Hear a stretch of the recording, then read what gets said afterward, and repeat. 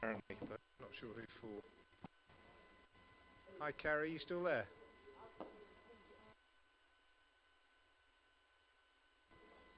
Yeah, okay.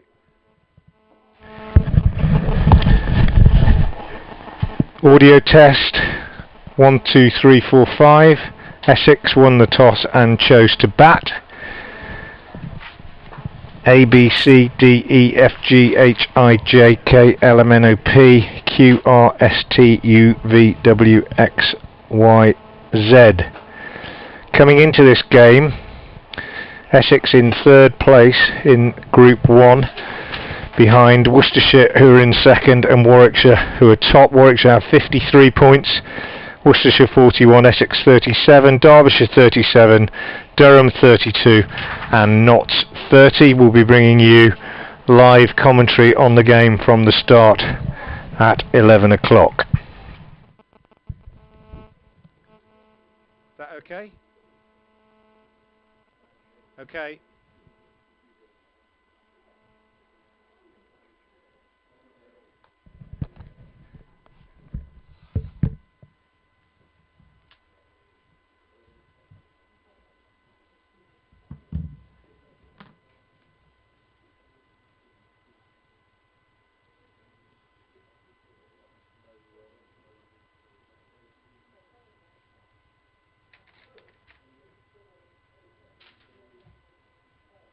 Sorry, I got called away then. So Snater is in. Jamie Porter.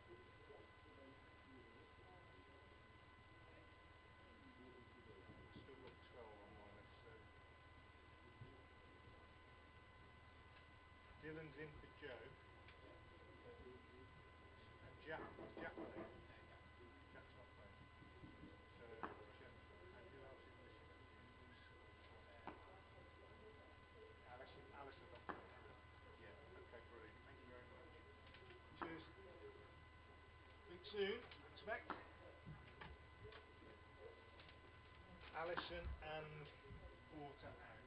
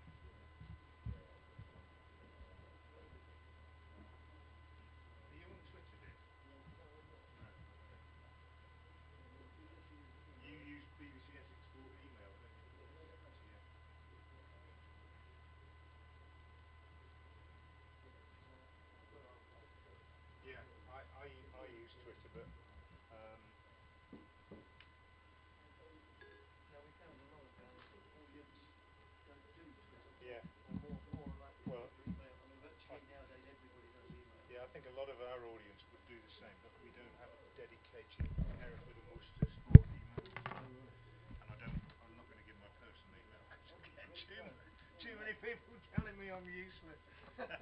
Where's Brothers?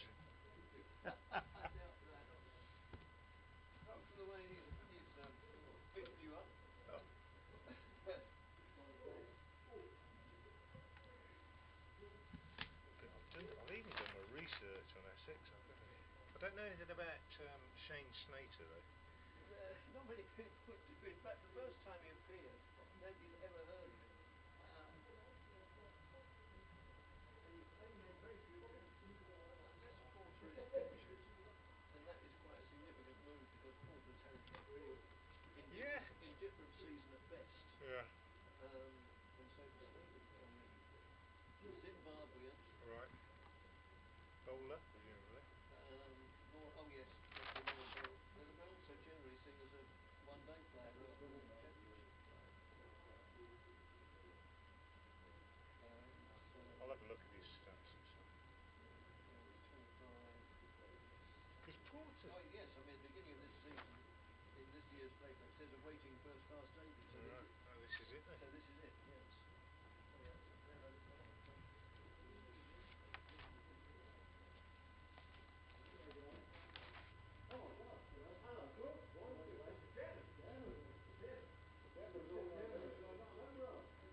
Dickie, I'll do the first 20 if that's alright, because I'll have an update to do soon after the start. Oh, have you? Okay. So I won't join you till about perfect. sometime Yeah, 5 or 10 past. no worries, it's fine. You need a headset in here as well. Unless you want, I don't know. Do you want me to? I think we might have one. You don't really want to be. You don't want to be changing it every time. Well, you don't really. This probably comes the days you don't have to do this.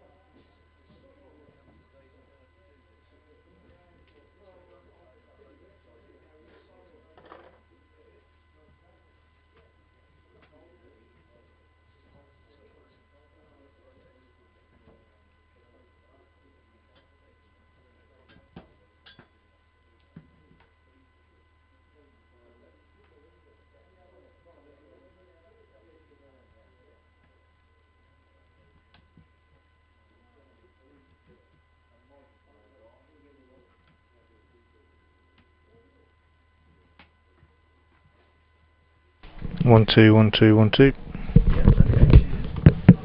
This is pretty necessary, just in case somebody Sorry, they ask back at base. Oh, you didn't use your own, did you sanitise it? Oh yeah, of course you did. No, you're right. How many jabs have you had?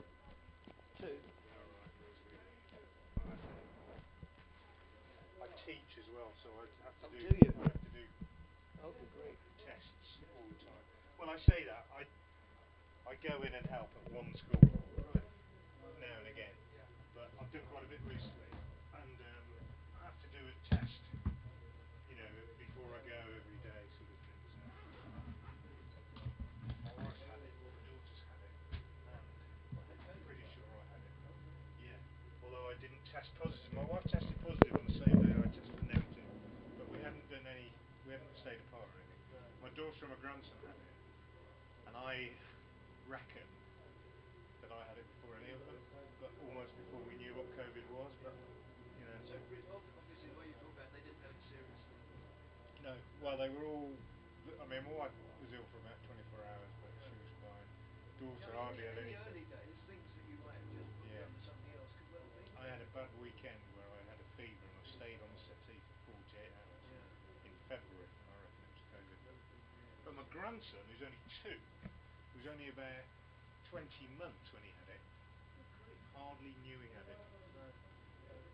But he tested positive, but he was well. It was extraordinary, really. Right.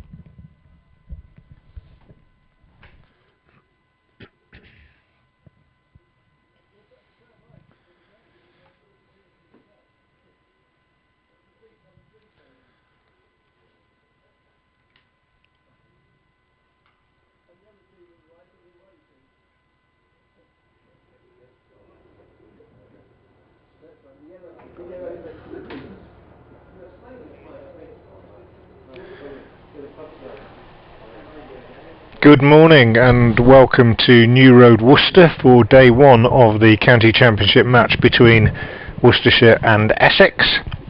The fourth match in this round of matches in the LV County Championship. Worcestershire coming into the game in second position in Group 1, Essex in third, just 4 points behind Worcestershire. The news from New Road is that the toss has been won by Essex and they've chosen to bat. Their opening batsmen making their way out to the crease now. Sir Alistair Cook and Nick Brown. And the Worcestershire attack will be opened from the Diglis end by Charlie Morris. Team news: Worcestershire have rested Joe Leach, the captain, so Jake Libby leads Worcestershire for the first time, the newly appointed Red Bull vice captain, leading the side today, and Dylan Pennington coming in to replace Joe Leach. And nothing sinister in that, but I think part of the seamer rotation system that Worcestershire have adopted so far this season. For Essex, also a couple of changes from their squad. Ben Allison is left out, Jamie Porter is an absentee, and Shane Snater, Zimbabwean seam bowler, comes in for his championship and indeed for his first class cricket debut. Here's Charlie Morris to bowl the first ball of the game, and he bowls it to Brown, who steers it down to third man for 4. Morris bowling from the Diglis end and just a little bit wayward there, and Brown, left-hander, just leaning forward and steering that one off a thickish outside edge, I think, down to third man. For those of you that know the New Road ground, this pitch is situated a very long way across to the Severn side of the ground, the cathedral side, so quite a long way away from the pavilion. As Morris comes in again and bowls over the wicket to Brown. This time he's beaten by one that looks as though it might just have kept a little bit low, and that one has gone through to wicketkeeper Ben Cox. So yes, the boundary rope on the pavilion side of the ground is about 40 yards in from the pavilion, from the fence in front of the pavilion and the main scoreboard. Brown on strike again, waits now as Morris comes in and bowls to him, and he's forward, he's taken on the pads, a shout for LBW, strangled shout for LBW as that runs away on the offside and is fielded by a diving Tom Fell in the gully, and there is no run. Yes, that just watching a replay of that second ball did keep a little bit low outside the off stump. We have got the live stream here in the commentary box, but it is a ball or two behind. Here's Morris again bowling outside the off stump to Brown, who's beaten this time as he drives at that one, and it's taken by Cox. Dylan Pennington going through some fairly rigorous warming up exercises down here in front of me at long leg, suggests that he's going to share the new ball with Morris, which means that we're unlikely to see Alzari Joseph for a while. Joseph here from Antigua has made quite a good start with the ball. Morris again bowls to Brown and gets 4 more here down to third man, just an outside edge, runs away, less in control of that one. I described his first boundary as a steer. That one definitely more of an edge, but the end result is the same, and it's 2 cheapish boundaries really in this first over from a Worcestershire point of view.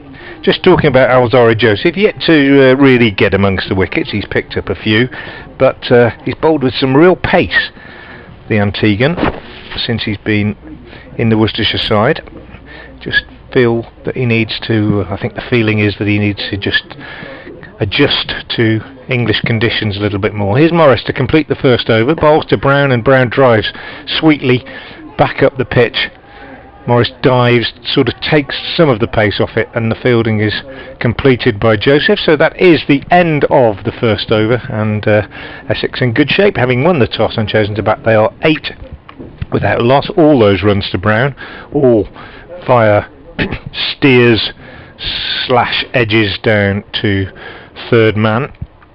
A very short boundary by first class standards on that 7 side of the ground, and where those two boundaries went in particular, down towards the hotel, for those who know the ground, that is as short as it gets, really, I would say, in county championship terms. But in all fairness, the ground staff here at Worcester have worked miracles to get the game on at all, really, because there was a feeling certainly a month ago that there wouldn't be any first class cricket played on this ground for quite some time, but it has transpired that they've managed to get a couple of pitches out, but they have been on that far side of the square. Here's Dylan Pennington in, bowls to Alistair Cook, who gets this one just short of length, passing his hip, and looks to turn it away down to long leg, but gets a little bit too far inside it, and a tumbling stop by the Worcestershire keeper Ben Cox away to his right. 8 without loss, Essex remain. We've had 1 ball of the second over here at New Road on the first day of this LV Insurance County Championship round 4 match between Worcestershire and Essex. Here's Pennington again. He's in. He bowls to Cook, who gets a little bit turned around by this one and pushes up to mid-wicket, where Alzari Joseph does the fielding. And I'm delighted to say that I'm joined by Dickie Davies from BBC Radio Essex. Good morning, Dickie. Lovely to have you here. Good morning, Frank. Yes, it's splendid to be here. This is my debut for the season, and when I was looking down the list, I needed to have the first month off for personal reasons. And I thought, where shall I make my return? I thought, there's no better ground and no better people than New Road, Worcester. Lovely to have you. Here's Pennington in again, bowls to Cook, who turns this one on the leg side. Damien, Brett D'Oliveira comes in from mid-wicket to do the fielding. I referred to him as Damien because I was just saying to somebody before that he reminds me so much of his father when he bats, particularly some of the poses that he takes when he's at the non-strikers end, just leaning on his bat and that kind of thing, and a slip of the tongue. But the third generation of D'Oliveiras to grace this fine ground. Brett with his hands in his pockets at square leg on this chilly morning, as Dylan Pennington moves in once more and bowls to Alistair Cook, who's beaten by this one, goes back and definitely played at it.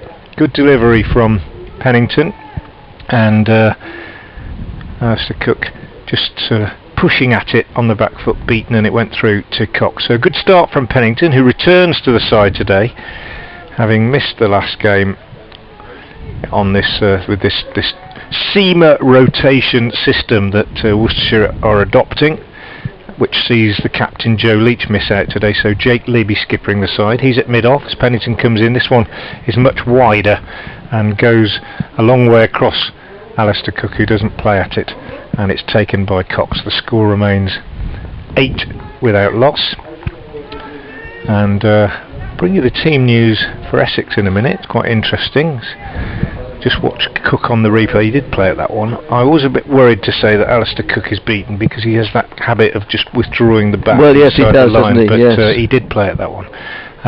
Yeah, we see Shane Snater coming into the Essex side for his debut today, as Pennington comes in again and bowls to Cook, who's forward, pushes out on the offside. No run, as that's fielded in the covers by Gareth Roderick. End of a maiden over from Pennington. So 8 without loss, Essex having won the toss after 2 overs. So Dickie, Shane Snater, what do we know about him? Well, we know he's making his first class debut in this game. He's mainly seen as a one-day cricketer, particularly the even shorter version of the one-day game. He's Zimbabwean. He just sort of suddenly appeared on the scene. In fact, when he made his first appearance at all, I remember it was down at the Rose Bowl, or whatever name it goes under now, down in Southampton anyway. Almost literally none of the supporters had ever heard of him. So it is a bit of a surprise. We need to find out whether Porter is being rested, as the euphemism goes, or dropped. Here's Morris bowling to Brown, who pushes back up the pitch to the bowler, and no run is taken. I thought the very first over was quite interesting. It just shows that statistics don't tell you the whole story by any means, do they? You look down and you think, oh, Essex got eight without loss in the first over. They made a good start. It doesn't tell you that it was two fairly fortuitous edges off down to third man. No, and the other four deliveries generally got the better of Brown as well. Yeah, I thought the first one was possibly, I described it as a steer rather than an edge, yeah. but the second one was definitely an edge, but it's a very short boundary down there. Here's Morris in again to Brown outside the off stump, taken by Cox. We love to talk about what a great leveller the game is, and after Jake Libby's marathon innings at Chelmsford the other day, he went and in his next innings was dismissed first ball at Derby. Well, here's some more evidence of cricket being a great leveller. Hasib Hamid made 200s here at New Road on that pitch that we can see just a couple of strips away from where Nick Brown stands now, as Charlie Morris comes in from the Diglis end to bowl to him, and he bowls and Brown lets that go outside the off stump, and he's been out today for naught. Yeah. So there we go, more evidence, as Stephen Rhodes used to call it, mother cricket. A great leveller. Yes, well, when Always such a things are reminder. raised, we always say that Graham Gooch bagged a pair in his first Test match. Yeah. But he did all right. Yeah, I remember it well. I've worked it. I was talking about it on air last year. Oh, right. I'll mention it in a minute because I'll just break off while Morris comes in and bowls to Brown, and Brown is on the back foot steering this out on the offside, and Ed Barnard does the fielding at cover and there's no run, so Essex remain 8 without loss. I was reading Gooch, or one of the many Gooch biographies last year. Oh, and, yes.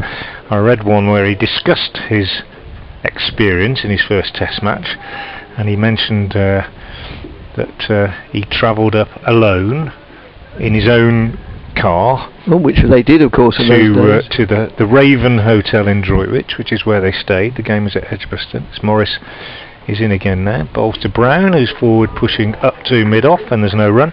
And he said that he arrived that night and the players weren't particularly welcoming, and it wasn't an easy sort of squad to break into, and he spent most of that first night in the room on his own, and then got up in the morning and drove himself from Droitwich to Edgbaston in his own car, which was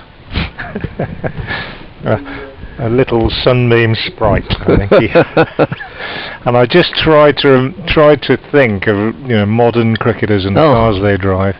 Morris in, bowls outside the off stump to Brown. Good maiden over from Morris. A little bit tighter with his line there, so there wasn't the opportunity for him to be steered down to that third man boundary. So that's 2 maidens on the trot, 8 without loss, Essex after winning the toss. Yes, I mean it was almost literally a totally different game, and before then even more. I've read 1 or 2 books of the Essex greats, like sort of the John Lever era. Now, admittedly, we're going back a preceding era, but they didn't. Often when they went to matches, they didn't stay in hotels at all. For example, in this game, say the Essex team would have arrived yesterday early afternoon, there'd be the Worcestershire side there to meet them, and they'd all go off and stay with individual members of the opposition. You could just imagine that happening nowadays, can't you? And they probably came on the train. Oh yes, probably did. Yeah. It's a very different game, but it's still a great game. It's still the game we love. Indeed. Dylan Pennington to start the 4th over of the day from the New Road end. He moves in now and bowls to Cook, who lets that go outside the off stump, taken by Ben Cox. I usually say when they're bowling from the New Road end, moving away from us, because they are, but where they are on this position on the square, more or less describe it as moving left to right. Yes, right. They are a long way, and excuse us, and I say this with great honesty. If you're watching the live stream and you're listening to our commentary and we describe something inaccurately, I mean we probably do that all the time anyway, but if we describe something particularly inaccurately, here's Dylan Pennington in again now to bowl to Cook, and bowls, and he lets that go again outside the off stump. Then forgive us, because we are commentating live. The live stream pictures are coming from right behind the bowler's arm, and we're sitting at, well, we're not long off, we're at wide extra cover really, a long way away, so please forgive us if our commentary doesn't seem to exactly match the pictures that you're watching. And it's under circumstances like this that although one of the many introductions in recent days, we'll come back to that after this delivery. Here's Pennington in again, bowls, and Cook gets one a bit fuller and just turns it on the leg side up to Alzori Joseph at mid-wicket. For a long time, players didn't have numbers on their shirts in county championship games, and when that was introduced, a few eyebrows were raised. But it's under conditions like this. They're a godsend. Even the side that you've been watching not only all season but for the last donkey's years. Sometimes, the numbers are really helpful. Yeah, they are. It's also the fact that certain people always filled in the same positions is quite helpful too. Here's Pennington now into bowl to Cook, who's edging this one, and it bounces once in front of Tom Fell, who picks it up at third slip. For example, I knew that was Fell because he's always at third slip. If it'll be Vessels at first slip, Mitchell at second, Fell at third. That helps. Alzori Joseph wears very short trousers. That helps. Jake Livy's quite small. That helps. Brett D'Oliveira tends to field square on the leg side, and Ed Barnard square on the off side, and Gareth Roderick wears 9 and usually a sun hat, so that should help too. Here's Pennington in again to bowl to Alistair Cook. He bowls, and Cook is forward this time and pushes to Joseph at mid-wicket again, and there's no run. So 8 without loss Essex. They won the toss. All those 8 runs came in the first over, down to third man off a thickish outside edge in both occasions for Nick Brown. That going by where people field is a useful guide in championship games, but in 20 over matches, when anybody can field anywhere. Absolutely, yeah. Well, it's much more difficult then, isn't it? Much more difficult. Here's Pennington again. He's in. He bowls to Cook, who is getting his first run here, pushing this one off the back foot wide of Jake Libby at mid-off and scampering through for a single, which means that he'll keep the strike. And at the end of another tidy over from Dylan Pennington, 4 overs have been bowled, and Essex are 9 without loss, having won the toss and chosen to bat. Team news: Worcestershire leaving out Joe Leach, the captain, on the sort of seamer rotation programme, and Dylan Pennington coming back into the side. And for Essex, Ben Allison is out, Jamie Porter is out, and Shane Snater comes in for his, what we believe is his first class debut. Well, it is, I think, yes. Yeah. So 4 overs gone, and Charlie Morris about to bowl the 5th from the Diglis end. I'll just do one more, Dickie, and then pass over commentary duties to you. We always welcome emails, and the Essex email is. We've got a new one this year, but I know you've been using it quite a lot. Come back to that after this. Here's Morris going round the wicket to Cook, who pushes this one out on the onside again, and there's no run. It's BBC Essex Cricket. That's all one string of letters, no dots or anything. One string of, how many is that? 15 letters. BBC Essex Cricket at gmail.com, and we would warmly welcome any comments you wish to pass on Essex cricket or England cricket or Worcestershire cricket. It's not exclusively for Essex. Morris round the wicket again to Cook, taken on the pad as he looks to turn this one off his legs. Gets a single, leg by, down to Pennington at long leg. Or as I always say, even, it doesn't even have to be county cricket, club cricket. Many of the leagues, club leagues, start this weekend, the 1st of May. I know that a lot of them do in Essex. 1 or 2 have started already. I spent more decades than I care to admit playing club cricket and loved it. I enjoyed doing this, but nothing quite compares with playing the game, even at club cricket level. Indeed. Yep. Our club set up the Birmingham League, which I'm still remotely involved with, began 2 weeks ago. Did they? Two rounds gone. In comes Morris, bowls to Brown, who drives up to mid-off. Libby fields, no run, 10 without loss it remains. That's presumably because they have 12 in each division, then, is it? Yes, because the main Essex League has 10, so therefore they can start a couple of weeks later. Yeah. And 1 or 2 or 3 of the Worcestershire players, including one who's just given me a wave, Jack Haynes, who's 12th man, play at the club that I'm associated with, which is Ombersley. Brett D'Oliveira too is another one who plays there, so quite a bit of involvement. In comes Morris. He's gone over the wicket to Brown, beats him with one that goes across him, taken low down by Ben Cox, and Again, there is no addition to the score. Just talking about getting in touch, we don't have a dedicated email address for BBC Hereford and Worcester Cricket, but I am very happy to hear from people on Twitter. I am at FrankWatson58. That's my handle, all lowercase of course, and regularly do get contact from listeners and viewers on Twitter, and always happy to respond if we get the time, just to see what you think about how things are going. As Morris comes over the wicket, bowls to Brown, who edges this. Good delivery from Morris. Again, didn't carry to third slip where Tom Fell does the fielding, and Brown goes for a suspicious little prod at the pitch. Be interesting to see what this pitch plays like. The one against Nottinghamshire, which is 2 from the one they're playing on here, was basically the winner in the game, really, because we had a follow-on situation, but on the last day no wickets fell, and it was deemed to be just too flat and lifeless, really. I think they're hoping this one might be a little bit more helpful in terms of making a fair contest between bat and ball. A bit early to say yet if that's the case, as Charlie Morris comes in from the Diglis end again. He's gone round the wicket again now to Brown, and Brown is forward and pushes that one very firmly straight back to the bowler, who does his own fielding. Another tidy over from Morris, and maiden. There was a leg by off it. We've had 5 overs here at New Road, and Essex, having won the toss, with Alistair Cook on 1 and Nick Brown on 8, are 10 without loss. And alongside me, Dickie Davis of BBC Radio Essex, who will take up the commentary. Thanks, Frank, very much. Yes, we've had our first email of the day from Bill, who says, I see that Snater is a surprise inclusion. Question mark at the end of this next clause. Preferred over Allison and Quinn, and presumably Beard not fully match fit. Are Essex also adopting a seamer rotation policy? He doesn't mention Porter in that, but well, I'm afraid the answer is, as it is to so many questions when I'm asked, is I don't know.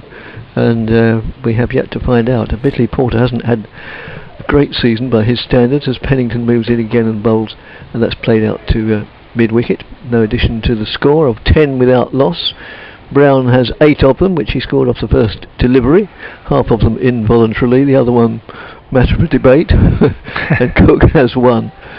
And so Essex have made a, well, I wouldn't say a particularly comfortable start, but at least they've got to double figures, and they always, far more often than not, they like to bat first. Well, most sides do, but mainly because they want to bowl last with Harmer, of course, as Pennington moves in again and bowls, and that's again worked away to mid-wicket. I mean, the old captains of years ago used to say, if you win the toss, bat. If you're not sure, think about it and then bat. And good question, Dave Bradley. Who was the last knight of the realm to play at New Road after he was knighted? We'll have to have a think about that, I think. Good question, isn't it? Well, I think Cook's the only one to have been knighted while still playing the game. It was probably a benefit game or something Brothers is talking about. Yes.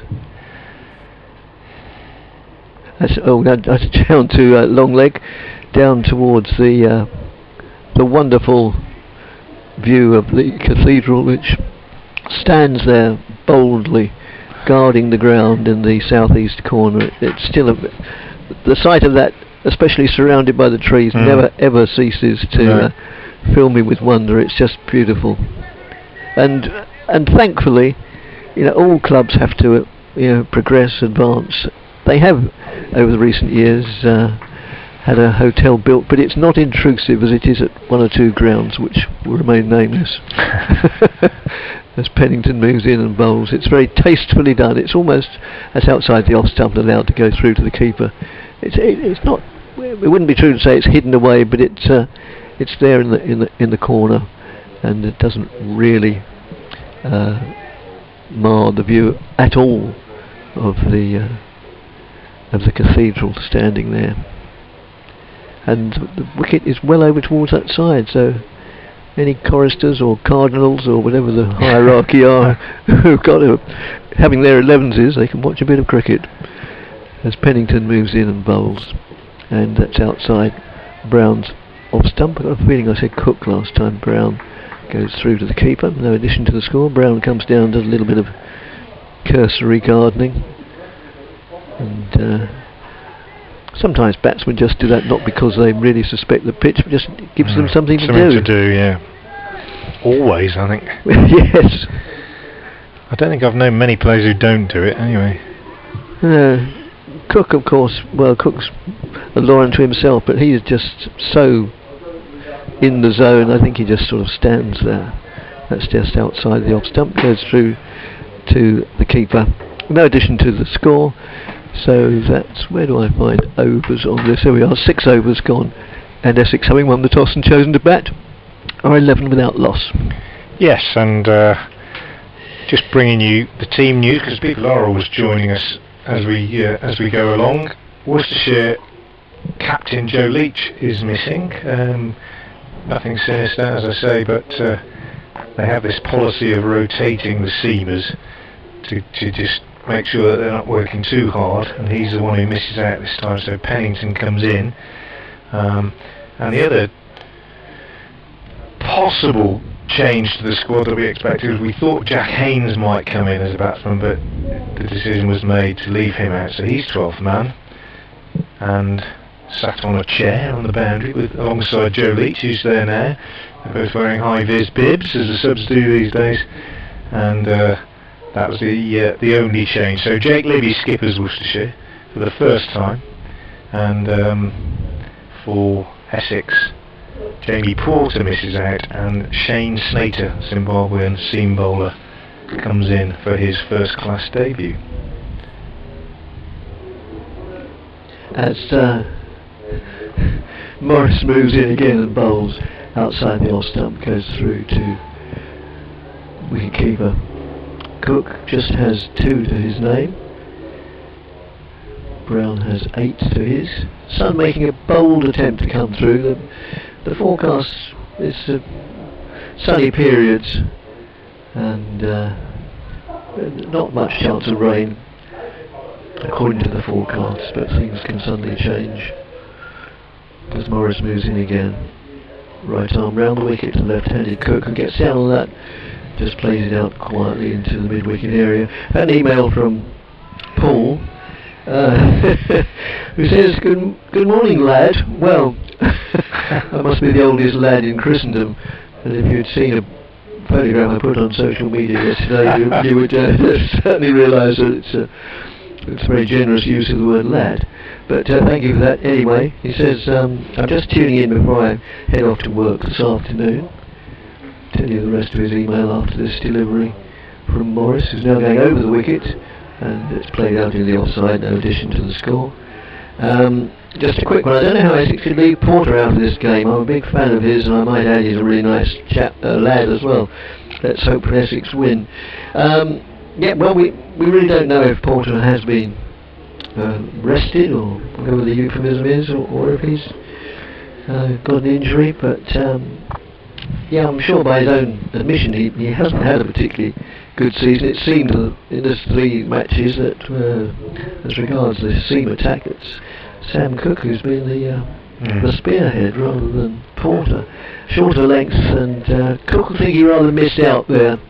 They haven't had too many deliveries of which to take advantage, and that probably was one. He could have cracked it away, and probably now thinking, I should have cracked that away square to the short boundary on the offside. I had a tweet about selection as well, Dickie. Yes? So I'll just pick up on from a Worcester point of view. Good morning, gentlemen. Mike says, just a quick point, do you think Jack Haynes is unlucky not to be in the team with Roderick not in the runs at the moment, or as a new signing, is Roderick being given extra time?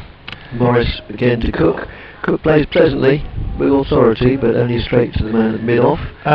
I would say Jack Haynes is a little bit unlucky not to be in the team. He got 100 for the seconds the other day, and he's certainly the next cab on the rank, as they say. Gareth Roderick, yeah, maybe he's being given a little bit more time as a new signing just to settle in. I think the hierarchy think he's a good player, and that the runs will come. But you could be right on both counts, I think, there. But you know, that's just my opinion. Morris in again. Cook goes up onto his toes, gets over the bounce, plays it out into the mid-wicket area. end of the over, and Essex, that's the end of the 7th over, and Essex having won the toss and chosen to bat, are 11 without loss. Another good over from Charlie Morris, who I'm a big fan of Charlie Morris. Never does the most with the ball, never looks the most threatening bowler, but he nags away, and he's usually pretty economical. In the last game against Notts, for example, in the first innings, 20 overs, 3 for 30. In the second innings, 15 overs. Nobody took any wickets, but he only went for 27. He's a good, solid, reliable county seamer, Charlie Morris, and that's not in any way meant to be derogatory. But again, he's been very tidy since that first over. Dylan Pennington to continue from the New Road end, and but it goes through to the keeper whether Brown deliberately played inside the line, and only really he knows, but we'll give him the benefit of the doubt. I'm that sort of fella, really. I think he played, actually. Yes, so do I. If it had been Cook, I would have thought he did the curtain rail withdrawal, but I think he played that. Somewhat posthumously, yeah. Yeah. Pennington again. Moves in, right arm over wicket, bowls, just play defensively, trickles down on the offside. Picked up square on the offside by Ed Barnard. Dave Bradley feverishly taking photographs with his long lensed camera. Gosh, they cost an arm and a leg, those lenses, don't they? Oh. Pennington, tall, fair-haired young man, just wiping the ball on his shirt before he turns to bowl. Quite a longish run. Solidly built, looks like a fast bowler, and that goes through to the keeper. Probably did play deliberately inside that ball. Frank's not sure. I'm not sure. I'll look at the replay, but it is a couple of balls behind. Yes. But yeah, good lines from both the bowlers at the moment, I think. To be fair, they haven't given a great deal of width since that first over, and we saw 2 boundaries run down to third man off the outside half of Nick Brown's bat. But since then, just 3 runs added. One of those a leg by. It's been tidy stuff from Morris and Pennington. It has. It's been a very measured and disciplined opening, half hour. Just to update our listeners.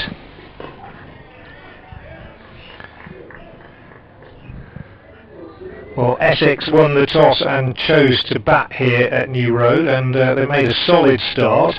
8 runs came in the first over, courtesy of 2 edges down to third man by Nick Brown off the bowling of Charlie Morris.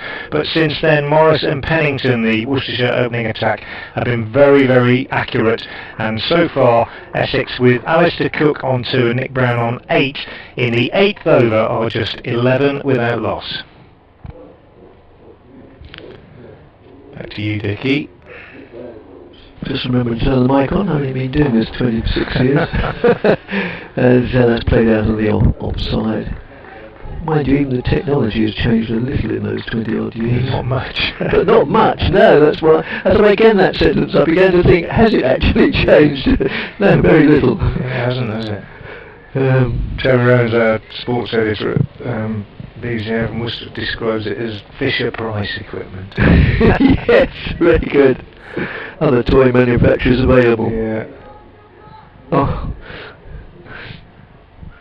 There's blatant advertising I noticed this morning on breakfast television on BBC. That's outside the off stump. They were interviewing end of the over, 11 without loss, interviewing Tom Jones, and they said, how do you carry on singing at your age? He's just released an album which he's hoping will go to #1. And he said, I swear by such and such a lozenge. He said, I'm not advertising. He said, but they're really good. Oh yes, well done. Yeah. Oh, there you go. There'll be a lot of people out buying it. They make you sing like Tom Jones. Yes, correct, yes. Available on iPlayer, no doubt. It was about 9:15, he said it. Were you in the hotel? Are you staying in the hotel by the ground here? No, I'm staying I always like to stay at bed and breakfast. Ah, right, okay. I'm staying a little B&B about a mile away. Okay. In a town. In the town, yeah, Yeah. just beyond Foregate Street Station. Oh, I know it, yeah. As that's played out to mid-off. Yeah, it's one of those areas. Nearly all towns have them, where they have. There's about best part of half a dozen guest houses all in a row. Yeah, I think I know where you mean. Probably on the Droitwich Road. Just past the grammar school. In Barbourne, yeah. That's the word. That's yeah, the word. I know it very well. And I used to teach at the grammar school, and my daughter now Do you? teaches at the grammar school. Oh, so, right. Yeah, I know exactly where you mean. Yes. Just at the top of Shrubbery Avenue. Yeah, that's it. Yeah. As the next delivery is up way outside the Ostumber now to go through by Cook. Very watchful Alistair Cook this Yeah, morning. isn't he? As he has been throughout his career, of course. And lots 5 of balls for his 2. lots of emails in, but I'll address those in a little while when Frank's commentating, and I can talk about them between overs. So thanks very much. That's at BBC Essex Cricket at gmail.com. As the next delivery obliges Cook to play as he goes on his top of it, tips with his toes and plays it out. It's picked up just level with the wicket on the offside by Gareth Roderick, Yep. formerly of Gloucestershire. Yep. Wicket-keeper batsman, but brought in, I think, pretty much by Worcestershire as a batsman, who know realistically Ben Cox is the man in possession of the gloves and unlikely not to be. Charlie Morris again from the Diglis end moves in and bowls outside the off-stump, now to go through. Haven't to describe the pitch, the field rather, as keeping the wicketkeeper immediate company. He's got 3 slips and there's a backward point. Then there's a cover and a mid-off, and on the onside there's a mid-on and mid-wicket and a long leg just in front of us. Dylan Pennington, 1, 2, 3, 4, 5. I thought that didn't add up. Yes, there's a backward point as well, sorry. That does add up to 9. Plus the bowler and the keeper, of course. Morris again from the Diglis Road end, deserted as current regulations decree, played out quietly on the offside. Deserted apart from one solitary cameraman I can see just beneath the word stand, about Basil D'Oliveira stand. Yeah, he was here very early this morning, that chap. Was he? Yeah, he was here before I was, and I got here pretty promptly this morning, but yeah. Don't know who he's working for. Probably anybody that will buy his photos. Yes. Must be more difficult than ever being a professional photographer, because now everybody's a photographer, aren't they, with digital? Yeah, absolutely. As Morris moves in again and bowls to Cook.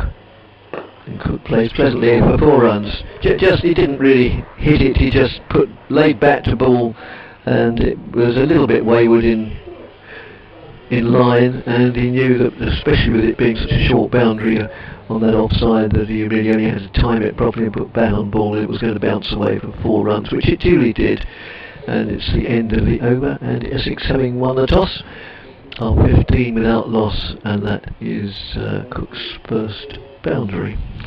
Few alarms, I would say, for Essex this morning. Accurate bowling from Morris and Pennington rather than threatening bowling, and a good solid start by Essex. Just what you want. You win the toss, you bat. You just think, yeah, come on, let's get through the first half hour. Yes. Let's get through the first hour and get to lunch and see if we can get to lunch with only maybe a wicket down. Yeah, quite. 2 at the most, and it's your morning. So it's been a good solid start. Having said that, Worcestershire have been tidy and have no reason to feel that they've let themselves down. Chilly morning, even though we've had bright sunshine.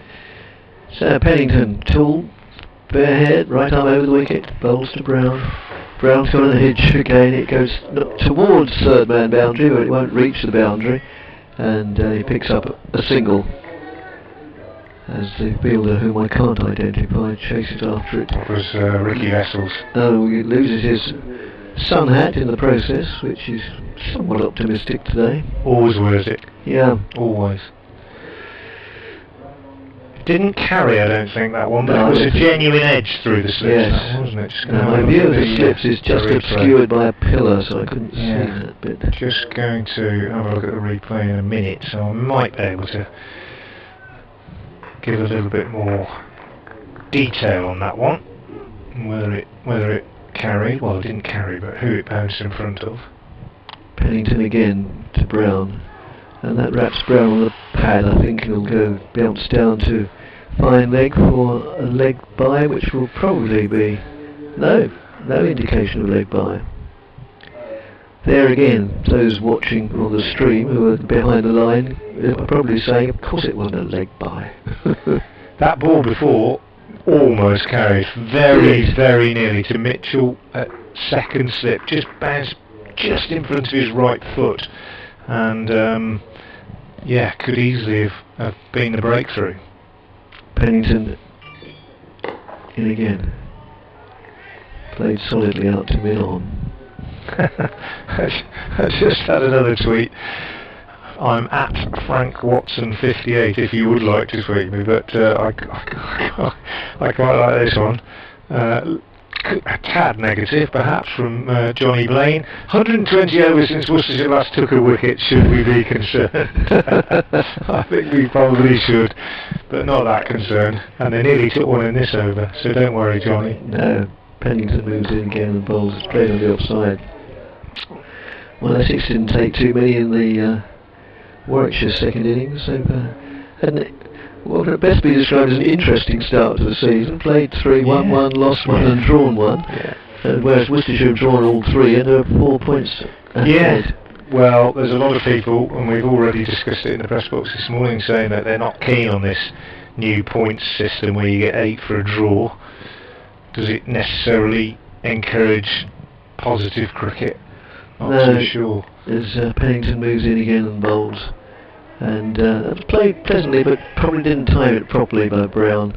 But he played it with authority, but if it come out of the middle of the bat, it would probably have sped away for 4 as it went straight to mid-on. Yes, I mean, one of the things that I don't like to use the word tinkering because it's not quite in that sort of area, but yeah, they frequently change the number for a draw, don't they? As to, do we want to encourage sides to go for a win, or do we want to encourage sides not to lose? And yeah, I'd like to know how many times it has changed over the years. And that's outside the off stump, goes through to wicketkeeper. End of the over, end of my 20-minute stint. Essex at 17 without loss, and to take you through up until midday, Frank Watson will describe the action. Thank you, Dickie. Sorry. Yeah, go on. I'll mention one of them. Yeah, the first one, Steve from Istanbul, a regular emailer over the years. Morning all, especially to all the Essex expats around the globe. Good to be playing this morning. Is the weather forecast going to affect the game much? I don't really know. I'm a bit like Football Manager, take each day as it comes. Yeah. No, I don't think so too much, although it's looking a bit threatening now, I must admit.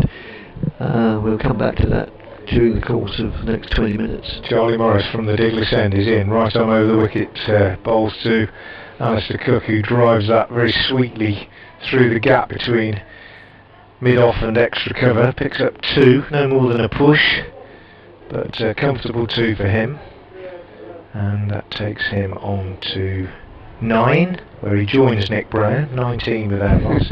Yeah, the forecast is it's not perfect, but it's not too bad, and I think, it's one of those where you could get away with no rain, or you might just get a little bit. I was a little bit alarmed this very morning, actually. Went out, I live in the Vale of Evesham, about 20 miles away, but I took my dog out for a brief stroll, and then came back, and then had a cup of tea, and got my bag, and set out, and opened the back door, and it was actually a shower of rain.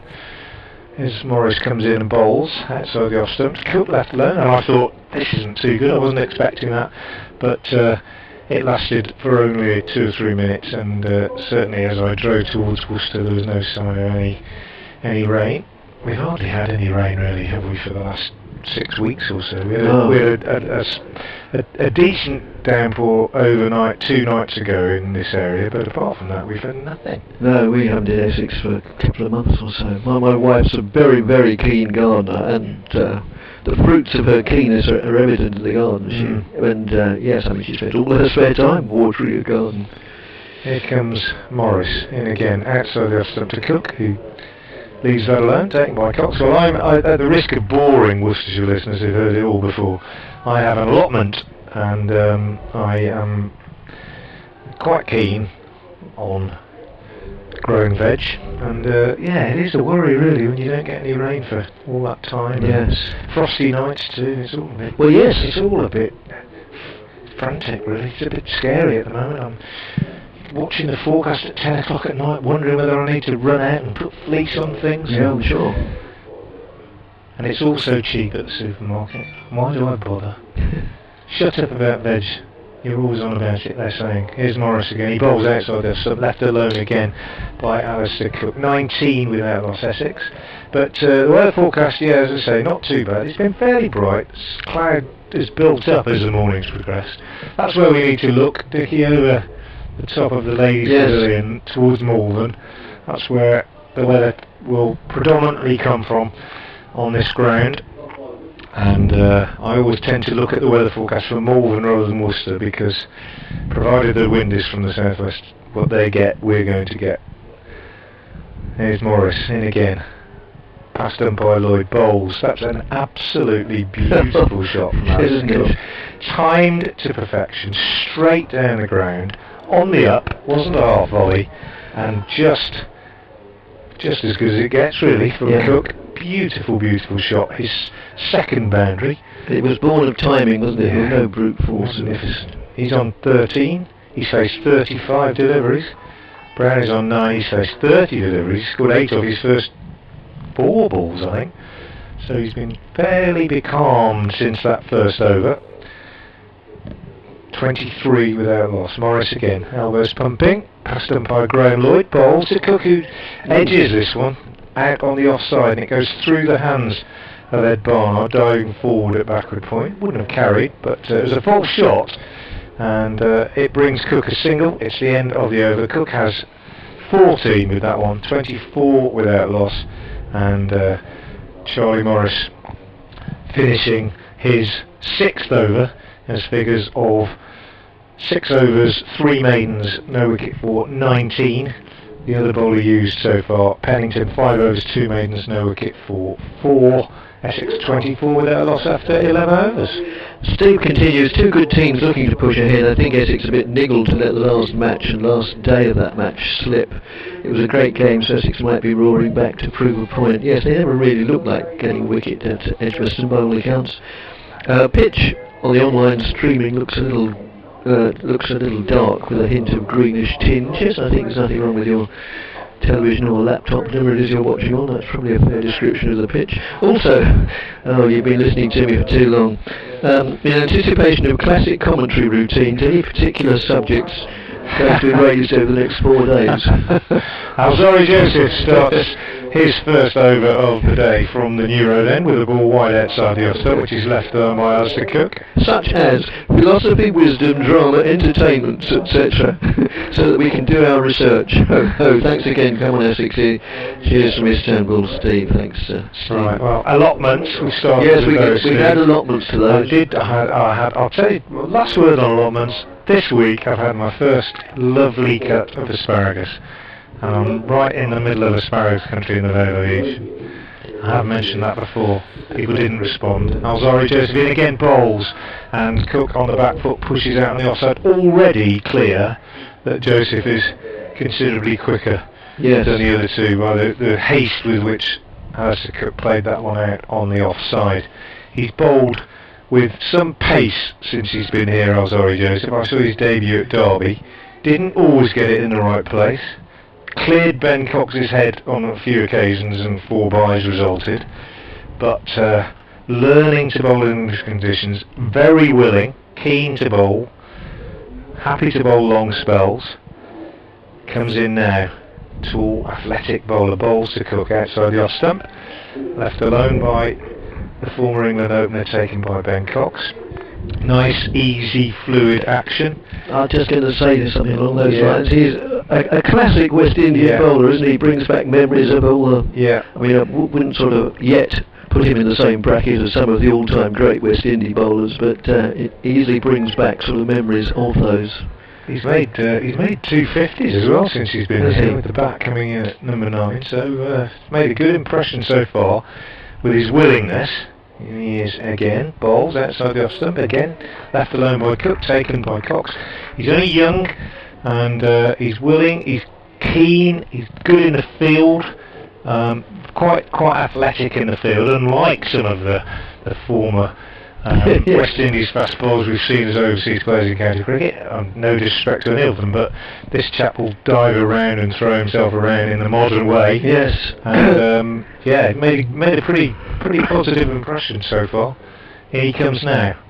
Right arm over, bowls to Cook, who gets inside this one and just tucks it neatly away on the onside, wide of Pennington at mid-on. Yes, I can think of one or two. Sorry, I can think of one or two bowlers overseas bowlers who've been signed by various clubs. Again, they will remain nameless. Who are yes, almost declined to field. You know, you've signed me and you're paying me nicely to bowl, not to field. Especially if it was cold. Yes. And poor old Alzari, when he made his debut at Derby last week, it was really cold, really cold. I can imagine. 2 weeks ago. In he comes now, and bowls to Shot. Brown, who drives a wide half volley, or pushes a wide half volley through extra cover. Poor delivery, and yes. got what it deserved, really. And that was 4 runs, which Alzari Joseph was disappointed about. Has a little kick at the ground, and like a lot of bowlers, maybe just making out that he slipped or his front foot wasn't gripping properly, but it was a bad ball, end of story. And Brown goes to 31 without loss. Yeah. Beginning to look a little bit more ominous now for Worcestershire. 50 odd minutes gone, and still looking for that breakthrough. And apart from that one edge that dropped just short of Mitchell, still looking for anything really encouraging. As Joseph moves in again, bowls to Brown. That's a quick delivery. Played inside that, but that really did went through, and Cox took it sort of chest height. And well, I don't think this pitch is going to be an express pace pitch, but that ball was quite sharp. End of the over. 31 without loss. Essex, Brown 13 and Cook 15. John emailed us, John from Purton, welcoming me back to my new season for me anyway. He says, what are your thoughts on batting first at this time of year? I appreciate Essex like to have the advantage of bowling last, but I feel that in these conditions you run the risk of getting off to a sluggish start and lose early wickets. Well, yes, as I was saying earlier, they clearly do like to bowl last, and which is when Simon Harbour really excels. It's a bit of a calculated gamble, isn't it? Well, all gambles are, I suppose, by definition. But yeah, well, a sluggish start, or solid start, or yeah. I'm quite happy for them to bat as often as possible first. Well, I am when they're 31 without loss. Yeah. If it was 31 for 4, I might change my view a little bit. No, I agree. I think there's a lot to be said for batting first. Worcestershire possibly feel in a couple of their games that they should have batted first. But anyway, here's Morris, still going, starting his 7th over from the Diglis end. He bowls to Cook, who turns this off his hip, down to long leg. Alzari Joseph, who's on the boundary in front of us, down below our commentary position, comes in to do the fielding, and they pick up another single. Had an interesting tweet from Tony Chapman, who often contacts me on Twitter at FrankWatson58 if you'd like to do the same. He says, a colleague who will be listening suggests that we, Worcestershire, adopt a batsman rotation policy given Haynes' omission. Talked about the bowler rotation policy. He's suggesting a batsman rotation policy. Lots of reasons why that probably isn't a goer as far as the coaching staff are concerned, I think. form is perhaps more applicable to batting than bowling. Here's Morris in, bowls, and Brown tucks this away on the onside, and there's no run. You know, if you just got 100 or a couple of hundreds and then you get left out because it's your turn, you probably feel a bit miffed. And similarly, I suppose, possible protection from injury is more appropriate to bowlers than it is to batsmen. That was my next point. Yeah, exactly. I think, you know, bowlers, it's the workload we worry about, whereas when you're batting well, you don't really care about workload. In fact, you just can't wait to get out and play your next inning. So I don't think that's happening. But you know, that lots of people, lots of Worcestershire supporters that I've spoken to are saying that they think Haynes should be in the side, as Morris comes in again and bowls outside the off stumps of Brown. Good delivery taken by Cox, left alone, and I think there's a case for it, but at the same time there's also a case for persevering with a new player, Gareth Roderick. Say you've got to give him an extended run, and equally Tom Felt did make runs at Derby in difficult conditions and played some good innings last year, including a match-winning 100 at Northampton in the Bob Willis Trophy last year, and it's possibly a bit early to leave him out. So there's arguments for both sides. Somebody's got to make a decision. Never going to be completely popular. Morris is in again and bowls to Brown, who drives at this, and well, he edged it. I'm not sure if it was a chance to Mitchell at second slip. I think it might have been. It certainly flew hard to his left. It's a long way away from us, and I can't see the stream that you can see live, although I will be able to have a look at a replay in a minute or two. But it produces a single anyway for Brown, but judging by reactions, Dickie, I thought that might have been a chance. I'll have a look in a minute. 33 without loss with that run. Brown has 14, Cook has 16. Morris has bowled unchanged from the Diglis end since the start, and he comes in now and bowls to Cook. He goes on the back foot and defends that. So I watched the replay of that one that I was trying to describe, and yes, it was a catch to Daryl Mitchell, high to his left. He's a very, very good slip fielder, Daryl Mitchell, and doesn't put many down, but that one flying away up above his left shoulder, and he got two hands to it but couldn't cling on. So Brown has a life on 13. Morris round the wicket, over the wicket, I beg your pardon, bowls to Cook. He tucks this one away on the inside, and it goes straight to the fielder at mid-on. Pennington, they don't get a run. End of the over, 33 without loss. Stephen emailed us. Thanks, Steve, for the email, and for your Steve from Hockley, not too far from where I live in Leigh-on-Sea. Thanks for the commentary as ever, and good to hear Dick back on the airwaves. Thank you. I might be wrong, but I think Sir Richard Hadley was knighted while still playing. Was it him? I have a feeling you are wrong, because we've always thought over the last year or two that as a result of research that actually Cook is the only one to have been knighted while he was still playing. But if you can prove otherwise, then we're man enough to say we're wrong. But I'm pretty sure Cook holds that unique record, amongst others. Alzari Joseph in, bowls to Brown, who goes on the back foot, pushes us out on the onside. D'Oliveira fields no run. Interesting watching Joseph for me on a cloudy-ish morning here. That he is. I talked about how keen he was. He had his sweaters off down here in front of us on the boundary before the last ball of the previous over, and then marched up there keen to get hold of the ball. And as I say, he's only bowled 7, and one of them was a wide half volley, but he's bowled with some real pace, and I find that, well, like most people, I find it quite exciting watching somebody get the ball through pretty quickly. And he comes now and he bowls to Brown, who gets on the back foot. I think was sort of getting into position to cut this, and then just didn't quite time it and got a bottom edge, and it squirted out into the covers where Roderick did the fielding. Not the quickest surface by any means, this.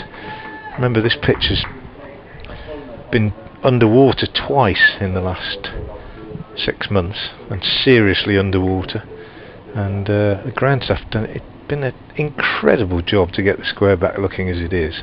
Really has.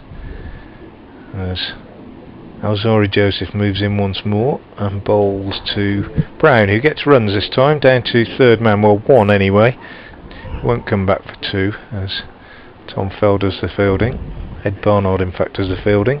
Am I not right in they saying? pick up a single. Am I not right in saying that most winters it floods to a certain extent? You are. I'll expand on it a little bit. 34 without loss. Yeah, and there will be people possibly listening and watching who know the absolute details of the last few years better than I do. But it's been more frequent in the last 2 or 3 years than once a year. As Joseph is in and bowls half volley to Cook, who drives without any great extravagance, just a firm push through the gap between cover point and extra cover for 4. So Alistair Cook just beginning to find a bit of rhythm now. He moves to 20 or 45 balls, and it's 38 without loss.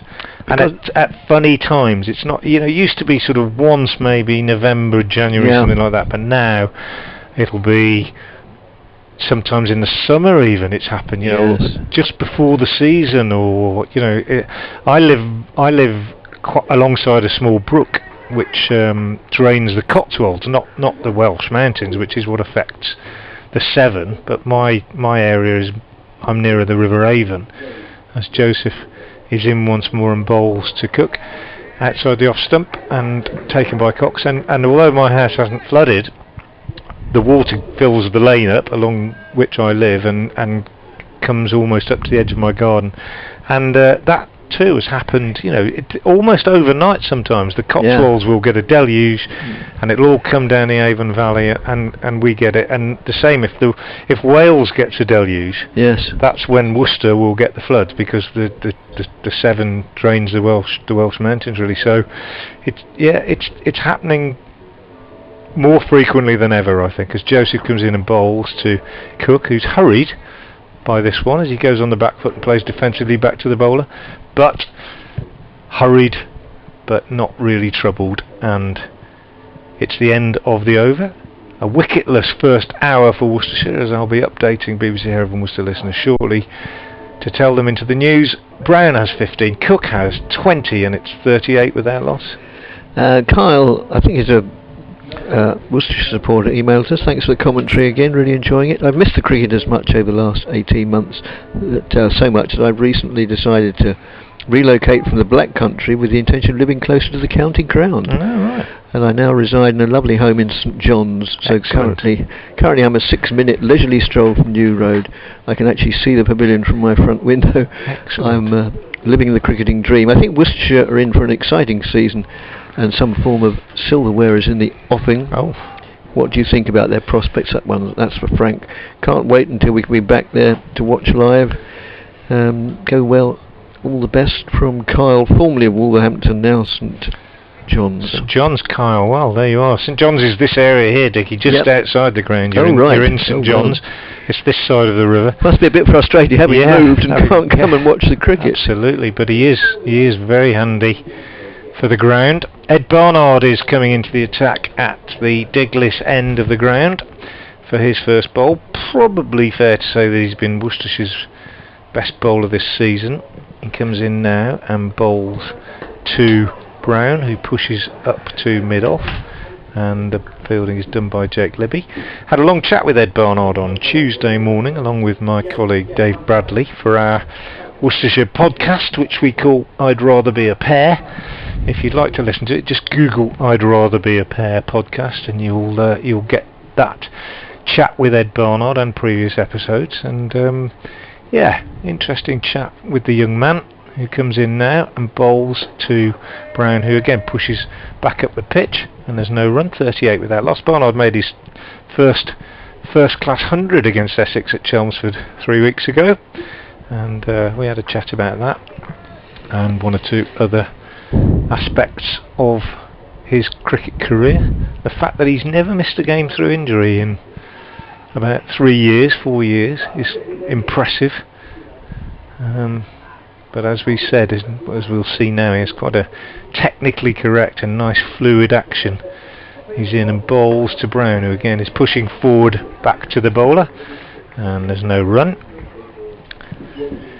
Well, we're in the 15th over of the Essex innings here at New Road after they won the toss and chose to bat, and they're making steady progress. No breakthroughs yet for the Worcestershire bowling attack. Morris and Pennington opened the attack, and neither managed to secure a wicket. At the moment we're watching Ed Barnard and Alzari Joseph sharing the attack, but Essex moving steadily along against accurate Worcestershire bowling, with Alistair Cook on 20 and Nick Brown on 15 in the 15th over of 38 without loss. And yeah, Barnard, as I say, promising cricketer. We asked him, do you think you're a batsman who bowls or a bowler who bats? And he said, I genuinely have always tried to regard myself as an all-rounder, somebody who does both equally well. He comes in now and bowls to Brown, who pushes this one firmly up to mid-off. Libby does the fielding, and that's 5 balls gone in the over. I'm always worried about the last ball when a bowler's bowled 5 dots, yes. Particularly a younger bowler, because they know they're under pressure. That's right, they're walking back now. Get out of the over, as they call it, yeah. Could I get an M in the scorecard? Yeah, and it often goes, doesn't it? They just try that little bit too hard. Hope I'm wrong. He comes in now and bowls to Brown, and I'm wrong. There's a nice tidy maiden over to start with from Ed Barnard, and Essex 38 without loss after 15 overs, and I'll pass you over on to Dickie Davis now to take up the commentary. Right, thanks Frank. Thank you, Bradders. First, when I saw it coming up, I thought it was our colleague Dave Bradley, who's always known as Bradders, but it's a different Bradders. Thank you for your very kind comments about my return, which modesty prevents me reading out verbatim, but thanks, much appreciated. He says, despite losing to Warwickshire last week, I very much enjoyed the match. It was county cricket at its very best, with ebbs and flows, and all 4 results still possible as we entered the final session. Such a treat to follow every ball via streaming, and the excellent commentary. Thank you so much. Yes, the streaming, I haven't watched a lot of it this season, I must admit, as Joseph moves in. That's outside the off stump. I've been, have had other things to do this season. Cricket hasn't been too near the top of my agenda, what with one thing and another, but I won't go into that. But yes, what little bit I have seen, I do know it's vastly improved this season by all counties, as far as I can make out. Bradders in darkest Norfolk, he says. Steve emails us again. I wonder where he is in Norfolk. I used to live in Norfolk. I'm a big fan of Norfolk. So yes, tell us where you are, Bradders. I lived in Hunstanton for a few years. We used to, as Joseph moves in again and bowls, the sun makes a brave attempt to come out. That's played out to mid-off. Yes, the club for whom I played, we used to, for year after year after year, we used to go on a tour. Something that clubs do far less now with the introduction of leagues. And we were and we played Norfolk sides, and we were based in Cromer up on the coast. And really, I have to admit that it was only finished because we couldn't find any hotel that was willing to take us anymore. I've been on some tours like that. Yes. Joseph, short of length, attempt to carve away square on the offside, and Sir Alistair Cook misses out there. I've got some news on the knighthood. Right. A chap called James, who follows me on Twitter and often tweets, he says Richard Hadley's knighthood was announced while he was still playing during the 1990 New Zealand Tour of England, but he didn't receive it until October that year after his retirement. This may explain the confusion. I think it does, yes. Could be true, and I'll add a little bit to that if I may. I was beginning to break out in perspiration there as Joseph moves in and bowls, and that's outside the off stump. People have heard Bradders in particular, and one or two other of my commentary colleagues, making fun of me and saying that I was once called from the commentary box onto the field here at New Road to field as a substitute for Worcestershire back in the day when I was young and fit and still playing. And it's true, and it was in that game in 1990 against New Zealand. I actually fielded while Richard Hadley was batting at one stage, and I caught 2 catches. Oh, excellent. Yeah, which people often give me stick for, but I had to throw it in at that point. Good grief, yes, of course. Joseph Bowles on the leg stump or just outside. Those watching the stream will know exactly, and it's played out on the onside. No addition to the score. As Steve emailed us again.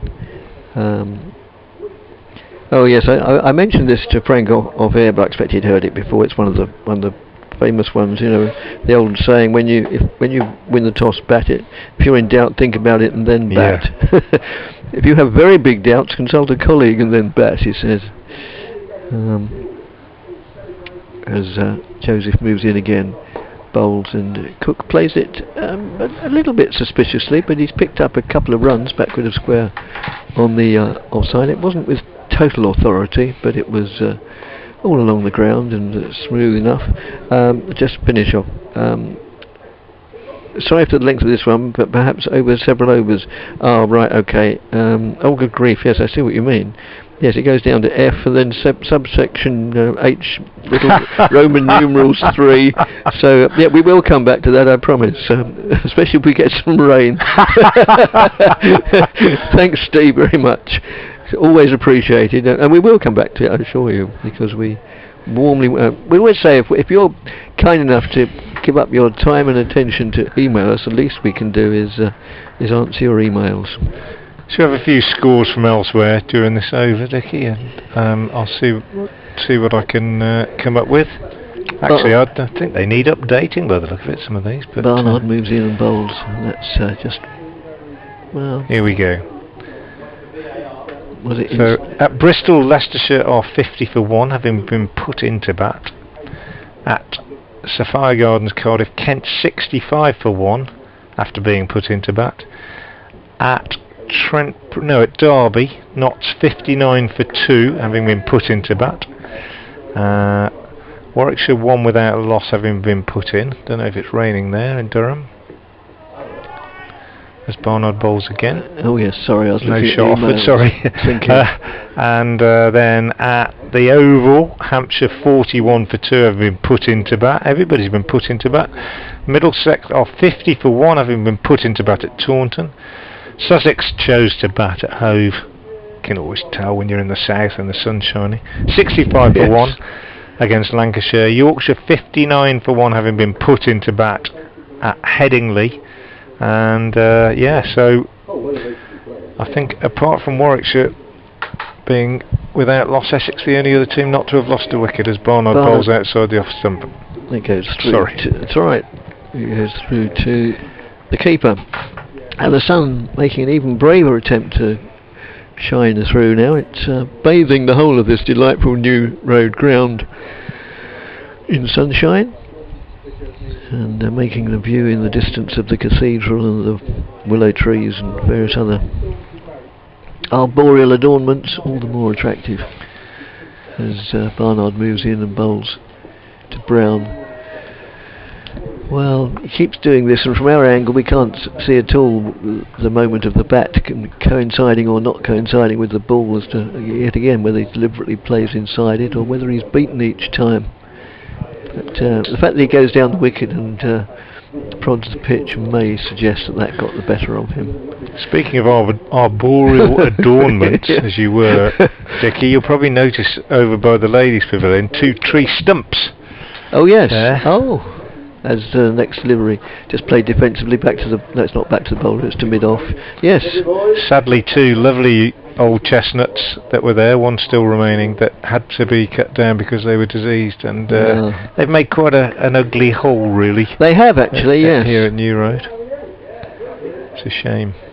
Yes, that was on a really sunny day, that was a very popular place to watch cricket from, wasn't it? Days when you're looking to get out of the sun, which wouldn't be a day like today, as short of a length, and well, it's outside the leg stump, and It's outside the off stump, I think, in the end. was it outside the off stump?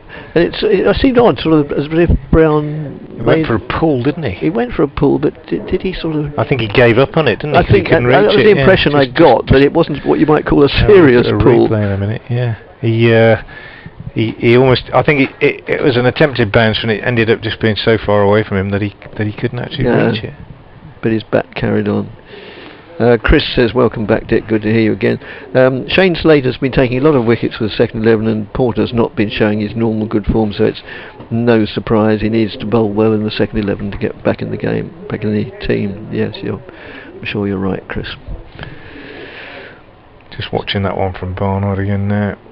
Yeah, exactly. It went a long way in the air after it had bounced, and just got nowhere near it. Alzari Joseph again moves in, bowls, and that's just played out to mid-on. Alzari Joseph, Antiguan, born 20th of November 1996, so he'll be 25 in the autumn. And it's a coincidence, I was 25 once.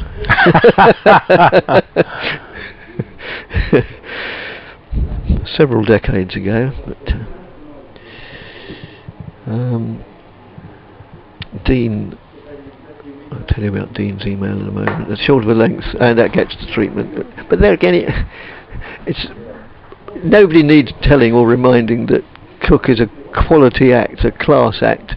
But many a batsman, even in this level of the game, seeing that, their eyes would open up and they'd smash it for all they were worth. Cook just almost languidly got in position and stroked it to the backward point boundary. You get 4 if it only goes a yard Yes, over the rope. exactly. Don't you?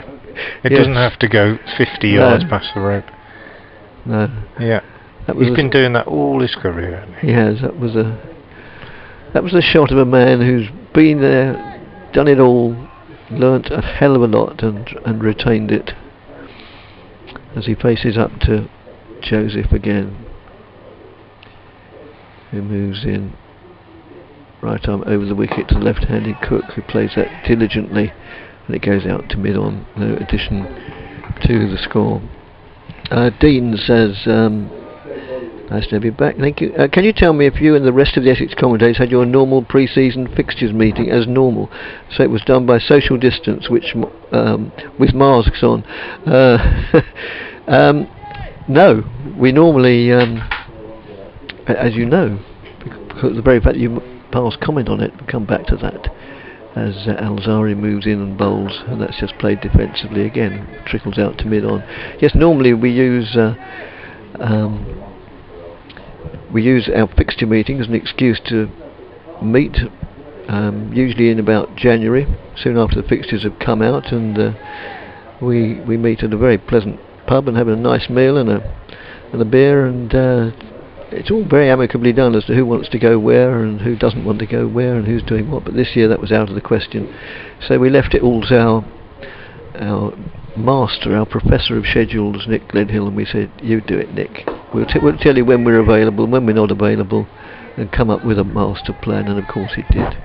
As the played out to mid-off, and it had to be amended because then transpired I wasn't available for the first month, but he coped with that as well.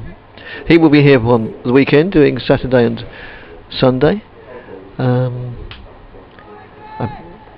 some reason I was going to say if it goes into Sunday, but at the moment we have no reason to think it won't, because we're now an hour and a quarter into play and no wicket has been taken, so there's no reason to think that.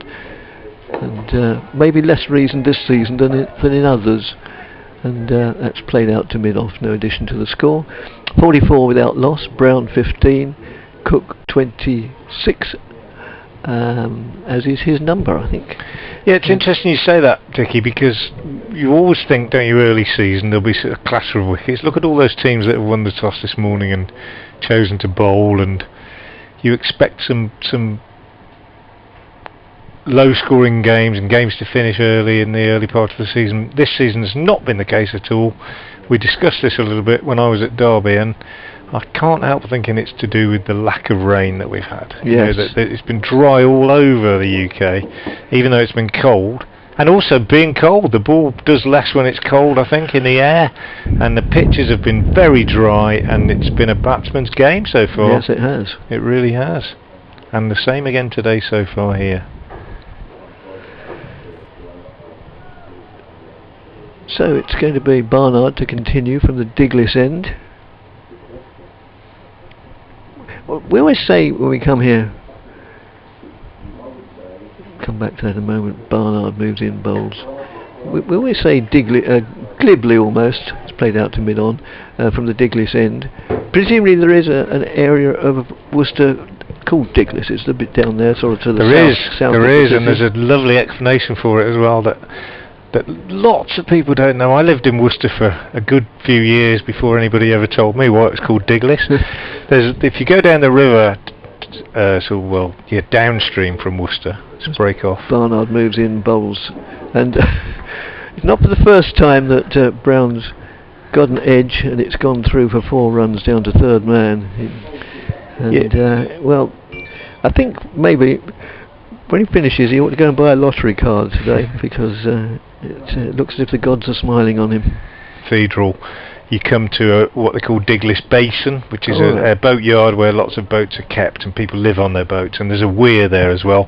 And all of that area on the other side of the river, just about a quarter of a mile from here, is called Diglis. Oh right, Barnard moves in, bowls outside the off-stump. I may well go and have a stroll down there this evening if it's a pleasant evening. It's a lovely place to go for a stroll, and you could even go down to Diglis Basin and cross the locks and onto the canal, and then stroll back on the canal right up to where you're staying. Oh right. I may well do that. I'll tell you a bit more about that later. Oh, thank you. But that whole area is called Diglis, and the origin of the word Diglis, and the Diglis Hotel is over there, which is where the touring teams always used to stay when they played their first game of the tour here. Barnard to Brown. Brown plays defensively, trickles out on the onside, no addition to the score. I've got a Don Bradman book at home where the introduction is it's the sort of story of the tour, and the introduction, and it says Diglis Hotel Worcester, April 1948 or whatever. Oh right.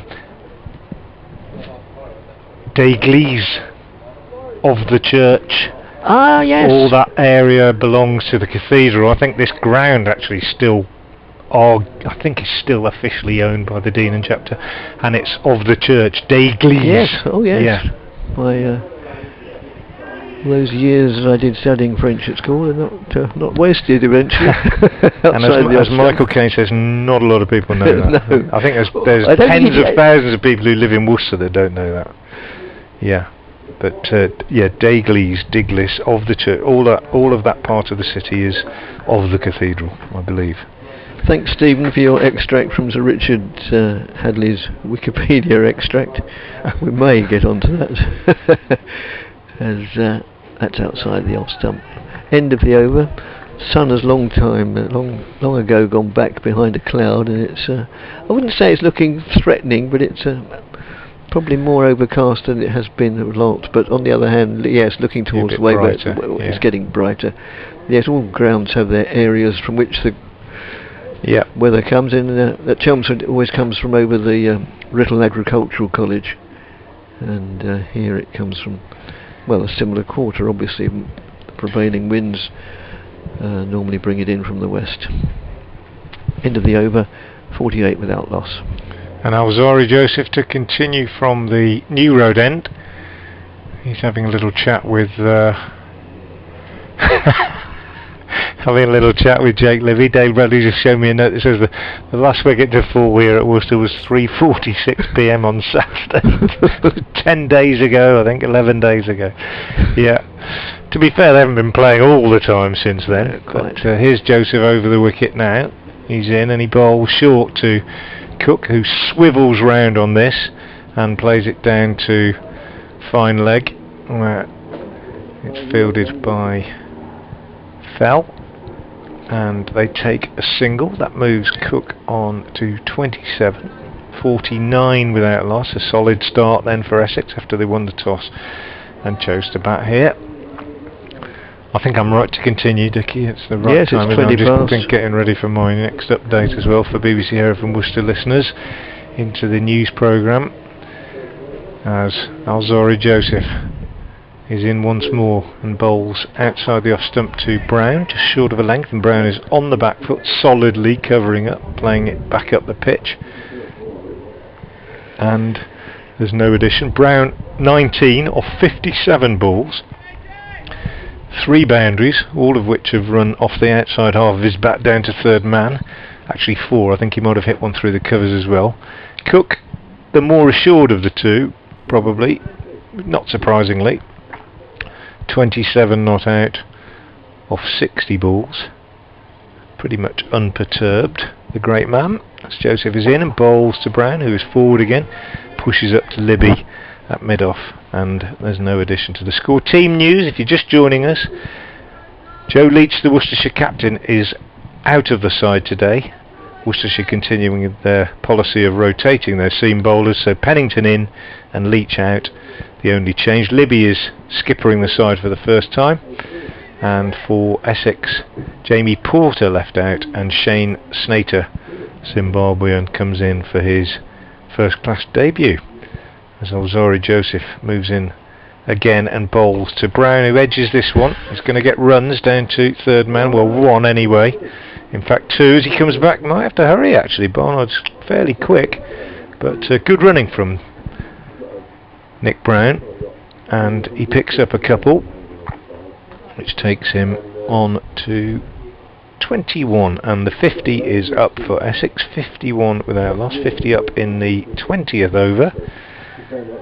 One chance we've seen where Brown edged the bowling of Morris past, well, to the left of Darryl Mitchell when he had 13, as Joseph comes in and bowls a quick bouncer at Brown, who clearly Joseph was not impressed by that outside edge for 2 runs and decided to let Brown know, and that was quick.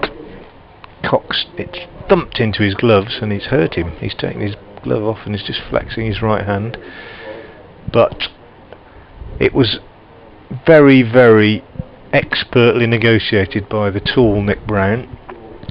Not always that easy for a big man to evade a bouncer. No. Often easier for a short man, but he kept his eye on it and just leaned inside it, let it go over his shoulder. Good bit of batting. Joseph in again. Bowls to Brown. Good delivery, outside off stump. Brown, however, with a good leave, just lifts his back clear of that and allows it to go through almost on length really, and it climbed quite high as it went through to Ben Cox. End of the over then, 51 without loss, 20 overs completed. Essex won the toss and chose to bat, and they'll be pretty happy with their first 90 minutes or so of cricket in this game. Yes, I'd have thought so, yes, and well, we've got 35 minutes to lunch. I suppose it's a little bit optimistic from the Essex point of view, but if they can get through to lunch without losing another wicket, they'd consider they'd had a very good morning indeed. And but a lot can happen in 35 minutes in cricket and in life. At the risk of being too philosophical. Here's Barnard from the Diglis end. Past umpire Graham Lloyd, he bowls, and Cook is forward to that, pushing up to mid-wicket, and fielded there by Charlie Morris. And there's no run. Yeah, it's cloudy again now, but it does look brighter over towards the southwest, from whence the weather comes here at New Road most of the time. But it's chilly. It's been chilly for the fielders out there, and that's worth saying when we talk about that missed slip catch. As Barnard is in again and bowls to Cook, who flicks this one very neatly down to long leg. He'll pick up 2, as Alzari Joseph has quite a long way to run round. He's very square in his long leg position, so 2 easy runs for us. Notice how much that bobbled as it ran over the outfield as it came down towards us. Quite patchy, the outfield here at New Road. Another thing that is most unusual here, but as a result of the flooding, the most recent flooding, and the lack of rain, it's been a very difficult year for the ground staff. 53 without loss is Barnard again. He's in, bowls to Cook, and Cook chips this one up in the air, and it lands just short of the man coming in from mid-on, and going to have to look at the replay to see whether it carried. Dylan Pennington is the fielder.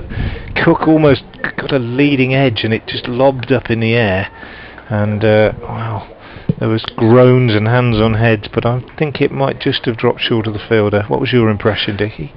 I thought it dropped short of him, definitely, yes.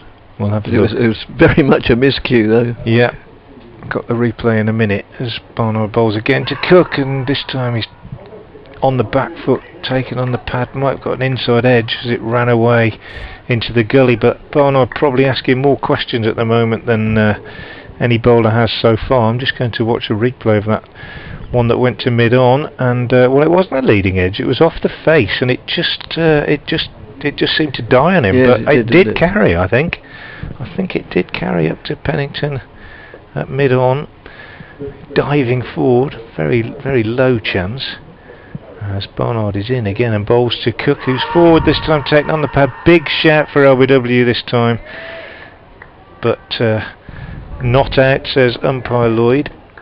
It's got to be a good shout to get Cook, hasn't it? It has. You know, senior man on the circuit. Ooh, I tell you what, that one where he got a nick on it, the ball before, I've just watched the replay, that looked pretty close as well. He must have got a nick on it, but yeah, good over from Barnard so far. Certainly is. Asking lots of questions. As Barnard is in again and bowls, and he's forward solidly to this one this time. Yeah, good over so far. Just watching the replay of this one. He's in and bowls, and yeah, just outside off stump. It hit him outside off, I think, but not given. Anyway, end of another very good over from Barnard. 4 overs, 2 maidens, no wicket for 6. His figures 53 without loss. Brown 21 and Cook 29. Thanks, Graham, for confirming that Cook was the only player to be knighted while he was still actually playing. And yep, Steve more or less does the same thing. Bradders is in, comes through on very small, Great Melton. He lives in near Wyndham. Ah, right, okay, I know Wyndham. Yeah, nice little place. Great Melton. Lovely. Constable comes to mind straight away, doesn't it? He says it has the most beautiful cricket ground. Yeah, lovely. Well, here's Alzari Joseph on a beautiful cricket ground. Yes, Not he looking is. perhaps at its best. He's gone round the wicket to Brown. This one's quick, and Brown sort of fends it down to long leg, off the face, but uncomfortable, but efficient. Picks up a single. Quite happy, I'm sure, to get up to the other end and watch the master at work. Alistair Cook 29, Brown now has 22, 54 without loss. Interestingly, Bradders says that he talks about his cricket ground, and every Friday night there are up to 100 children, and which he suggests sort of belies the theory that youngsters are no longer interested in the game. Well, for the last few seasons, with the exception of last season, on a Saturday I've been taking part in a programme we do called Around the Wicket, which was a Saturday afternoon programme talking about all levels of the game. There's Alzari Joseph in, outside the off stump to Cook, left alone, no run. And so I go and do a piece from a different, or did go and do a piece for from a different club match every week, which I loved because that's the root of the game. And as I always say, anybody who's ever played county cricket, come back to that in a moment.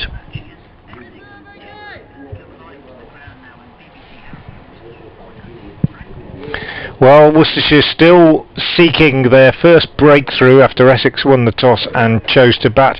We've just seen Ed Barnard posing the most threat perhaps of any of the bowlers so far in a good over which had Alistair Cook in trouble, but as yet Worcestershire have used 4 bowlers: Charlie Morris, Dylan Pennington, Alzari Joseph and Ed Barnard, and they have yet to make a breakthrough. Essex by no means running away with it, but steady progress for the county champions. They are 54 without loss, with Brown on 22 and Cook on 29, and we're in the 22nd over.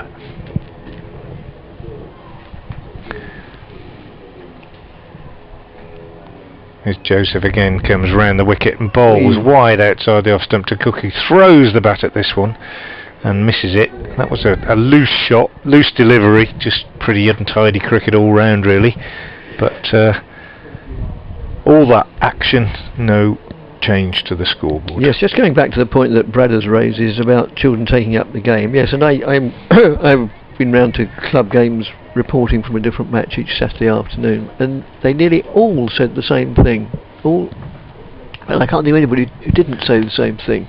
That getting youngsters involved in cricket. Joseph again in bowls to Cook, who tucks this away on the onside. Good fielding by D'Oliveira, no run. When they're really young, before they're 10 and then carrying on through 11 and 12, yes, you'll get hundreds of up there on a Friday night or a Sunday morning or something, whenever the club chooses to hold them. But they nearly all mention this magic age of about 14 or 15, when there's a dramatic fall off, and of course we've all been through it. At that age, suddenly so many other things come into your life. There's the pressure of exams at school, which really 99 times out of 100 are going to be more important than playing cricket. There's all sorts of pressures and other interests. Joseph in, bowls to Cook, who pushes out on the offside and is fielded in the covers by Gareth Roderick, and there's no addition to the score. 54 without loss it remains. Yeah, and as somebody who's spent almost my entire adult life involved in education and cricket at various schools and coaching county age groups and that kind of thing, I can relate to that. I don't think you can argue with that. Whether the answer to that is 100 ball competition or coloured clothing or whatever, whether that is the idea is that will keep people more interested, I'm not sure, or whether it's making those early years so attractive and so enjoyable that people fall in love with the game a little bit more. Not sure. Anyway, here's Barnard, who's in now from the Digley end, and bowls to Brown, who pushes back up the pitch, and there's no run. Talking about Ed Barnard and having that chat with him for the I'd Rather Be a Pair podcast, which I shamelessly advertise again, that Dave Bradley and I do.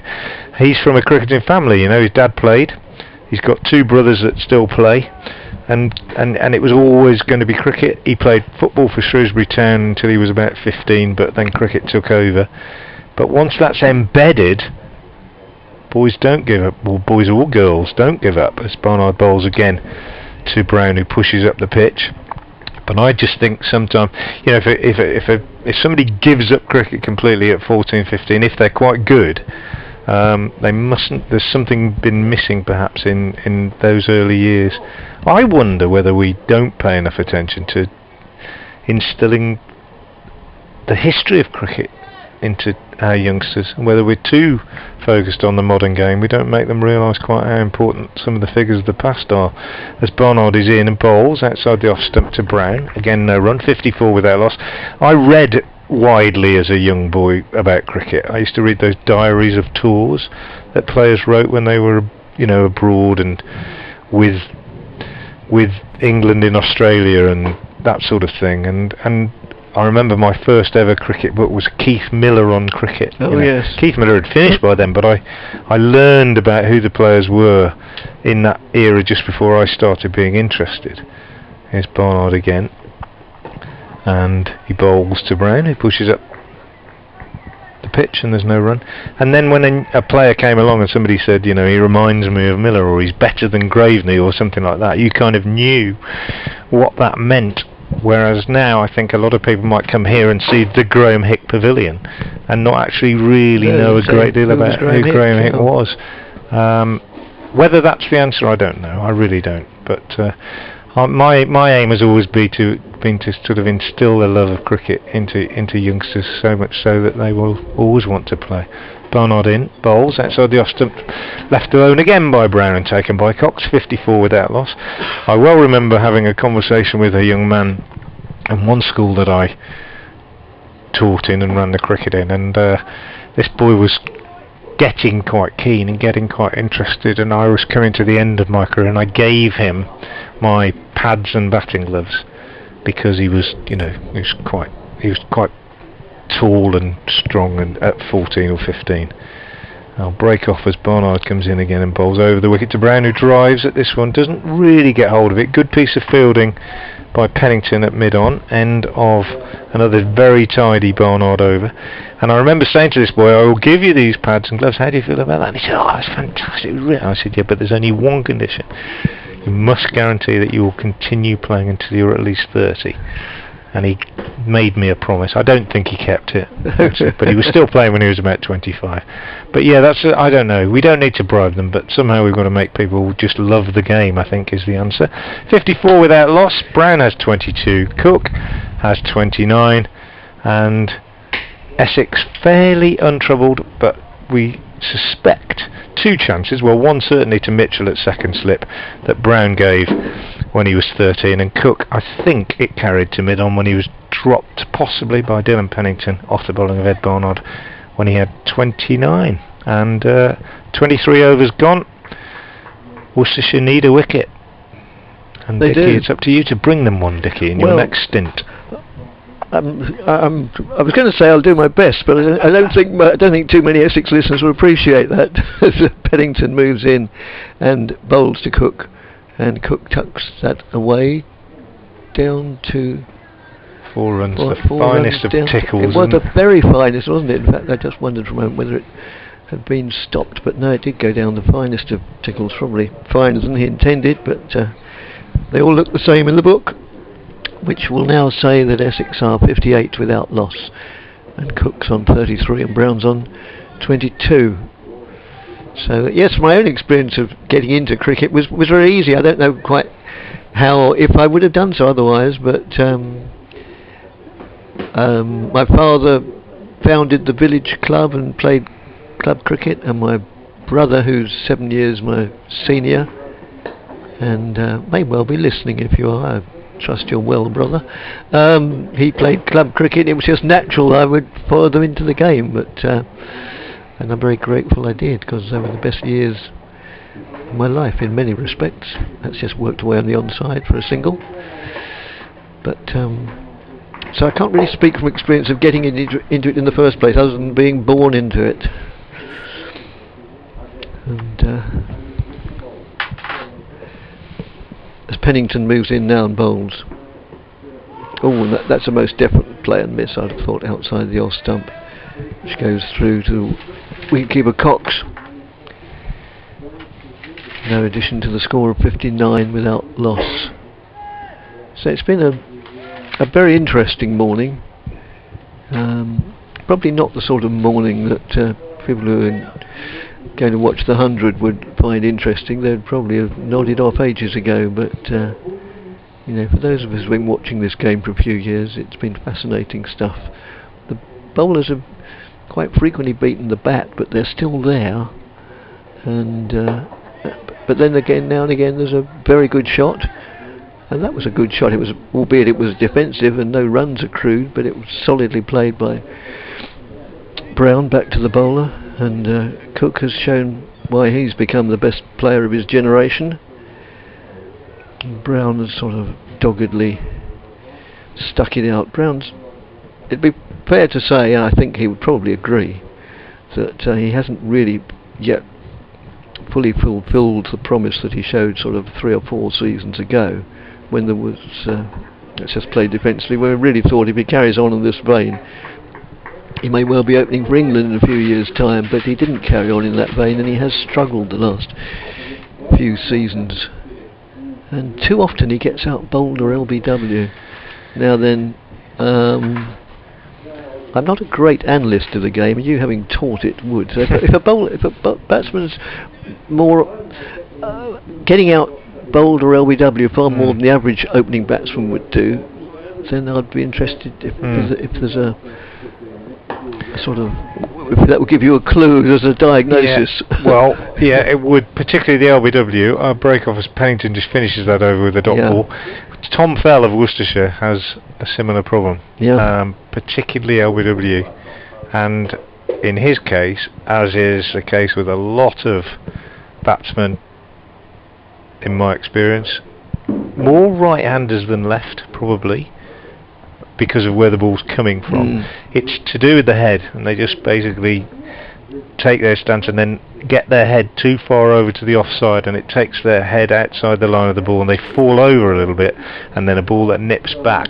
Shane Watson would be the classic example in world cricket. LBW Watson, you could almost write it in at one stage before he started his innings, and that's often the problem with that particular form of dismissal. So yeah. I was just going back to how you got involved in cricket one. You know, it would be so interesting, wouldn't it, to do a little poll, or quite a scientific one with a big broad number of cricketers saying how did you get into cricket, to see if there are any patterns, to see whether it's clubs or whether it's brothers or whether it's fathers or whatever. Is it me, isn't it? I'm so sorry. Yeah. Yes, that's Barnard, just short of a length, played out defensively on the offside, no addition to the score. No, you know what I mean, and just whether we could find a way of knowing what really makes a difference, because I mean, in my dad didn't play cricket at all. My brother and I just got fascinated by the game. Just, I don't know, just playing in the garage. I suppose there's a world of difference between just playing the game. I don't mean that's just played defensively on the onside. When I say just playing the game, I don't mean to demean it, because as I'm always saying, club cricket is just wonderful, and the vast majority of people who play club cricket will never play for their county side, let alone their England side, but they can still have 30 or 40 wonderful seasons. But those who play county cricket, generally speaking, come from private. They're privately educated, very few from state schools, and but as regards those who just have a lot of fun on a lot of Saturday afternoons playing club cricket, it would be interesting to know their background. That's outside the off stump. I mean, the family business has a lot to do with it, doesn't it? I mean, if you're born into as I say, my father and my elder brother both played it, so it was almost natural. But otherwise, well, peer pressure, of course. You form big mates, and if one of those is keen cricketer, he'll say, "Oh, come along to the club. We can always do with some more players." That's just played defensively and solidly by Cook. It trickles out on the offside. And it'd be good to hear what people think about that, wouldn't it? I'm at Frank Watson 58 on Twitter, and you can get in touch with Dickie on the BBC Essex cricket at gmail.com. That's it. Yeah, yes, email. You know it better than I do. How did you get into cricket? And do you know any unusual stories of how people did get in? That's just nudged away down to fine leg for a single and leg by. A leg by signalled. Now the two umpires are Messrs. Graham Lloyd at that end. I've written them down somewhere. And Rob White. Rob White. End, yes, it is Lloyd at that end, is it? Yes, Graham Lloyd. And the match referee is Stuart Cummings, who's an interesting character, whose name was brought to my attention yesterday when I received a phone call from an old university friend who's made a living in rugby league. Oh right.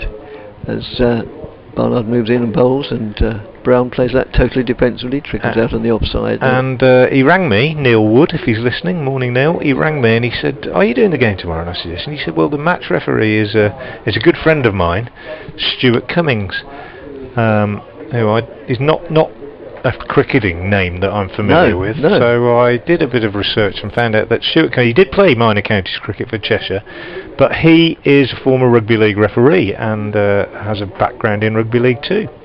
Barnard to Brown, who again plays diligently and defensively, and it trickles out on the offside, no addition to the score. And he's here this morning, and I'm going to meet up with him hopefully sometime in the next 2 or 3 days, and I thought it would be very interesting, I'd be interested to know whether listeners agree with this, to have a chat with him and say, just tell me exactly what your duties are as a match referee, because we all see that match referee as sort of third umpire type figure, and they float around during the 4 days, and then you see them out there at the toss and they talk to the umpires and the captains and so on. But I'd love to know what exactly the role is, so I'm going to try and catch up with him and have a little interview at some stage over the next 2 or 3 days to find out about that.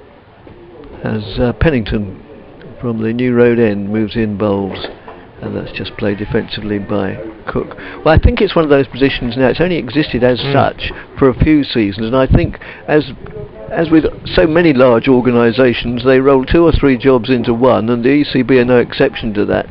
And for a start, I think also at the end of each day they talk to the umpires, don't they? So I don't, Yeah, to a certain extent they're assessing them. Yeah, absolutely. Well, as Maybe you say, it's a multi-stranded role, I think. Yes, yeah, it is. Yeah. And of course, I suppose they are the people that. I had a great text from a friend of mine called Tom Wilde. He plays cricket at Ombersley Cricket Club in the Birmingham League, and he says, I got into cricket when I got Brian Lara cricket on PS1, and that's PlayStation 1 for those of my generation, and my mum said it would be a better idea to go and play it in the garden. Thanks to your mum then, Tom, Ombersley Cricket Club picked up you and your brother, two of its finest. As Pennington moves in again to bowl to Cook, and Cook plays that with authority, but only straight to the man at square leg, just near the umpire. No addition to the score of 62 without loss, of which Brown has 22 and Cook has 34. Brett D'Oliveira at square leg, no doubt where his cricketing background came from. Father and grandfather, well, yes, Worcestershire players. He once said to me, "Did you see my granddad play?" I said, "How good was he?" he said. Well, he was a great man. He was very good. He wasn't just a very good cricketer, he was a very great man, as that's played out on the offside, no addition to the score. And of course, for one season, his name was on the front pages as well as the sports pages. Yeah, well, not just one season. Well, really changed history, didn't it? It did. Yeah. And that's quite a legacy to grow up with if you're a grandson, isn't it? It is. Your grandfather's name was actually changed the history of cricket. Yes. Quite a legacy, and I think it took Brett a while to come to terms with that, really. But he's an integral part of this Worcestershire side now. And this year, although he hasn't got a great number of runs, he's actually been bowling quite well this year with his leg breaks in cold conditions. Early season, he's done pretty well. Pennington adopting a round the wicket approach now to Cook, who plays that solidly defensively, and it's the bowler himself who takes this long, large, lumbering side step to the left and picks the ball up before walking back towards the New Road end, the entrance by which we came in today. Normally we come into the car park, but of course things are so different. Although they're I'm not quite sure how to describe this without getting myself in a bit I know what you're going to say. in a bit of a tangle. I was going to say they're far less different here at New Road than they are at most grounds. It's quite nostalgic and reassuring to find out that I hasten to add they still conform. That's played out in the offside. That they still conform with all the various protocols and regulations, but they're not nearly as intrusive as they are at most grounds. End of the over, 62 without loss off 26 overs, so 70 left in the day. Essex won the toss and chose to bat. Team news, if you're just joining us: Worcestershire leaving out Joe Leach, the captain, on the SEMA rotation programme.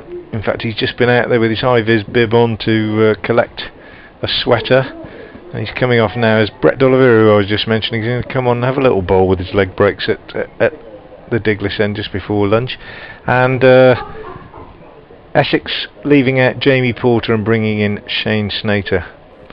Well, Jake Libby might be captaining Worcestershire for the first time, but he's following a pretty time-honoured cricketing cliche of bringing his spinner on for a little roll just before lunch. Everybody does it, don't they? But as we said the other day, most cricketing cliches exist because they work, or they are, or they're true, or whatever. But anyway, it's D'Oliveira's going to bowl from the Diglis end, and I think probably get one more over after this anyway, so it won't be the last over. Yes, it's about 9 minutes to 1, I reckon. So D'Oliveira from the Diglis end, round the wicket, bowls, and Brown plays that somewhat suspiciously, but plays it well enough out on the onside. No addition. Fairly quick, fairly flat first ball from D'Oliveira. Didn't bounce much. D'Oliveira in again, and Brown lunges forward, gets an edge to the ball, and it trickles along the offside, and it trickles down into the slips, fielded by Darryl Mitchell. D'Oliveira again, and this time Brown goes onto the back foot and plays it very painstakingly and studiously, trickled out on the onside, and D'Oliveira tosses the ball from one hand to the other, as many spinners do, moves in and bowls. You can almost sense the concentration in Brown's head, that he's so almost exaggeratedly concentrating. I suppose you can't over concentrate, but D'Oliveira moves in and bowls to him. He plays that a little bit more relaxed manner, and it trickled back. Maybe he felt that was a less threatening delivery. There's ground staff in front of us natter away just before they have to go out there at lunchtime, and that's worked away on the onside, but only straight to the fielder. End of the over, a maiden over by D'Oliveira, which means the score hasn't moved on, and it's still 62 without loss. We've had 27 overs this morning, so we'll get another couple in. It'll be about 29. That's more or less par for the course. Theoretically, they're meant to get through 32, but they never do. Well, never is an exaggeration, but hardly ever. Certainly not on the first morning, which is why we frequently have to work overtime come 6 o'clock at night, which we don't mind too much.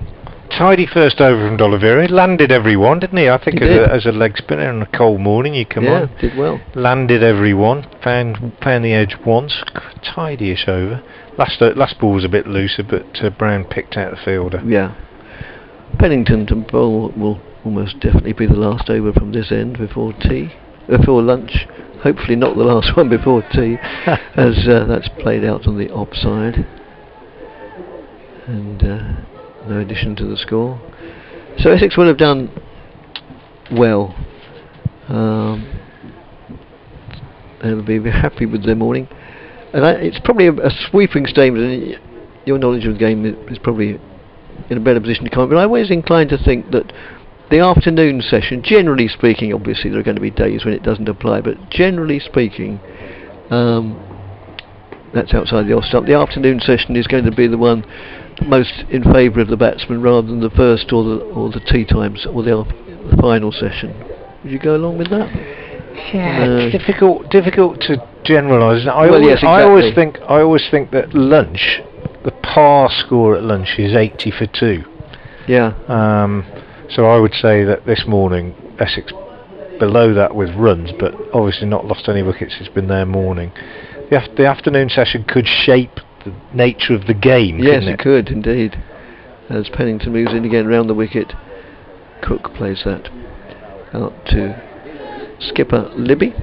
If the afternoon session goes Essex's way as well, then you could think that the nature of the game has kind of been shaped by the first two sessions, whereas if Worcestershire came out and picked up 4 wickets in the afternoon session, things could be much more even. But it's I would certainly think that when you win the toss and choose to bat and you say you're going in at lunch no wickets down, you'd be very happy with that, I think. Yes, I think so, as Pennington moves in and bowls to Cook. Not that we know they're going to be no wickets down. They could be 1 or 2. They probably can't be more than 2. There wouldn't be time, but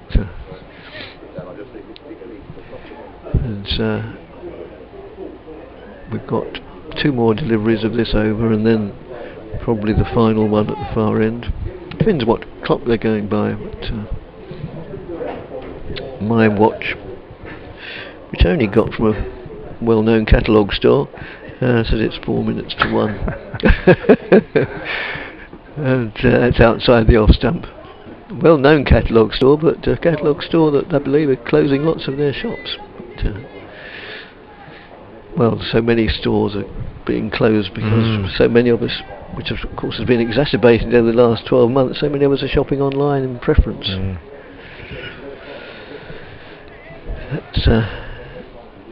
So the sun, well, sort of, it's casting vague shadows, but we can't say it's out full beam by any means.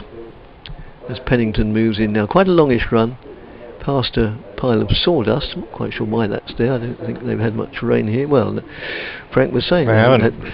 No. But, there is but I've only just noticed those. Here we are. We've been playing nearly 2 hours. I've just noticed that there's a pile of sawdust at each end. My excuse is that neither pile is a particularly big pile of No, I was going sawdust. to say, how big does it have to be before it qualifies as a pile? Yes, quite. And A smattering. yeah. End of the over, 63 without loss. What's a small pile? Oliver is going to have one more over before lunch, and then I'm pretty sure it will be lunch. 63 without loss, a steady morning for Essex. Bowling figures so far: Morris 7 overs 3 maidens, no wicket for 21. Pennington 8 overs 3 maidens, no wicket for 10. Joseph 6 overs no maidens, no wicket for 22. Barnard the tidiest by far, 6 overs 3 maidens, no wicket for 8.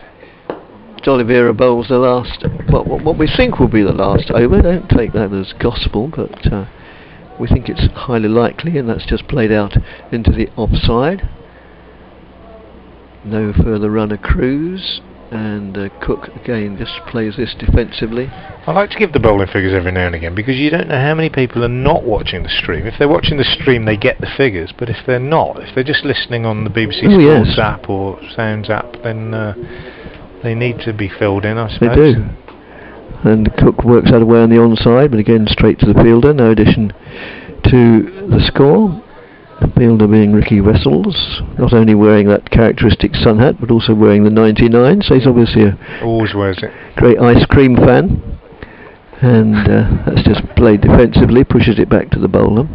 There are a couple of other players on the circuit who wear 99. Yeah, he always wears it. He wore it at Notts as well, I think. I think there's somebody at Kent who wears 99. I can't think who has code. Worked away backward of square. It's going to be just a single, as Gareth Roderick makes a fair bit of ground to his left field and throws in. Roderick moved here from the neighbouring county of Gloucestershire. Is this his second year here? It's his first year. The interesting experience in the Bob Willis Trophy of playing for Gloucestershire against Worcestershire when he'd already agreed to join Worcestershire. Right.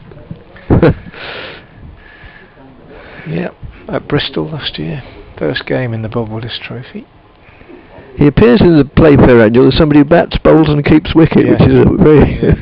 we used to have a player like that in our team. And that's just worked away on the offside. It's the end of the over. They're looking around sort of, is it lunch or not? And the answer is yes, it is. So Essex have had a good morning, we can say categorically. Not an exciting morning, but a very interesting morning. They won the toss. They chose to bat. They're 64 without loss. Brown 22. Cook 36. And Frank may wish to sum up a little bit more. I've got to go and tell the fairly good news to BBC Essex listeners. Thank you very much to Dickie Davis there of BBC Radio Essex. So 64 without loss, the Essex score at lunch, and the players leaving the field as the sun breaks out, and the forecast is reasonable for the rest of the day. The ground staff putting the covers on as a precaution, but no immediate sign of any problems with the weather. Do join us after the break when play resumes at 1:40.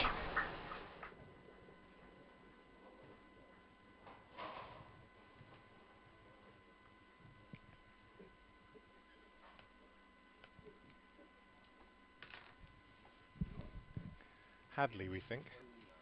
Paddy didn't play here. Ah, there you go. The Maharaj of Vizagaram was knighted in June 1936, and he played here in May 1936. Hadley was knighted during the 1990 season.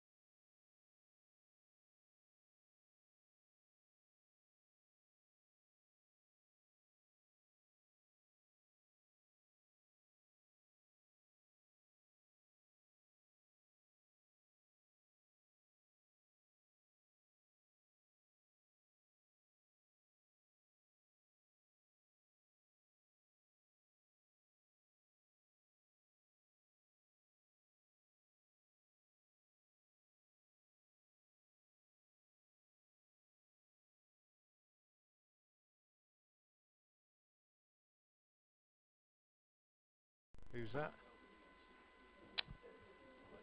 You're not going to Durham, are you? Is anybody?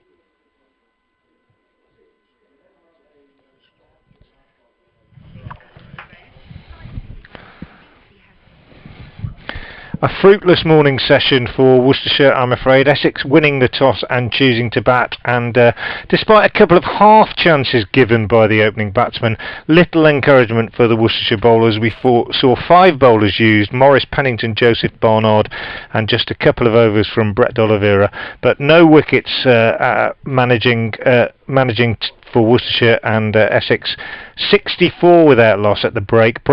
Nick Brown on 22, and Sir Alistair Cook, England's finest, is there on an untroubled 36 off 29 overs at lunch. Essex 64 without loss.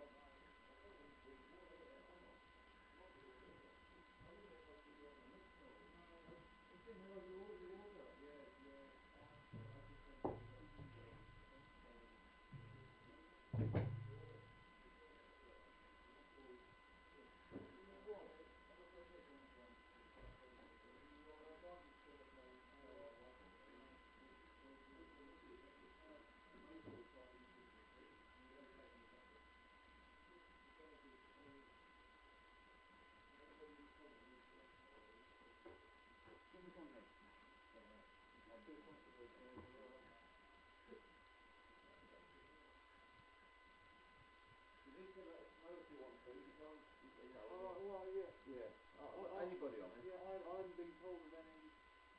Because obviously they can only let us have so many. Yeah. So many. I haven't been told of any protocol in order. Yeah.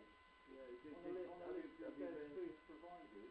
No. Have you? No. And that's all I know. Yeah. So. Who are you actually doing it for? Animals. What For the free run. Yeah, but who are you doing it for? With papers or? Well, it's animals we photo agencies. Right. I've never heard of them, but. No. Stock agencies. Yeah, never heard of them. But it doesn't matter anyway. Alright. Are you here tomorrow? Yeah, we'll do. Well, you've got one today anyway, fortunately, thank goodness. Oh, yeah. But, everybody's supposed to let Harry know, I think. But I'll make sure Well, yeah. When I do a head count, when I do that, none of us are entitled to it, we're lucky to get it. I mean, of course. this is the only county that's doing it. Alright. You can't get any, you don't even get a cup of tea at the end. You don't get a glass of water at Bristol. So we're lucky to get it, to be fair. Yeah, I should say. Yeah. It don't matter. I've been told, sorry. If you're here, I'll put it on the list. Yeah. Is there a list you have to sign in the morning? Or Well, I think I have to do a head count or something, but I mean, I mean, don't know if they're coming Yeah. there, I mean, at the moment, they're I suppose, you have, I don't know. I mean, in the old days, they just took the big plate of sandwiches and you'd help yourself. Yeah. Anyway, Alright, thank put you. it down to tomorrow. Cheers. If anybody else is doing it, they need to let us know.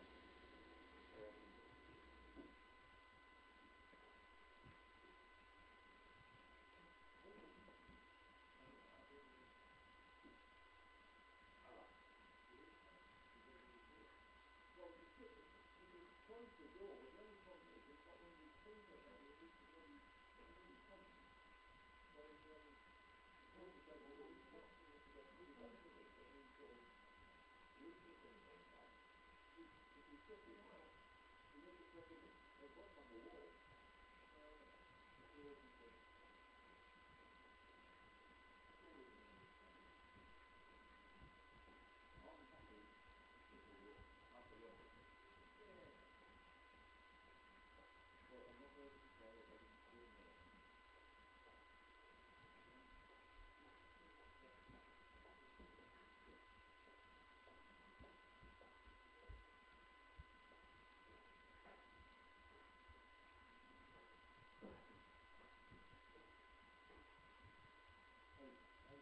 You really have nothing, go on. I've got a bit under my bag, I'm really desperate. No, not really. There's a McDonald's. Sure, walk, but... You know, the ones I'm on,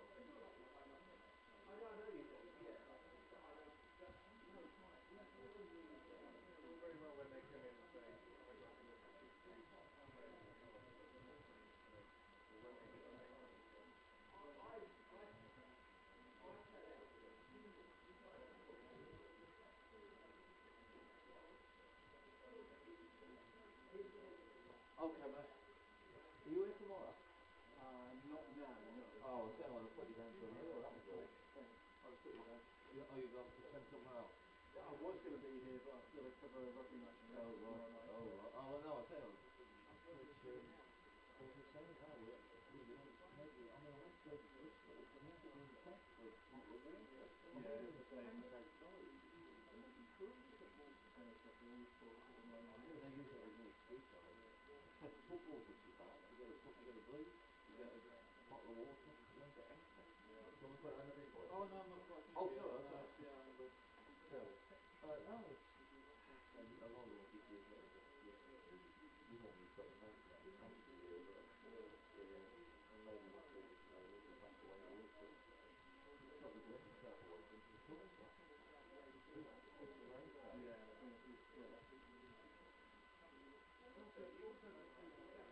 That's all right, maybe, yeah.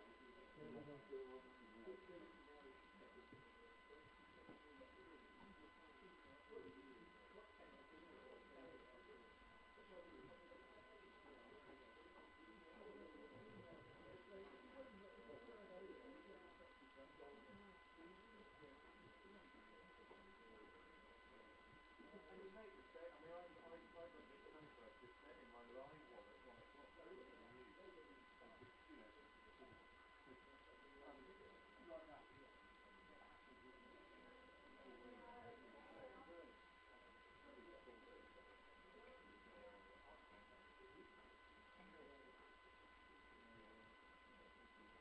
Yeah, generally, it's popular service, isn't it?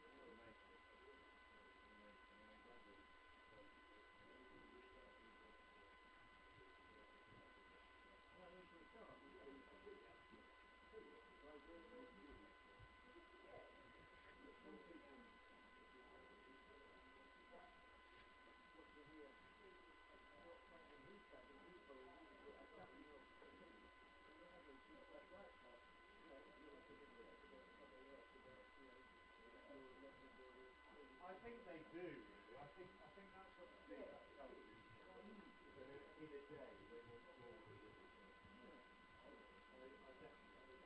We had a good discussion at Brogan about that. Because I was very good to change it back. I was looking through the package and I noticed that Neil had got very dark down one side and light down the other. They've gone for a really pink cool shorts in the game. The best back.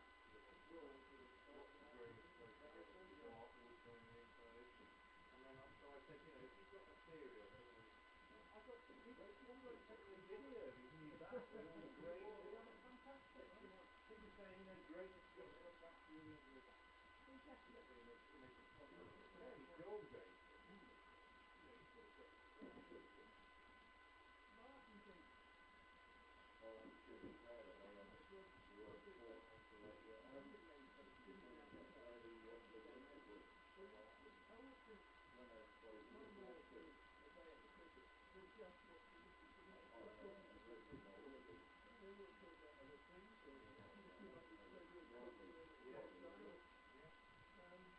That was, you know, years ago, that was my dream of a colour. It's really close.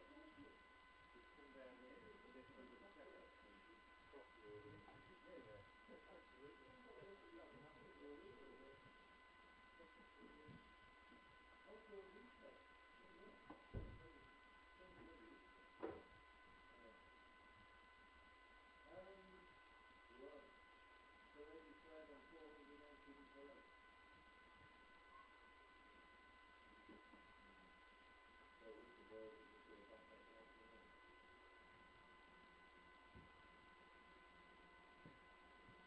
Well, I'll tell you what, if they leave this game, I'll buy you another 40 common samples.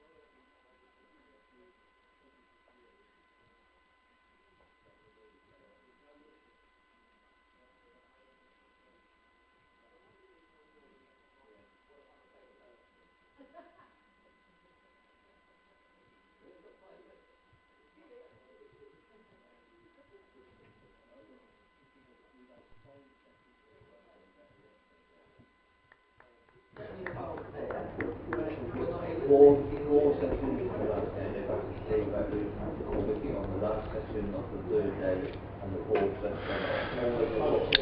Good afternoon from New Road, Worcester, where play is about to resume after lunch on day one of this county championship game between Worcestershire and Essex. Essex resuming their lunchtime position of 64 without loss, and the attack will be taken up by Alzari Joseph from the New Road end, and he'll be bowling to Nick Brown, who is 22 not out, faced 81 balls, and in fact it's Alistair Cook, Nick Brown the non-striker. So Joseph round the wicket to Cook, he's in and bowls, and Cook pushes this one up to mid-on, and we're underway with a dot ball. Watchful stuff from the Essex batsman this morning, but survived the first session without losing a wicket. General consensus in the press box that two chances went down this morning, both to Darryl Mitchell at second slip, one high to his left, one low to his right, neither easy. I wasn't sure whether the one low to his right carried, and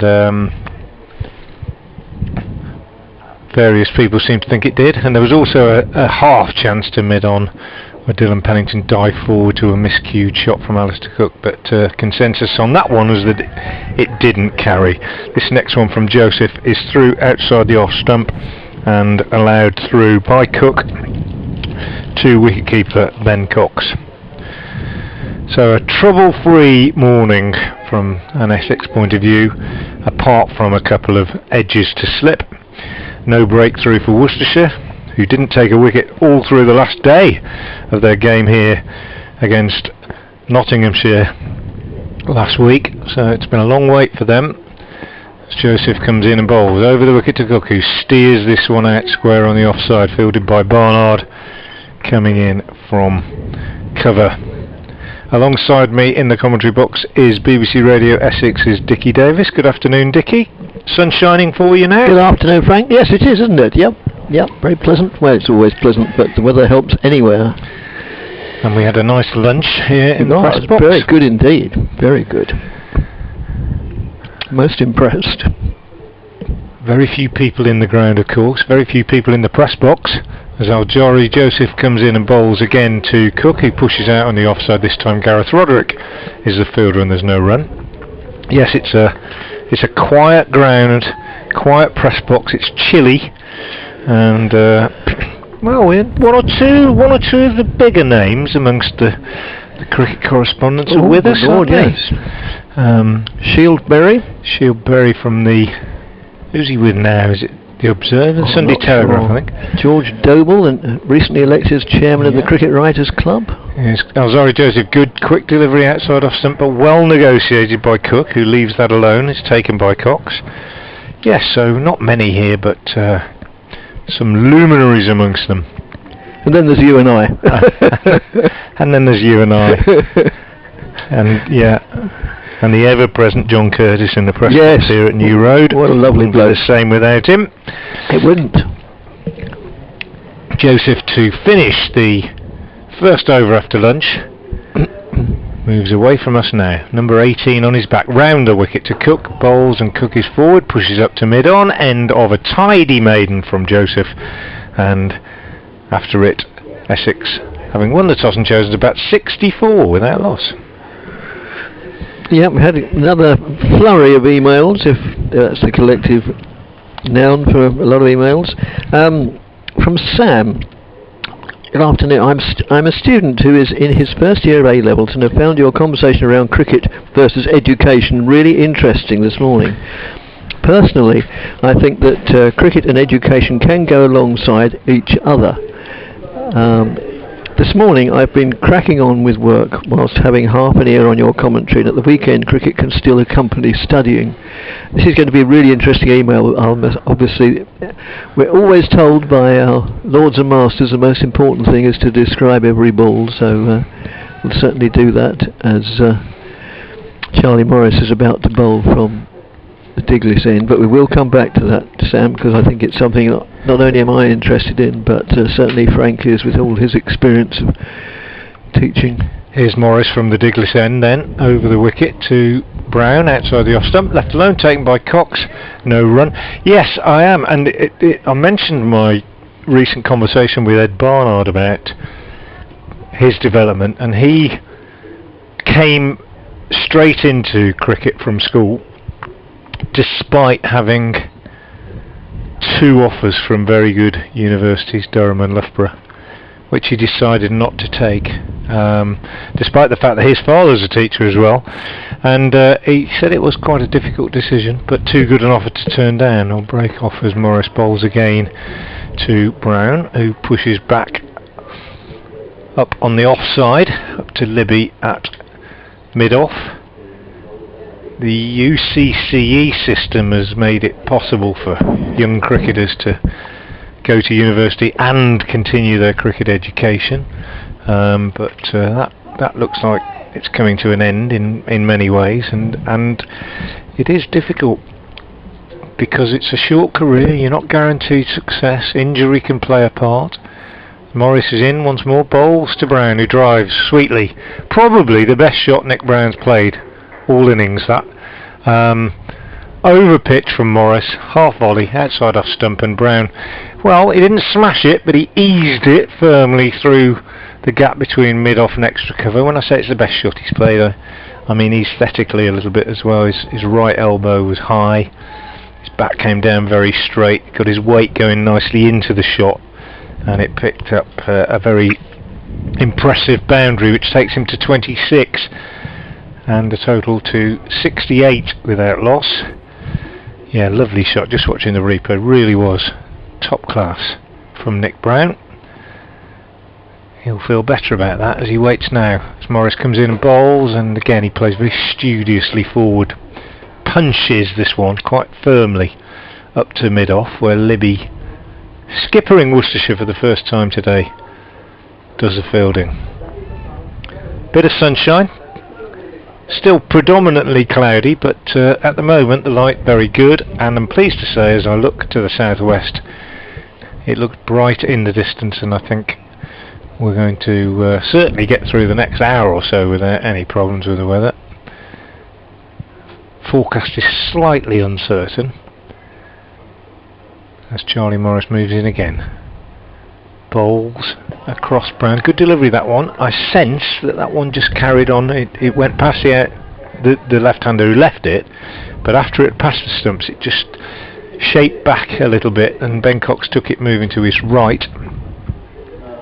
It's one thing, Dickie, being a massive traditionalist, there'll be lots of youngsters listening who think, oh, shut up, it doesn't matter, but I look across this ground to the cathedral and the willows, and I love it. I'm sad we can't see the old green fronted scoreboard anymore.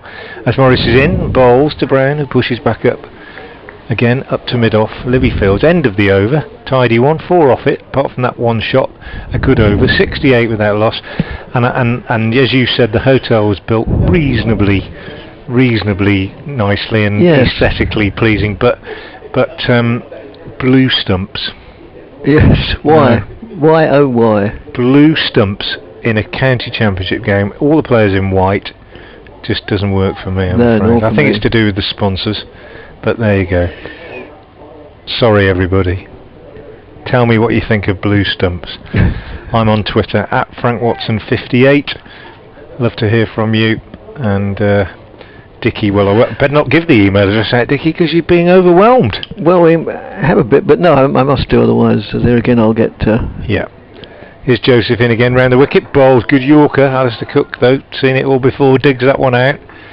It's BBC Essex Cricket at gmail.com. That's right. All lowercase. Yes. The other thing that we get emails about now and again from our lords and masters, we don't mention the name of the radio station often enough. You're listening via BBC Hereford and Worcester, and also by BBC Essex. Although sadly no longer on BBC Hereford and Worcester on 738 medium wave. No, well, I think all local radio stations have lost their medium wave frequencies. Yes, it affects Essex as well. It means that the 20 over matches are only going to be available on DAB, I think. Alzori Joseph round the wicket, bowls to Cook down the leg side, and that's a really good take, It is, isn't it? by Ben Cox, diving to his right, low down, beautifully picked up one-handed. They're not easy by any means, those, and it's died on him too, and he picked it up really, really neatly. Very, very good take by Ben Cox, who just as ever this morning has gone about his work quietly and unfussily. You don't really notice him. Such a good keeper. Joseph again round the wicket, bowls, and Cook on the back foot pushes out on the offside. Roderick fielding at short extra cover. I think you make such a good point. Yes, the best keepers do just sort of you don't get to the stage where you take them for granted, but they do their job so quietly and efficiently that they don't make a big hullabaloo about it. And I think the same applies to umpires. Umpires should do a good job, but not become great characters in their own right. You know, the Dicky Birds of this world were not to my taste at all. Here's Alzori Joseph. He's in. He bowls to Cook, who pushes up to mid-off, and there's no run as Libby fields. Interesting that you could. This is going to sound ridiculous until I explain it, but you could argue, couldn't you, that Alistair Cook is that kind of a figure as a batsman. Oh yes. You know, you can make 100, and you can make it like Lara, or you can make it like Peterson, and you can wave your bat and helmet, and it can be fun, and it can be magnificent. I'm not knocking it. It's Joseph bowls again to Cook, who steers this going to third man. Knew exactly what he was doing. Picks up a single, takes him to 37, and the total to 69 without loss. And it can be magnificent. And you might not be a flamboyant character yourself, but you can enjoy flamboyance. But you can make 100 if you're Alistair Cook, and you can do it. Some batsmen do it; they just score without you really noticing. You don't remember great shots. You don't remember massive hits. You just watch them go about their business, and he's been exactly like that today. He really has. Joseph round the wicket now to the left-handed Nick Brown bowls, and Brown is beaten genuinely by one that he pushed at, and it's taken by Ben Cox. Good end to a pretty good over from Alzori Joseph, and 69 without loss now. Essex off 32 overs. Yes, I mean he'll never be remembered. He'll be remembered as one of the greatest run scorers for Essex, but never for England and Essex, but never as one of the most flamboyant players at all. He's not a. Well, there are plenty. I think the player I used to like really watching was. I'm going back and giving my age away, but that's pretty obvious. Most people have been listening long enough. It was David Gower. I just loved watching David Gower on a good day. He played in a languid sort of manner. His attitude didn't go down well with everybody. But here's Morris from the Diglis end, bowls to Cook, who's very studiously forward, pushing up to mid-on this time. D'Oliveira the fielder. Yes, Gower played the game with just grace and elegance. Yes, he lived his life. Well, sorry, he's still alive. He lives his life with grace and elegance, doesn't he? Really, I mean, yes, he upset a few people on the way. I don't think, understandably, he and Graham Gooch never quite got on. They're very different characters. Can't imagine Graham Gooch ever going off and flying an aeroplane over a Test match ground once he's out. He went for a run when he was out, didn't he? Yes. Morris in, bowls to Cook, who drives. Too short extra, fielded by Roderick, no run. Now, I remember a game years ago at Grace Road when I was following Worcestershire in the old cricket call days, and I used to travel with the players and stay in the same hotels and so on. And we all went for a drink after the game, as the players did in those days, after play, in a pub near Grace Road. I can't remember what it was called. And both teams were there. And basically, everybody was having a drink. Having a beer and whatever. Morris comes in and bowls to Cook, who tucks this one away to long leg for a single. Joseph the fielder. takes the total on to 70 without loss, and Cook to 38. And all the players, I think almost all the players, would have had a pint of beer or lager or whatever, except Gower. Gower didn't. Gower drank champagne. Yes, that's right. Gower was drinking champagne, that's the truth. When he was England captain, didn't he decline to do any press interviews after a test match at Lord's because he was going off to a show in the West End or something? It's lovely, isn't it? Awfully sorry. Throwbacks to the days of Colin Ingleby Mackenzie captaining Hampshire and Yes. that sort of thing. Great characters. Keith Miller was similar, wasn't he? Oh. Apparently. Here's Morris in, balls to Cook, drives. Misfielded at mid-off or extra cover by Roderick, but no problem. Went straight to him. Yes, wonderful. Some of the characters. I think if you go back even further, there were probably even more playboys in the game in the days of the old amateur captains and so on. And a bygone age, a different age, and yet still relevant, as we said this morning. Here's Morris. Past umpire Lloyd, bowls, and Cook drives. I think he kind of hits this one into his foot and it runs out, dribbles out on the offside. Yes, there are numerous stories about Keith Miller, but who was a real flamboyant playboy of an all-rounder for Australia. He and Lindwall formed the opening bowling partnership, but he was also a very useful middle-order batsman. He's a fighter pilot, wasn't he? Yes, well, this is one of his favourite stories. That come back to that after this delivery. Teeing you up. You are. Morris in bowls to Cook, Brown, I beg your pardon, who drives up to mid-off. Libby fields, no run, end of the over. Another tidy one from Charlie Morris, who's now bowled 9 overs, 3 maidens, no wicket for 26. Yes, he's 70 without loss. One of the numerous quotes I'm sure he would have said it as well. I mean, lots of quotes to people are apocryphal, but I'm sure this is true.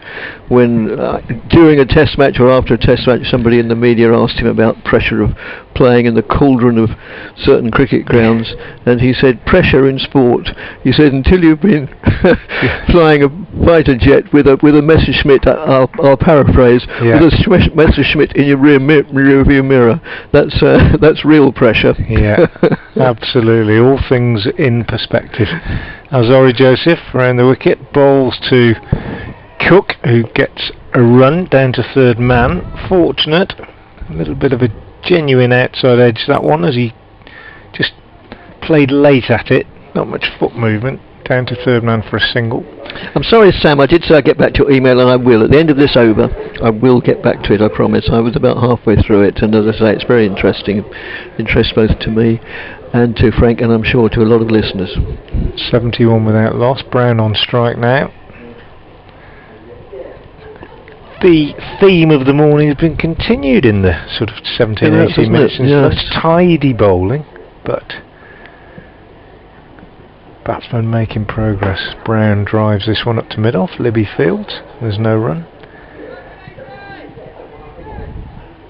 Yes, it does put things into perspective, doesn't it? When you think about how lucky people are to play cricket professionally, and I don't think any cricketers would have appreciated that more than those who served in the wars and then came back and played afterwards. Yeah.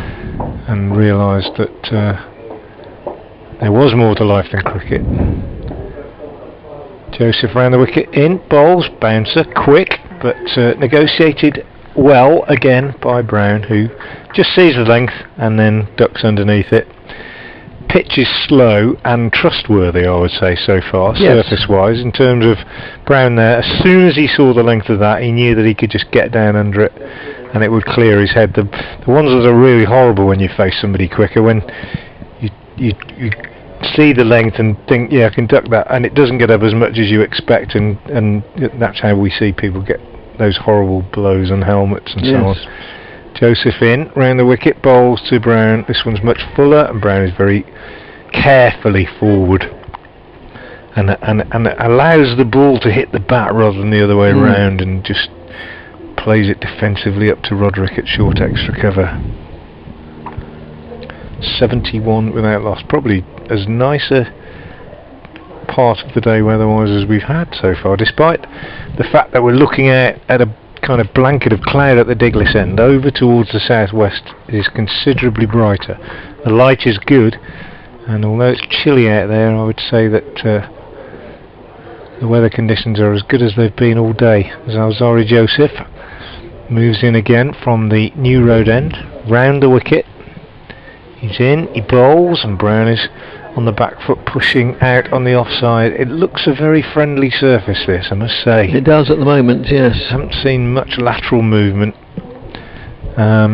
Saying that, you've got to see both sides bowl on it before you really make your mind up. And certainly in the first game between these two, which I watched on screen rather than in real life, I certainly thought Sam Cook got more lateral movement than anybody else in that game, in terms of movement in the air anyway.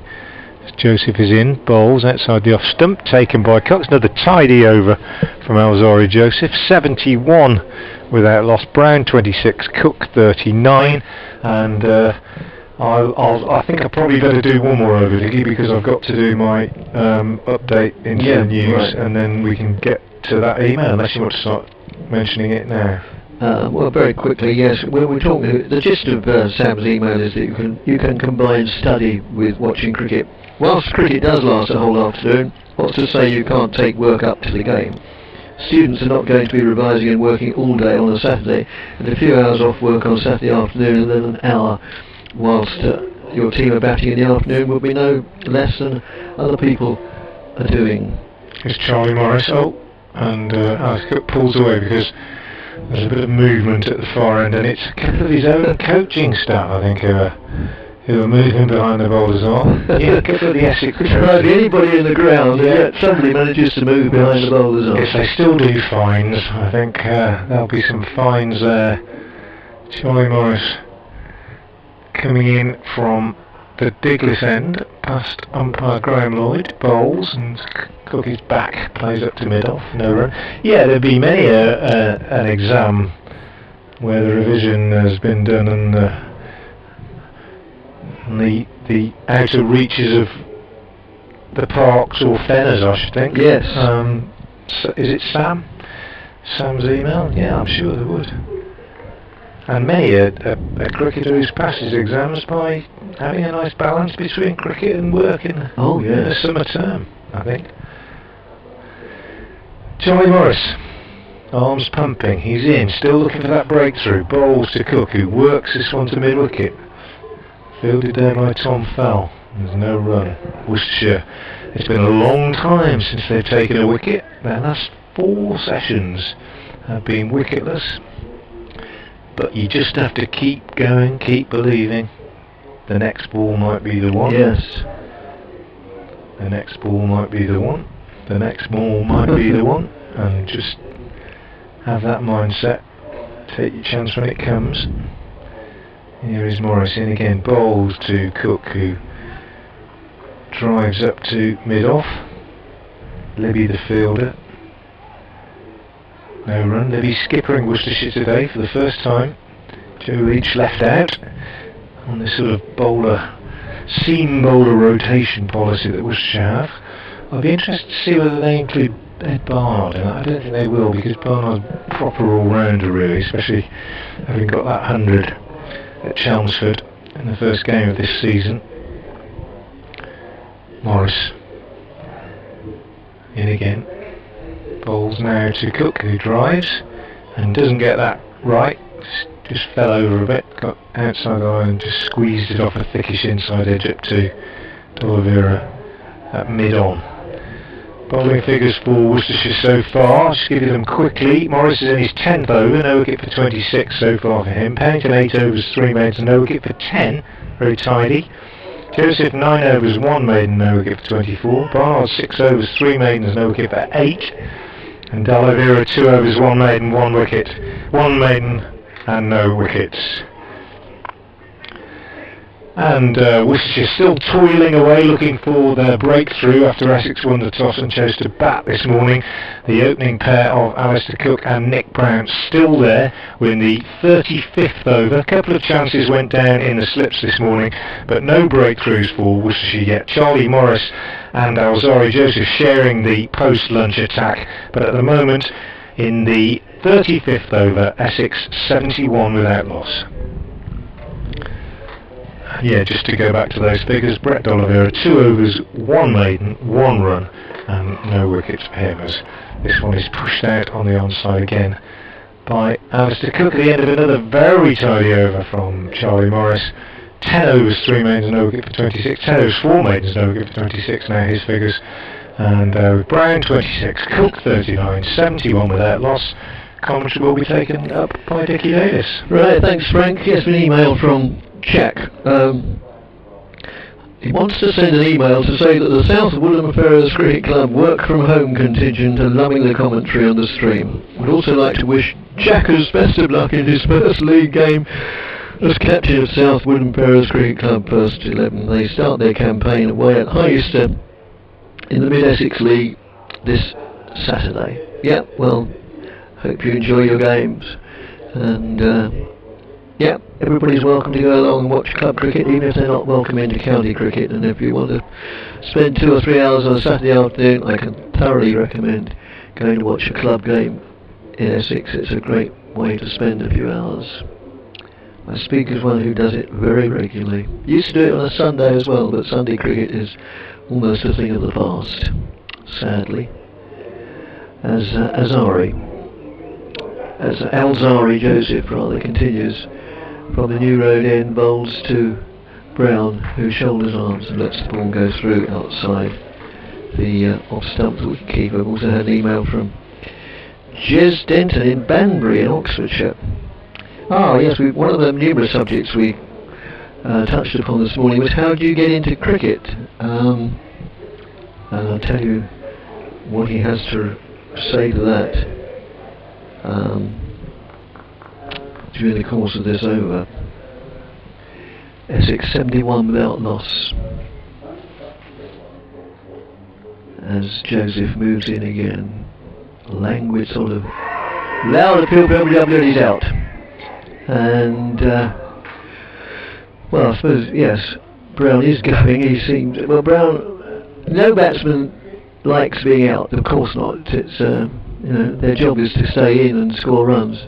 But Brown, of almost all the players in the county circuit, he always looks absolutely desolate when he's been given out. And yet again, as if to prove my point, although I doubt if that's the reason he did it, as I say, he's far too often out LBW or bowled, and there again, we're not behind the line, as Frank was explaining this morning. We're watching an extra cover for the left-handers.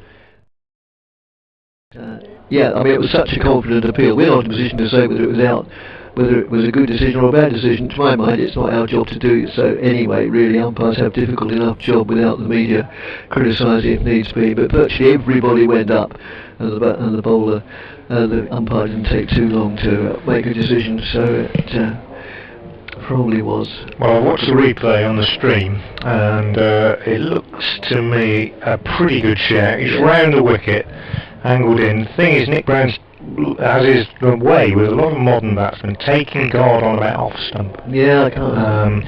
A lot of batsmen doing that these days. So the bowler's not got much to see when he runs up. We talked about this quite a lot at Derby last week, when Billy Godwin took guard about 18 inches outside off stump at times and said, "Come on, ball at my legs." That one looked pretty decent. I think maybe Brown might have thought it was delivered from wide on the crease round the wicket and might have been slipping down, but umpire Rob White, as you say, quite confident and gives him out.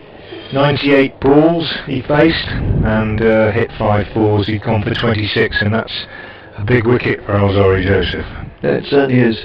As the skipper Tom Wesley comes to the crease. Now there's a man who needs some runs. He had one big score, really big score, a double century against Worcestershire. Don't wish to rub it in, but apart from that, I know it's a bit like, what was the play like, Mrs. Lincoln? But yeah, it was. Apart from that, he had a pretty lean season.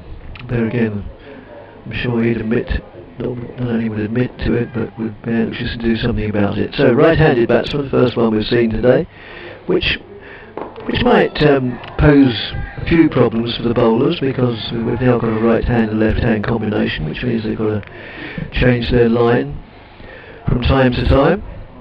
But the first delivery is played confidently and competently by Wesley, just pushing forward. Joe of Banbury in Oxfordshire, as I say, tells us about his route into cricket, and I'm just trying to look at the cricket and the email at the same time, and the trouble is one usually suffers, and the cricket mustn't. That's just played defensively out on the onside. He says his route into cricket was quite simply through my maternal grandfather, who instilled in me a love of Essex cricket. His story is one of typically sport as the ultimate disappointment, I suppose. He was born in 1907 in Chelmsford and was a lifelong supporter of the county. He worked for Eastern National Buses as a conductor, inspector, and then the compiler of all the timetables, which enabled him to travel the county and watch the county play. That's not a bad little number to be on. Come back to that after Joseph moves in and bowls, and that's just played again out on the onside. Stories that he regaled me with as I grew up in the 1970s. Perhaps the most famous game he saw was one in 1948, when he saw Essex become the only team to take all 10 Australian wickets in one day at Southend. He never mentioned how many runs, though, Bradman's Invincibles knocked up. Well, I can tell you, 'cause it's famous amongst Essex annals. It's 721 in a day. But as you say, Essex did bowl them all out, and they bowled 120 overs in the day. Ask any cricketer now to bowl 120 overs, or any team, and they'll politely suggest you come from another planet. That's just played defensively off the back foot. As you can imagine, being born in 1907, my grandfather spent many years watching the team not win a single trophy before in 1979 winning 2 trophies for the first time before the decade where Essex became the most successful team in the country. End of the over, 71 for 1. Yeah, Joseph then gets the breakthrough, and his figures now 10 overs, 1 maiden, 1 for 24. You mentioned Tom Wesley making that massive double 100 in the first game of the season. He must have been thinking, here we go, yes, my year, 1,000 before the end of May, and all that kind of thing, and he's hardly got a run since. No. As the next delivery comes in, it's still Morris bowling from the far end. Excellent scoreboard here. Tells you precisely what you want to know, that the names of the main combatants at the time, and indeed in yellow who's facing and who's bowling. So we have little excuse to get it wrong, but nonetheless I still... We will. Nonetheless, yes, I still managed to. And well, as my son used to say, we all make mistakes, that's why they put rubbers on the end of pencils. And that's a super shot. That is, well, a classic from Cook. It wasn't a particularly good delivery, admittedly. It was over pitch and it was outside the off stump, and Cook just leant into it and sped away to extra cover for 4. And although he didn't hit it hard, he just laid bat on ball. He didn't attempt to get out of his batting shot. He knew it was 4 from the moment it left the bat. And it indeed was, down towards where the ice cream van used to be once upon a time, and just in front of the cathedral. We're not literally just in front of the cathedral, because we've got a small matter of the River Severn in the way, but yeah, in that direction. That's nudged down to wide third man for a single. The score moves on to 76 for 1, which Cook has 44. He held the pose after that drive. There's no better feeling, I don't think, as a batsman than hitting a half volley like that for 4. And you don't run, you don't shout, you don't call, you don't need to. You just go bang, and you just stay there and grin, probably. And that's what he did. Beautiful shot. Beautiful shot. He hasn't played many great shots today, but two. That one for me, and that one on the up that he hit straight down the ground early on this morning was magnificent. So Morris continues from the Diglis end, moves in and bowls, and Wesley goes forward and almost exaggeratedly lifts the bat out of the way. Stephen's been back on the email entitled Dolly. Great to hear about the D'Oliveira dynasty. I saw Basil play the first time I went to cricket. My late father took me to the final test versus Australia in 1972 at the Oval. The next year he played at Chelmsford in a crushing Worcester win against an Essex team without Boyce and Fletcher. That's just, again, almost a carbon copy. Outside the off stump, allowed to go through. Boyce and Fletcher, who were playing in the test match, a top player even in his mid-40s. Oh yes, certainly was top player, top man. And didn't he later go on to become chairman of the club, or? Well, he was coach when they won the championship in 88 and 89. But then I thought he was sort of elevated, if not to the peerage, to maybe chairman, I think, or president perhaps was more likely, yes. Yes, that's outside the off stump as well. So the last three deliveries didn't really challenge Wesley in the least, each for which was outside the off stump. Yeah, coached the team that won the championship in 88 and 89 under the captaincy of Phil Neal, with Graham Hick to the fore and Ian Botham and Graham Dilley and Neil Radford. It was a fantastic side, and he coached them in his own unique way, really. Basil, he's one of those coaches who used to challenge players, really, to prove to him that they were good. It was a different way of coaching from nowadays, but very effective. Great man, a great man. Given the freedom of Worcester posthumously just a couple of years ago. Oh right. So Joseph continues from the New Road end, moves in round the wicket to the left-handed Cook, who plays that down to third man. I don't think he meant to. I think he was going to take the bat away. Well, I thought so. That's why I sort of hesitated a bit as I described it. It seemed as if he was wanting to take the bat away, and then the ball followed it almost. But it went along the ground, and it went quite near Darryl Mitchell again, but I don't think it was a chance. Just watching the replay. There again, I'm just obscured by this pillar that's right in front of me. It's like being at a football match in the 70s, isn't it? With a pillar in the way. Yeah, no, he definitely took his bat out of the way. He tried to, and it ran off the face and rolled along the ground past Mitchell at second slip. So, next delivery comes in. Cook plays that defensively. No addition to the scores. Yeah, the sun probably shining as brightly as it has done all day. But nonetheless, we're probably not going to get uninterrupted sunshine. We're a few yards back from. We're sort of same position as we've been for donkey's years, well, as long as I've been coming here. Which, I don't like to say how long that is. And yes, it's sort of at the back of a stand, and so we can't see the sky away to our right. Let's just play defensively. In fact, if I do look away to my right, we can see another feature of this wonderful ground, which is up in the rafters almost. A pigeon sitting on his or her nest. I'm not sure if the ball's there. Yes, I'm not sure if the male pigeons also incubate the egg, or if it's a job they leave to the wife. But yeah, there's a pigeon up there incubating his or her egg or eggs. So we wish you well, pigeons. Well, I do. Lots of people don't like pigeons, but I'm quite a fan. As Joseph moves in round the wicket, bowls. Ooh, and Cook. 4 more, but he didn't know much about that. He knew nothing about that. You could even the languid Cook. That brings up his 50.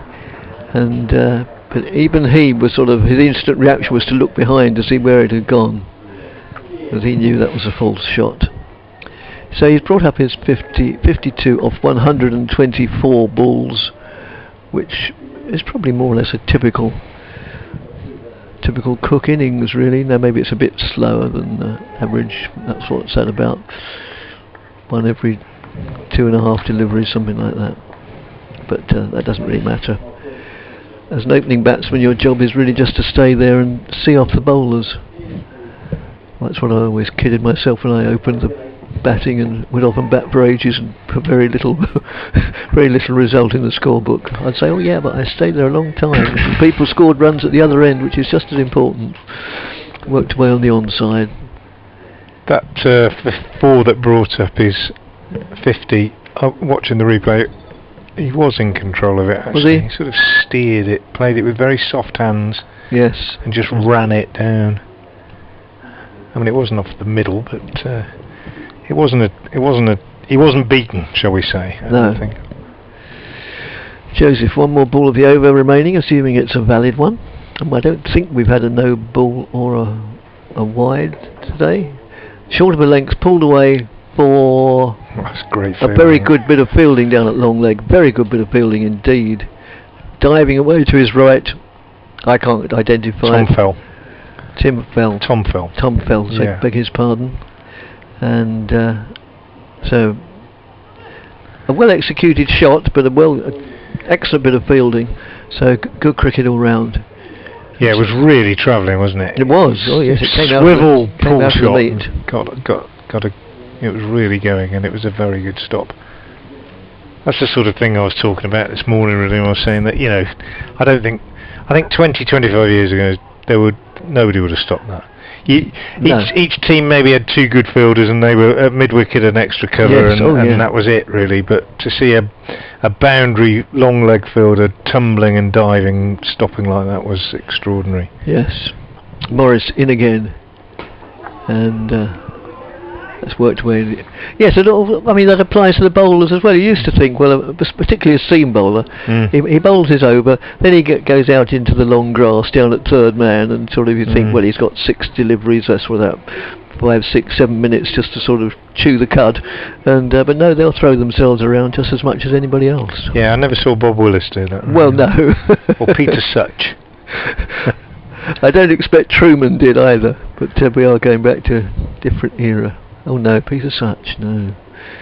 And that's just played defensively, pushed back to mid-off, no addition to the score. Christopher Thurlow says, I'm just sitting in my caravan in Portugal and thoroughly enjoying every ball and commentary. An avid fan ever since Matron gave me the entire signed 1951 Essex team, Dodds, Avery, Horsfall, Gibb, etc.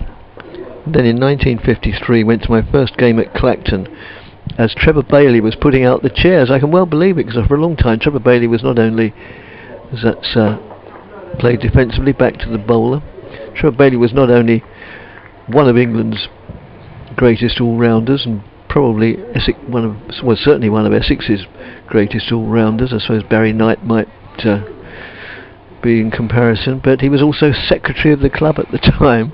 So he played cricket as an amateur, but he got paid to be secretary of the club. So it was, a man of many talents who sadly died in a fire 10 years ago in February.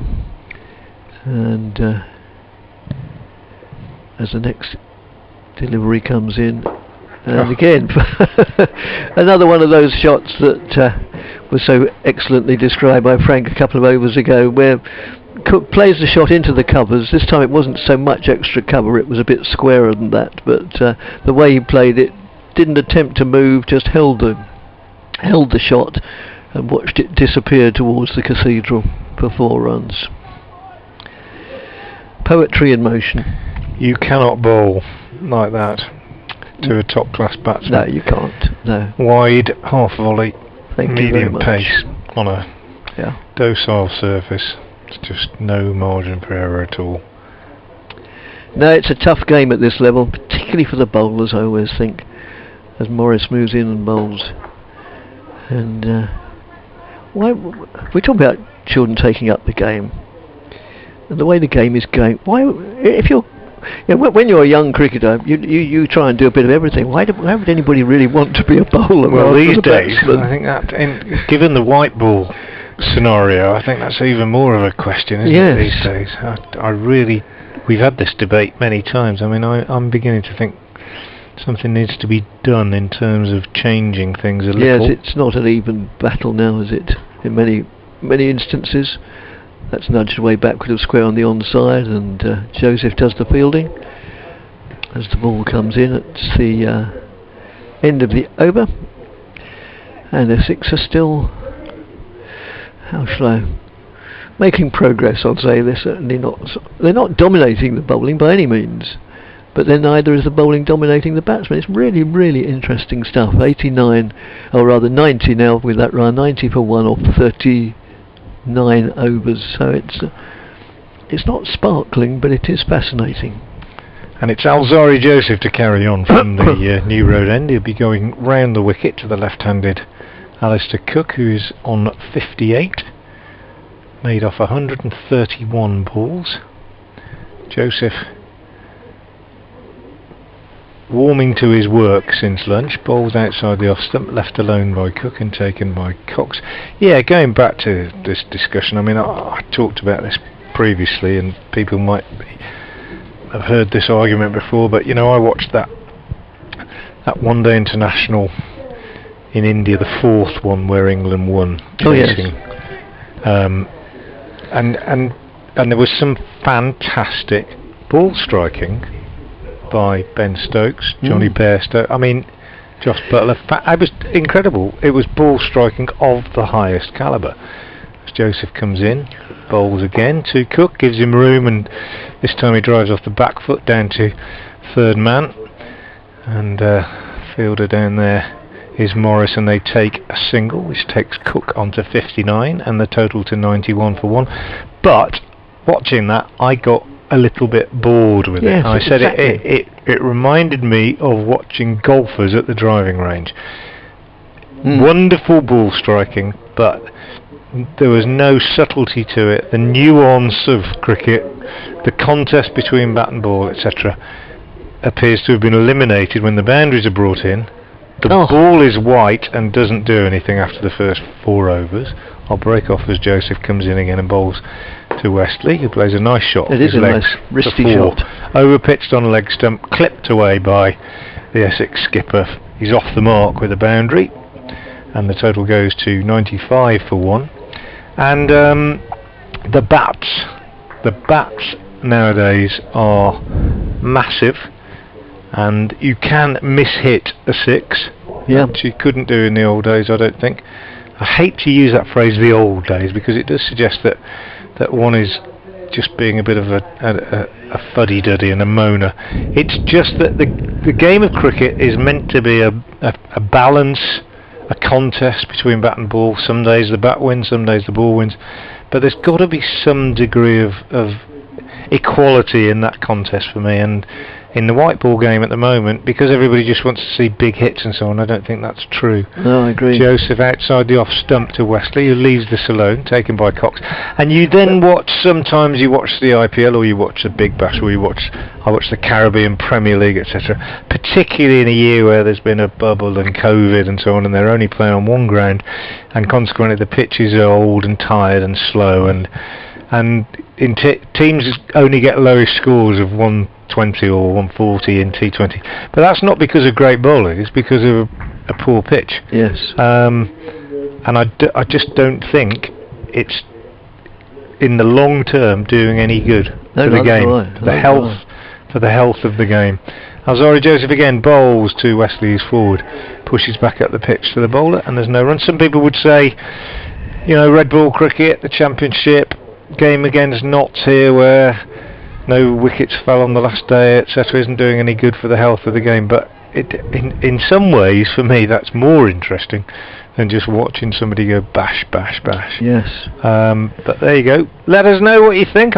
This is one topic where I really would invite some feedback, because I'm interested to know whether I'm out of kilter with the rest of the cricketing world. I'm at Frank Watson 58 on Twitter if you've got views on that. And you can also let us know by email at bbcessexcricket@gmail.com. As Alzari Joseph bowls this one outside the off stump to Westley, pushes defensively off the back foot. There's no run. End of the over. Cook 59, Westley 4, the man out Brown for 26, and Essex 95 for 1. Well, I for one couldn't agree more. And I mean, the perception is amongst the hierarchy, whoever they may be, that crowds like to see the ball hit for 6. Well, they like to see it hit for 6 if it's a comparatively rare thing, but in anything in life, whether it's sport or whatever, the more you have of anything, the less special it becomes. And so if it becomes commonplace, as you say, it becomes boring. And then also another excellent point you make is this obsession with bringing in the boundary, so that they're even creating artificial 6s. Chelmsford, a prime example, is a small ground, a lot smaller than it is here at New Road, and yet when there's T20s, particularly if the television cameras are there, they bring the boundaries in. That's outside the off stump, goes through to the keeper. They bring the boundaries in, so making it even shorter, so that there are more 6s, and apparently that's going to appeal. But it doesn't, as I say, after a while you just become bored. Oh yes, yet another 6. Oh yes, yet another 6. Yeah. No. I'm interested today by the boundaries. I can see, obviously the rope's got to be brought in on this side where we are. Oh well, yes, of course. It's unusual to see it as far in from the end of the ground, both ends, as it is at the moment. Here's Barnard over the wicket from the Diglis end to Cook. Pushes out on the offside, but I think it's as much to do with the rough outfield as it is to do with anything else. Anyway, 95 for 1. Yeah, by all means let us know what you think on those topics. I definitely don't think the future of cricket is being served greatly by the obsession with 6 hitting and so on, because I think we're going to have batsmen that they haven't got the technique to play the longer game. As Barnard is in and bowls outside the off stump to Cook, left alone, taken by Cox. And you could argue that the failure to really crack it at Test level by some of our great hitters, like Jason Roy and James Vince and Alex Hales and so on, you could argue that the fact that they can't handle the moving ball at Test level is possibly, it's not their fault, it's just the way they've grown up playing the game they play. Yes. As Barnard bowls to Cook, who's the opposite of that, somebody who can definitely handle the moving red ball at Test level, and he pushes this one up to mid-on, 95 for 1. But the key word for me is balance. We have to have a balance. I want to see people strike the ball well. It's fantastic. I was very excited when T20 first started, and even at school level when coloured clothing came in, there was a tremendous generation of interest in the game. But we must preserve the nuanced subtlety of the red ball game, I think. As Barnard is in and bowls to Cook, who pushes out on the onside again, and it's also not only technical deficiencies that are found out at Test level, but also psychological or mental deficiencies nowadays, because they're weaned on a glut of abbreviated version of the game, that if they played out 5-dot balls, a batsman will think, oh good grief, I can't play out a maiden. So they're playing one-day shots in 4 or 5 day cricket. Barnard in, bowls, and Cook drives off the back foot this time up to extra cover where Roderick fields. End of a tidy Barnard over, his first since lunch. 7 overs, 4 maidens, no wicket for 8.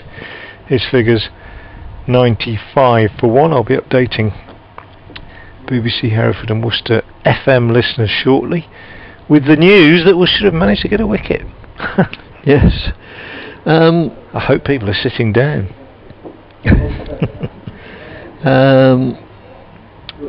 John, is it? No, Christopher, sorry, then goes on to describe his own club cricket experiences. One game at South Mims, my partner scored 50 runs before I'd even started.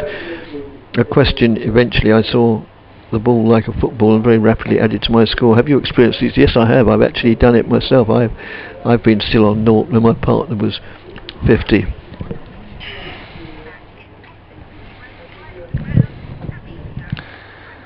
And I'm pleased to say that the long wait for a wicket is over, and Worcestershire have managed to make a breakthrough. Alzari Joseph, the successful bowler, trapping Essex opener Nick Brown LBW for 26. That was 71 for 1 in the 36th over. However, Alistair Cook is still there and looking very comfortable, in fact growing in confidence. He's on 59. He's been joined by the Essex captain Tom Westley, who made a double 100 against Worcestershire just 3 weeks ago. He's on 4, and at the moment in the 42nd over, Essex are 95 for 1. So thanks, Chris, for your email. He mentions playing cricket with Roland Butcher almost by default, who took a couple of blinding catches, and he was actually at Northampton, not Roland Butcher but Chris, when Essex won their first county championship. I can remember I was listening to the commentary in the toilet at work. I'd taken the radio off and listened in there. I've got a couple of tweets about the longer format as Pennington bowls outside the off stump, and that's taken by Cox. 95 for 1 it remains. Debbie Knight says, nothing can beat 4 days of county cricket, but not many people have 4 days to give. I think we have to almost consider the white ball game as a different one. Fast paced and exciting, also with a level of nuance and skill. We need new fans. Where will they come from? I do agree, Debbie, and I hope you don't think I was writing off the white ball game, because I think it's certainly got a role to play, and quite exciting. Pennington in again, bowls to Westley, he pushes up to mid-on. I mean, I can remember games when I was coaching at school and we had the whole school out in the evening watching games, and it was absolutely wonderful with the music and black screens and whiteboards and coloured clothes. Brilliant, generated lots of interest. A separate game. I just don't want it to damage the long-term future of the longer game. And Mr. Ferguson says, long format cricket will always be the best. Can't beat a battle between bat and ball. Break off as Pennington is in and bowls Westley again, as he did a couple of overs ago. Drives an over-pitched ball on leg stump, square-ish, or just in front of square on the leg side. Nice shot, clipped through mid-wicket for 4, his second boundary. He goes to 8, and the total to 99 for 1. And Mr. Ferguson goes on to say, 2020 cricket is so far weighted to the batsman, I don't enjoy it. The bowlers are on hiding to nothing, but at least it gets the kids interested in cricket in the first place. Absolutely, and we did say that. Balance is the key. We were drawn into this conversation by talking about partly by talking about getting kids into the game, but also by saying that bowlers, who'd be a bowler is what started it, really. That's right. And that's it. You've got to encourage bowlers as well as batsmen. Here's Pennington in again, bowls to Westley. Good delivery this time, gets his line right. Westley pushes at it and gets an outside edge down to third man for a single. I think he exchanges a friendly grin and word with the bowler when he gets to the non-striker's end, and I mean that. I don't think it was. I wasn't using euphemism there. Genuinely think it was a friendly, well-bowled mate, and nearly got you. That kind of thing. Oh yeah. The 100 is up for Essex. 100 for 1 in the 42nd over, and Dylan Pennington turns at the New Road end and moves in again to bowl to the left-handed Alistair Cook. Bowls short, wide, and Cook on the back foot just slaps it. We had a discussion at Derby the other day, Dave Fletcher and I, of verbs to describe shots, and we decided that the flat-batted, cross-batted whack through the offside, whether a front or back foot, definitely deserves to be called a slap. Yes, I think that so. was a slap from Alistair Cook. Just went back to a short wide ball and just flat batted it through extra cover with a fairly cross bat for dismissive, and he's looking a little bit more ominous from a Worcestershire point of view in the last half an hour or so. Alistair Cook, he's on 63 now. Westley's on 9. It's 104 for 1, and commentary will continue with Dickie Davis. Right, thanks Frank very much. Yes, had an email from Michael, who emailed our old email address, but it's been forwarded by our sports editor Glenn Speller, who's obviously listening, so I'm greatly on my guard here. Just clarifying, I did say a while ago, you can't get into county grounds, but go and watch a club game. And Michael says that from what I understand, ECB regulations currently state that no spectators are allowed at any match. Now, I think on reflection that is true, but I think the point is, if you've got your own private ground, no, I don't think they'll allow spectators in. But many clubs play at public parks. And I mean, I spent last Saturday in Chalkwell Park in Westcliff watching Westcliff play Lee, and there were a lot of people there watching, a heck of a lot of people. And you just can't stop people going and watching cricket in a public park. And there's still some very good cricket played in public parks. In Essex, Chelmsford, who are one of the very best clubs in the county, they play in a public park. I'm not sure about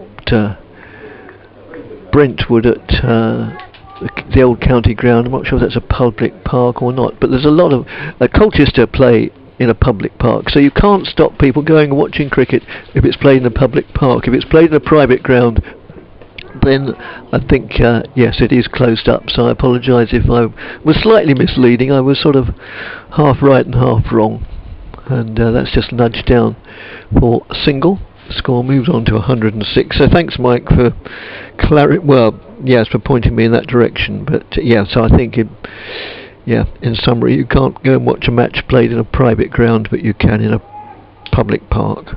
And so my original comment was, why not get along to your public park and watch a game of cricket? But if anybody knows different, then please tell us. As I've been saying for 25 or 6 years now, I'm very far from infallible, so if that's not the regulations, then please inform me accordingly, and I won't take umbrage. In fact, I'll be grateful.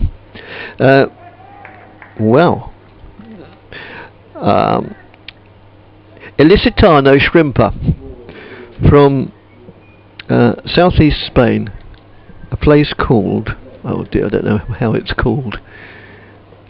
Let's just play. Oh, Wesley came down on that rather late.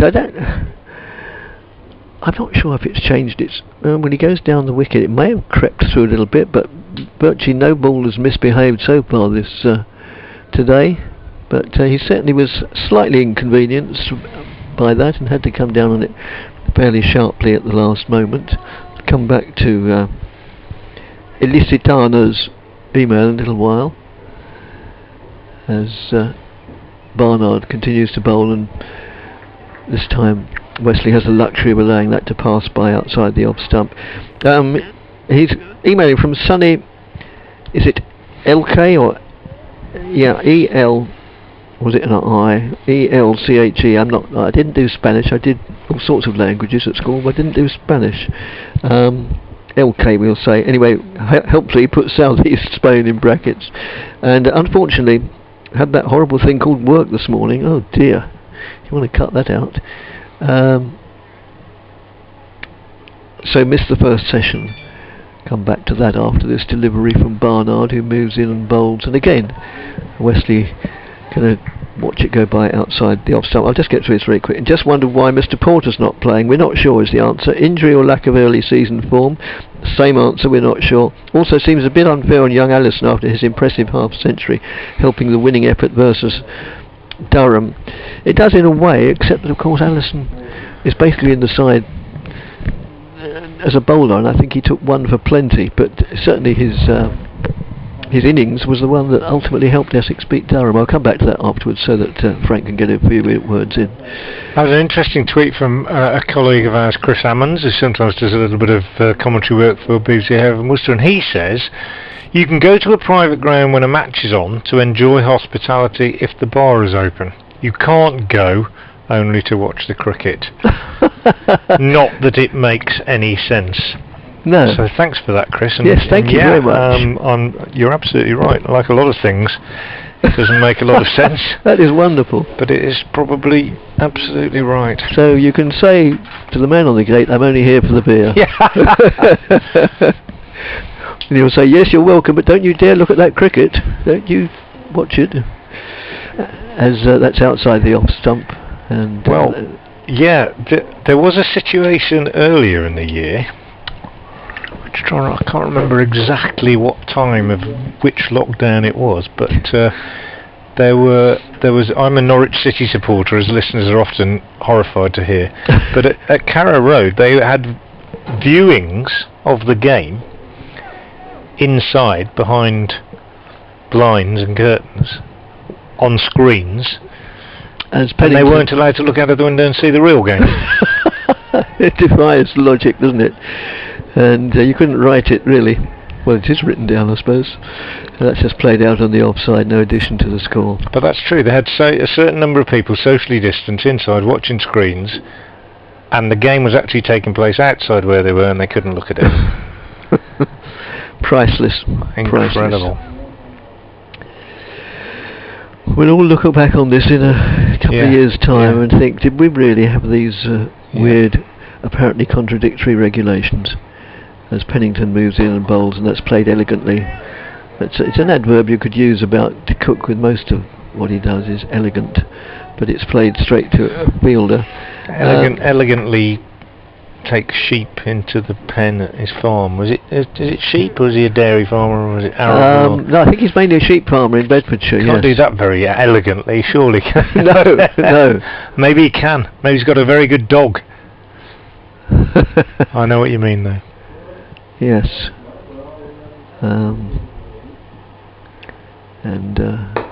So yes, he has very much going on in his life apart from cricket, which is why he's enjoying his cricket so much, I think. Yeah. It's not the be all and end all to him. He's got a nice career on the farm. He's got 2 young daughters to bring up, and in a way, all these things are more important than playing cricket when you've done as much as Alistair Cook has. And as soon as he's no longer enjoying, that's the great thing of Cook's position. As soon as he's not enjoying it, he can just say, "Oh no, I'm sorry, I've had enough." Yeah. Which some players don't. I mean, we have to remember that professional sport that's outside the off stump, we're inclined to attach to it an aesthetic that shouldn't be there. Really, it's their job, it's their living. You know, they plenty of us don't like going to the office every Monday morning. Plenty of cricketers, they've made their bed, they've got to lie in it. I can't really believe that all the time they love playing every single day of cricket. No, well, they don't. I'm sure. I think they do it at certain stages of their careers, but it does change, doesn't it? Yes, towards the end. It's bound to. One ex-pro made a very telling comment about that to me once. I'll pick up on that in a minute. Just played defensively, trickled out to mid-off. I won't say who it is for fear of embarrassing him, but this is somebody that had a long county career with 2 counties, a wicket-keeper, and then went into teaching, coaching, as I did. And I remember him saying to me, genuinely, I knew the time had come to stop when I celebrated if it rained. Yes, exactly. Yeah, then you're definitely playing for the money, not for the fun of it. Oh yeah, most definitely. It's hard, isn't it, for us to think like that, or for recreational cricketers or fans to think, yes, you must just love it. But it can just become a grind, I think. All the travel. Yes, staying away from home, bowling on pitches like this. Yes, that's just played defensively. Oh yes, as recreational club cricketers, you play the conditions you play in. It would be drizzling. It would be, I can remember some games when it was so dark in the evening. You could almost literally hardly see the bowler approaching. But as long as you wanted to play, then you would, because a lot of people. Well, my attitude to playing club cricket and in the winter club rugby was, I work 5 days a week. I want to enjoy the other 2, and if I don't enjoy them, then I'll find something else to do. As that's outside the off stump, goes through to the wicket-keeper.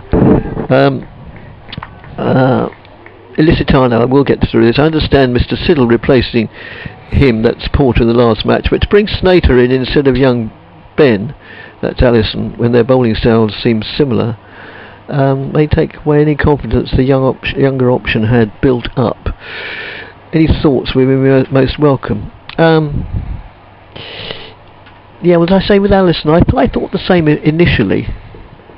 And Well, we haven't had many bumpers, bouncers or bumpers. Used to be called bumpers, now called bouncers today. In fact, I think that's only the second. I can recall Joseph bowling one at Brown, and that was a bouncer, which, well, Wesley got out of, but didn't do it very elegantly. But I suppose when you just want to get out of the way of a bouncer, the most important thing is that you do get out of the way of it, and he almost fell over in the process. As Pennington continues, moves in now and bowls. Again, it's outside the off stump, goes through to the keeper. Yeah, Barnard. I've just watched the Barnard, replay yes, of that. I'm sorry. Just watched the replay of that. One of the reasons that Barnard's bouncer is sometimes effective is that he's a medium pace and you don't really expect him to bowl a bouncer. So when he does bowl it, it genuinely has that element of surprise. And yes. I think Westley, it simply wasn't expecting. He evaded it, but he simply wasn't expecting it. It was quite a shot, really. You're not quick. That's outside the off stump as well, and it goes through to the keeper. Stephen emails us saying, enjoying the commentary and the conversation. It's almost like being at Chelmsford or even better, Colchester back in the day with my mates and a couple of East Anglian beers. Well, I assure you we haven't got any West Country beers or any others. Nor do we during the course of a game. What we do afterwards might be a different kettle of fish. And Barnard it is, and I apologise to him and the listeners for calling him Pennington earlier. As I said earlier, it's well indicated on the scoreboard. I have no excuses, and I just throw myself at your mercy. So Alistair was an example of someone who opted out of higher education to play cricket. I guess it paid off. But yes, I remember very well. I think he got offered a place at Durham. He'd been to Bedford Public School, and there was some debate. Is this a wise thing to do? If your cricket career disintegrates and you've got no university degree to fall back on, you're sort of in no man's land. But he knew what he was doing. End of the over. I hope you didn't think, by the way, that I was attempting. It's an absolute no-no, isn't it, for commentators to correct each other? When I said Barnard, I wasn't. Oh, good Lord! Trying to put you right. It was just that I was going to make that point about it. He lacks the pace, and you don't expect a bouncer from him. But he does have it in his armoury, just as a shot ball, really. But he's never going to really threaten with it physically. No, it's Pennington. It really is Pennington this time. Moves in and bowls. He can't bowl from both ends. That is one of the laws of cricket that's never changed. Although with this 100 where you're bowling 10, who knows? Who knows? Yes. No, I certainly might be able to bowl all innings. Yes, that's it. No, I certainly didn't take any exception to that whatsoever. Yes, Stephen continues. I agree that Cook's not the sort of batsman who crowds will flock to see, but highly effective. As Pennington moves in, bowls, and Cook just plays that out towards the bowler, who doesn't field it entirely satisfactorily, but no run accrues. Yeah, it's interesting, though, isn't it? Not the sort of batsman that crowds have flocked to see, and yet the sort of people that watch 4-day cricket on a regular basis up and down the country. Yes. They would actually like watching him, wouldn't they? Nigel just emails to point out that Warwickshire are 35 for 8. Goodness. And that I'll do a quick rundown of the other scores. And that Hampshire were 92 all out. Different match, I hasten to add, as that's worked away backward of square. Oh, and no, I thought there was a misfield 4. There was a misfield, but instead of it being 1, it became 2. And score moves on to 106 for 1. So thanks, Nigel, for that. It's just prompted Frank to look through the other scores. So quite a few wickets falling, but not here at New Road, Worcester, which will be well, we've lost 1. Yes, we've lost Nick Brown, who was out for 26, but nobody else. Luke Newell has got a request for you. Oh yes. He says, can we hear you say Public Park just one more time? I think it's you, because I haven't said it. I think he's referring to that conversation when you said about they play in a public park at Chelmsford and at Colchester and so on. So yeah, I don't quite know what he wants me to say Public Park. He just says, can we hear you? He's aimed at me, maybe. Can we hear you say Public Park just one more time? And Debbie Knight says, I agree with you and beg to differ with the message on Alistair. It remains a thrill to see him. I agree, Debbie. If you like, well, he's a legend, isn't he? Yes. We're watching one of the greats. Oh, one yeah. of the absolute greats. No question about it. As Pennington moves in and bowls to him, and he plays that out in the offside, no addition to the score. Oh yes, but he's so self-effacing and unassuming that you know, we in Essex just sort of, well, maybe I'm only talking personally, you sort of take him for granted almost. Yes, you don't sort of got those other scores anyway when we get chance. Leicestershire Gloucestershire at Bristol. Leicestershire 123 for 1 having been put in.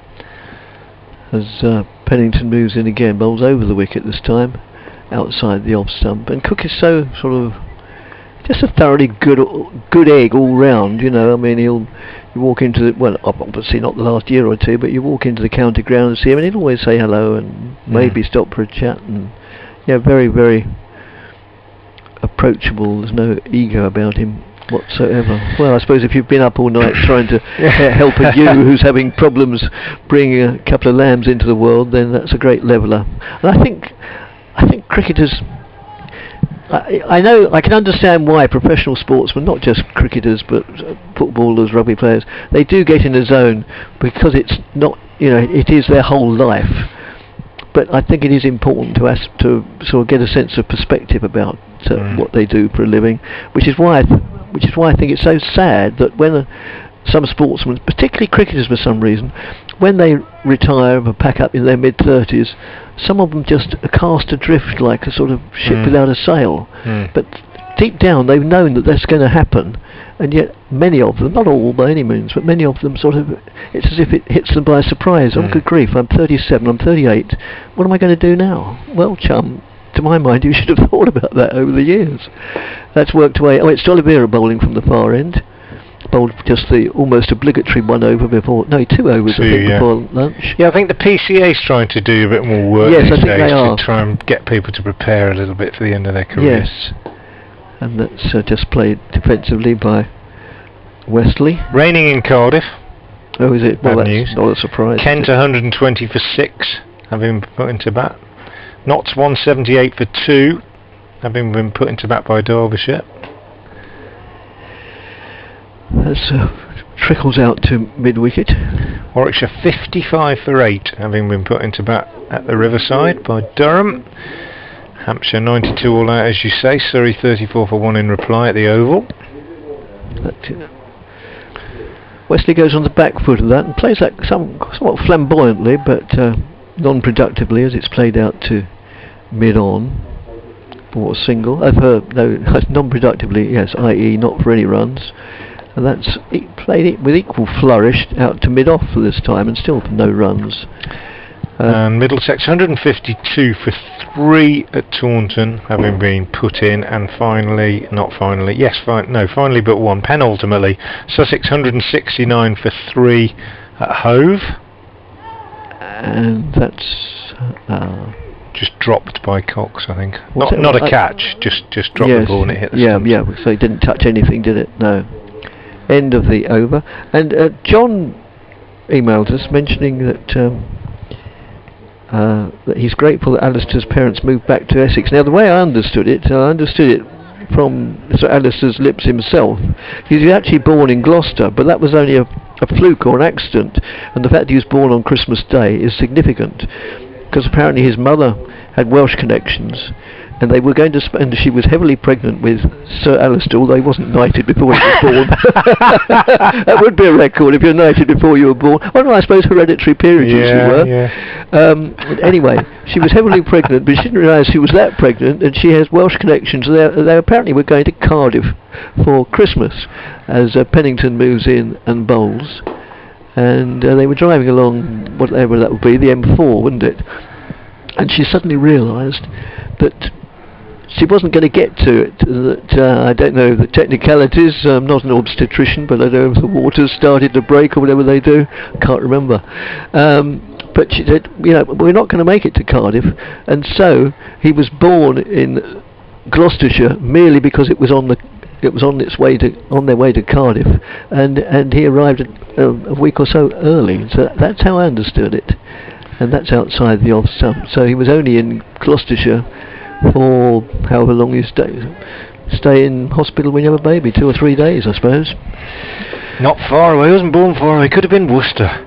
Could have been Worcester. He wouldn't have been the first Essex legend to be born in Worcester. Keith Fletcher. Keith Fletcher was born in Worcester. Not a lot of people know that.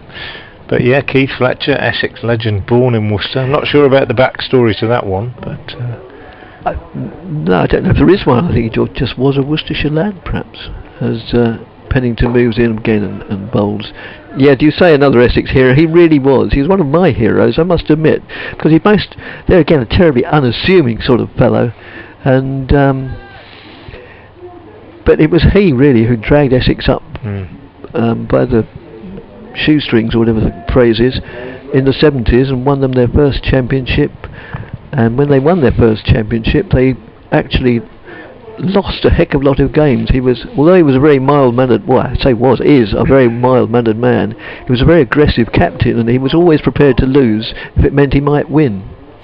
As Pennington moves in and bowls, and that's played defensively by Cook, back to the bowler. Just finally on the other scores, because I missed one out. Oh, yes. Yorkshire at Headingley against Northants, put into bat 76 for 3 off 23.5. There must have been some interruptions there, one assumes, because that's not many overs to have bowled. Their over rate would be dreadful. You can't beat 4 or 5 day cricket, says Mark Smith, but I must admit I like the Australian approach. They try to attack aiming for 4 and over. Yeah, I agree with that. I think that's Steve Waugh, isn't it, the 4 and over theory? Yes, that's played pleasantly by Cook, down for 4 runs, fine.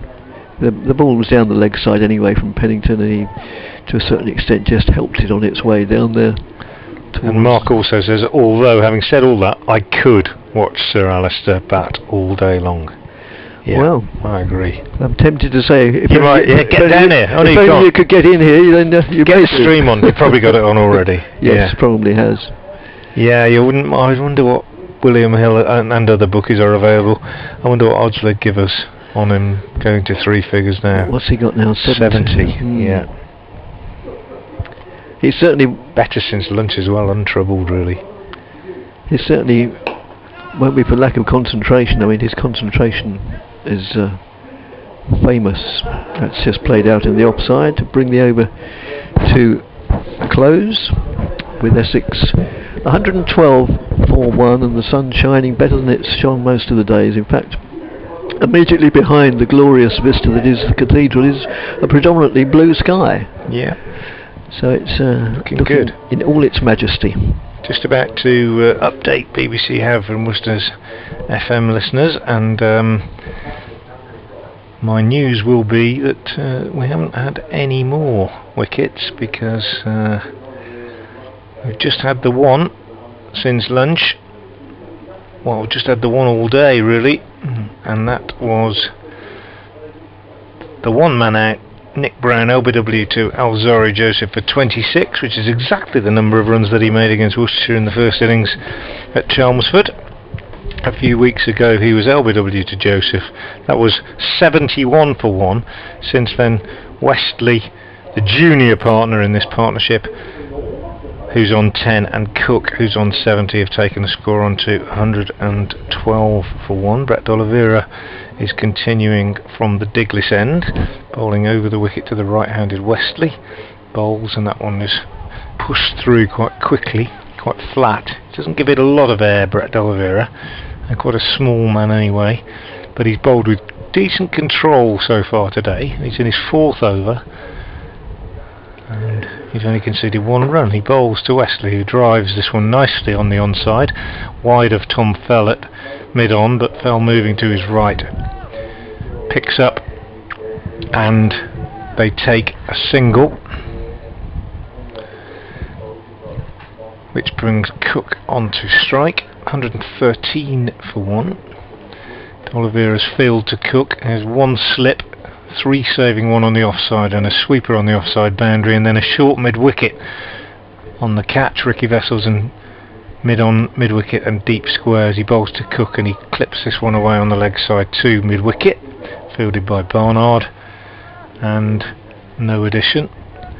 Bowling figures for Worcestershire so far tidy, but only one digit in the all-important wickets column as D'Oliveira bowls to Cook, who pushes out on the offside. Morris 12 overs 4 maidens, no wicket for 36. Pennington 12 overs 4 maidens, no wicket for 25. Just break off as D'Oliveira's in again, bowls to Cook, who goes back and pushes defensively on the offside. Joseph 12 overs 2 maidens, 1 wicket for 38. Barnard 9 tidy overs 5 maidens, no wicket for 10. And D'Oliveira in his 4th over has conceded 2 so far as he bowls again to Cook, who clips up to mid wicket, and again there is no run, so another tidy over from D'Oliveira. All of those figures strikingly economical, and yet, as I say, just the one success. Alzari Joseph picking up that 1 wicket to all. 113 for 1. Update is imminent, I'm sure, but might just be chance for you to have a word, Dickie. Well, I'll obviously interrupt us, or stop as soon as I hear the cue. John, oh, we go. Sorry, there it goes.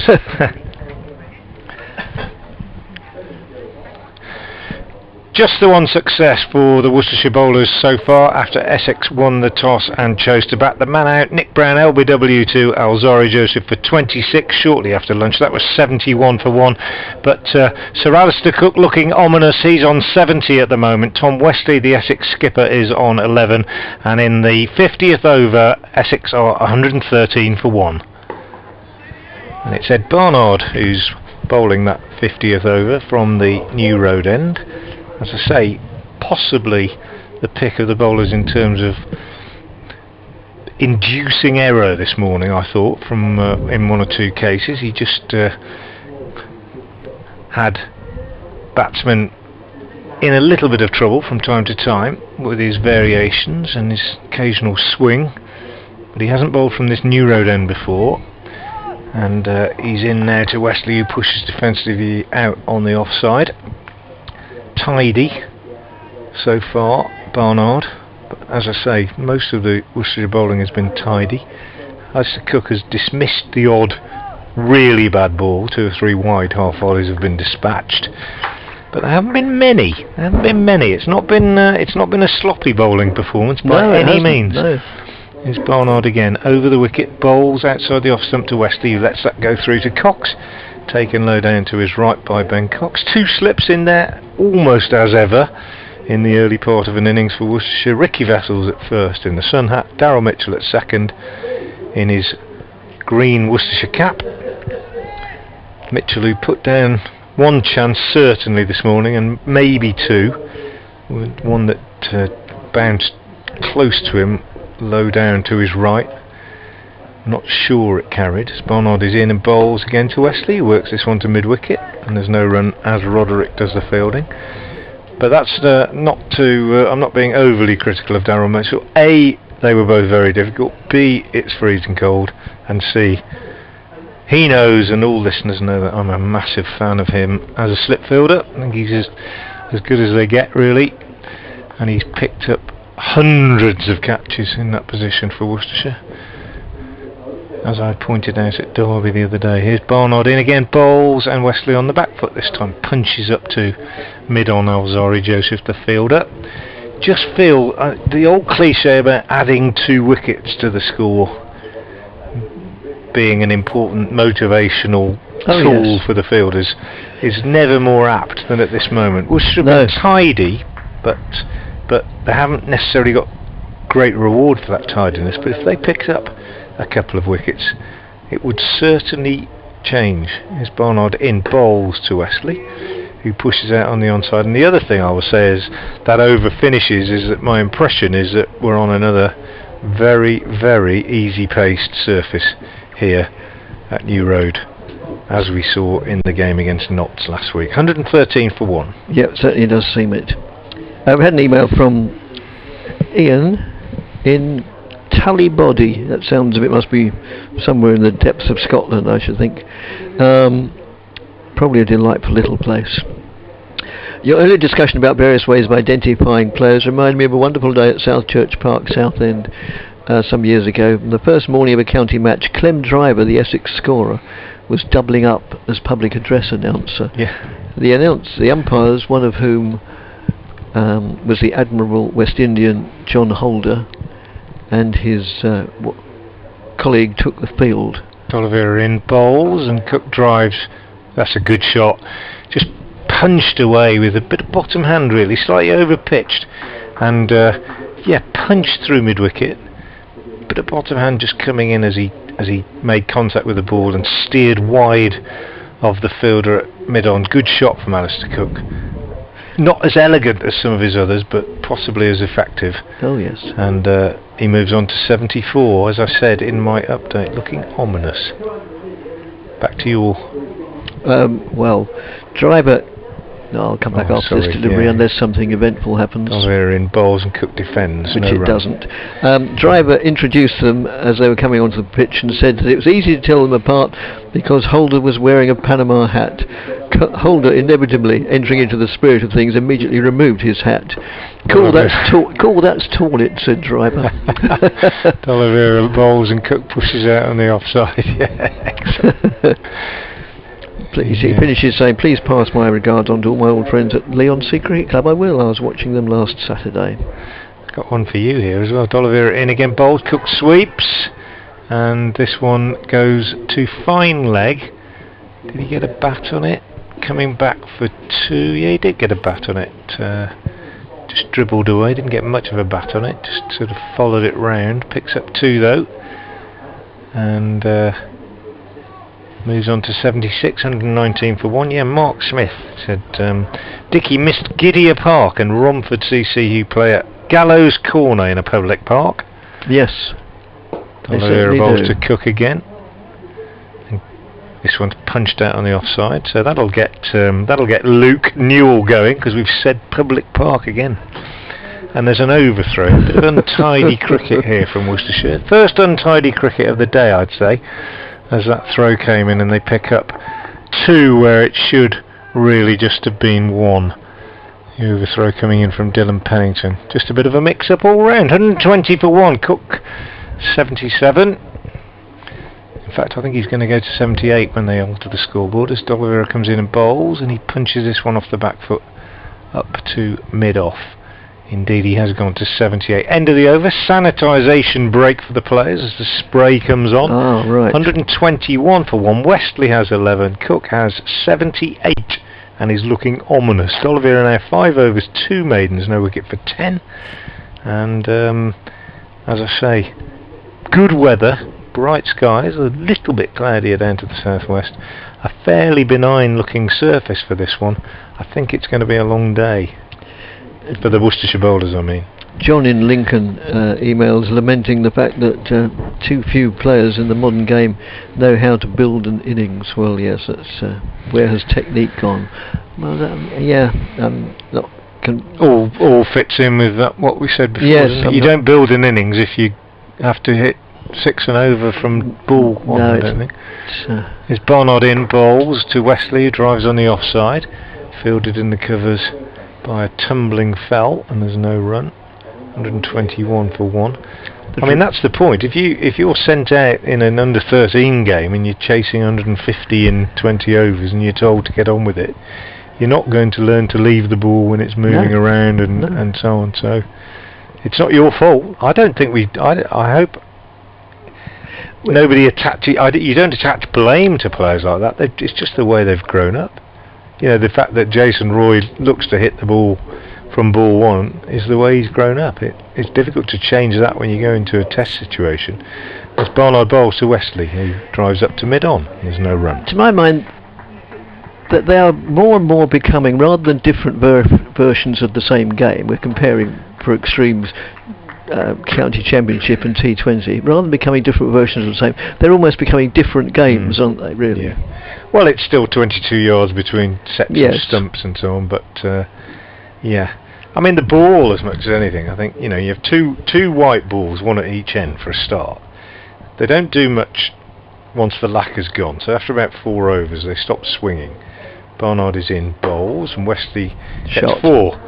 And that's his 3rd boundary, and they've all been similar. They've been on the leg side, over pitched, that one a little bit straighter, and punched away with the sort of bottom hand meat and drink shot, really, for a professional batsman. Particularly when that's his favourite shot, Yeah. and it's what he's always looking to do. And Absolutely. you know, a batsman's weakness and his strengths are the same thing. And in the, you know, was it a few seasons ago when he had 3 Test matches for England? They soon found that out. And if you've got a weakness at that level, then I'm Yeah. afraid it's a harsh old world. You're going to be found out. And he's always looking to score, play across the line and score on the leg side. He's Barnard in again, bowls, and he pushes forward to this one, taking on the pad as it drops down on the onside. 125 for 1. But yeah, going back to the white balls, you know, the fact that there's one at each end also makes life even more difficult for the bowler, Yeah. because they don't get soft. No. They continue to fly off the bat, as we see, and they don't get worn enough for any reverse swing to become possible, so it's even more difficult. I saw another suggestion yesterday, which I'll put to you, Dickie. I think you'll be horrified. Probably. Barnard is in and bowls to Wesley. He pushes out on the offside. 125 for 1. I saw a suggestion from Kevin Peterson, which said that in T20 cricket he wants to see 6s that carry more than 100 metres rewarded with 12. Oh, good grief.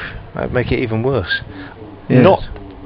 Not even mentioning the mixture of imperial and decimal measurements that would be created. As Barnard No, that probably wasn't high on his... to Wesley, who pushes out on the onside to Roderick. 125 for 1, because a cricket pitch is 22 yards, and I presume will always be 22 yards, and it will always be yards. Yes. If we start making other measurements in terms of metres, then we're in real trouble, I think. Yes, Desperate trouble. I mean, who knows where it might end? That's a good point. I mean, they play quite a lot in Holland, don't they? And presumably they still... Indeed, I've played cricket in Holland. They presumably refer to it as yards. Well, they do say about kilometres per hour, don't they, when they put the speed gun on and things like that. And I always have to check. Oh, yeah. When they say it, that's so many kilometres, I always have to check and change it back to miles. Here's D'Oliveira bowls to Cook over the wicket. So many anomalies. It always amazes me that you buy petrol in litres at the pumps, and when they're quoting performance figures, they always quote miles per gallon. Dot ball first ball, D'Oliveira's second ball, in, bowls to Cook. Dot ball again as he pushes out on the onside. And Alistair Cook patiently working his way towards another century, I think. I'm doing everything I can to get him out. As D'Oliveira bowls again to him, and he pushes that one out on the onside. One thing you've got to admire as well, I think, it's easy to speak to Essex fans about this, but I think most Worcestershire fans are pretty generous in their appreciation of others as well. D'Oliveira in again, bowls to Cook, and that one's whipped away on the onside. Good shot through the gap between mid-wicket and mid-on, and it's 4. And I almost thought he was quite late on that one, but he still timed it beautifully and moves on to 82 and to 129 for 1 now the total. And what I was going to say is, you've got to admire the appetite, haven't you? You know, you said Dickie doesn't need to play anymore. He's got other things in his life, a family, a farm, and plenty of money, I think, to be fair. Oh, I'd have thought so. But he still has an appetite to be here, playing for the love of the game. One assumes as he pushes his one back up to D'Oliveira. He's not playing for the adulation of the crowd, that's for No, sure. hardly. Because they're not here. It's just genuinely must just love doing it. 129 for 1. He's played really well since lunch. I'm not saying he didn't play well this morning, but there were a couple of errors. D'Oliveira in bowls. He goes back watchfully, pushes back up the pitch to the bowler. End of the over. 129 for 1. Wesley has 15. Cook ominously on 82. D'Oliveira 6 overs, 2 maidens, no wickets for 14. Barnard 11 overs, 6 maidens, no wicket for 14. Brown the man out. LBW to Joseph for 26. We've had 53 overs, so that means we've got another 21 overs to go until tea, and it's 129 for 1, and commentary will continue with Dickie Davis. Right, thanks Frank. Yes, we've had a few more emails in. John in Lincoln, well, lamenting the game. The traditional game also has, he amongst other things, says it lacks the sense of humour that you used to see. Well, you did at Essex especially. Yeah. As he just played defensively. It's Barnard bowling from this, the New Road end. Now he was bowling at the Diglis end. Yes, I mean he refers to Ray East taking an imaginary catch. There were all sorts of antics they used to get up to, both on and borrowing a bike, Ray East. Yes, that's borrowing right. a bike and riding from one third man to to third man. Yes. As fantastic. Barnard moves in again and bowls, and that's just played defensively by Wesley back to the bowler. Now, where was it? The boss, Glenn Speller, has emailed another email that came in to the Essex, to the BBC email address, which we no longer use. But I think it's, I don't know if it's all here, but I assume from the email address it's from Brandon. And it says, enjoying the commentary, unfortunately broke my tibia playing football 2 days before the first game of the cricket season. I'm sure there must be a little bit more to it than that, but that's the only bit that seems to have been forwarded. I hasten to add that it's not criticism of the sports editor, would I dare. It's probably my clockwork tablet that doesn't find it or something. That's just worked away. Score moves on to 130 for 1. Wesley 16, Cook 82. Could be, but well, obviously it could be. But, from the Essex point of view, we hope so, but from the Worcestershire point of view, they equally hope not. Either way, I'm not a believer in the so-called commentator's curse. It doesn't make a blind bit of difference what we say. The game is still going to progress its own sweet way, irrespective of how we or any other cricket commentators describe it. But you know, there's all these wonderful superstitions and traditions, and you know, if your side's doing well, you don't get out of your seat and things like that. And that's just played backward and square on the offside. But it's all these little things that make the game unique in a most wondrous and wonderful way. And I'm so grateful to my dad to introduce me to it, really. And well, not that he made a point of it, it was just natural. No ball, I think. That's the first one of the day. We've had very few extras, and we had 6 up till then. Or was that 8? 8, I think. But I don't recall another no ball. They've been very disciplined, and really that in itself sums up the disciplined attack that Worcestershire have had. They've really done nothing well. I was going to say they've done nothing wrong. They have missed a couple of difficult chances, but from the bowling point of view, they've really done nothing wrong. They've bowled very well. That's just played defensively. They've conceded only 132 runs, and we're getting towards the end of the 56th over. So that's only a smidgen over 2 and over. Well, a large smidgen. And no, it's just that Essex have battled it out. Good attritional cricket. As Barnard moves in again and bowls to Cook. And Cook chops. I've lost the sight. Did it go for 4? Cut it and diving was it stopped by D'Oliveira, yeah. Brilliantly stopped, and it looks as if we've got another. No, yeah, well, it's another break, isn't it? Another break, which gives me an opportunity to catch up on another email from Istanbul Steve again.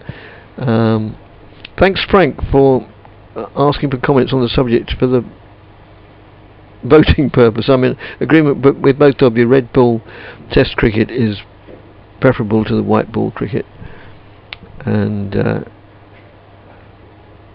yeah, we crave for drama, developing design and pattern with ebbs and flows, a conflict of wills and skills over a fuller time period. I sometimes wonder if Steve is actually the poet laureate, but I know he's not. Yeah, I'm not suggesting. I hope nobody thinks I'm decrying white ball cricket, because I do enjoy it, and I've enjoyed it in many roles really, not as a player, but as a coach certainly, and as a commentator, and just as an ordinary spectator. But it's just, I just want balance. That's all.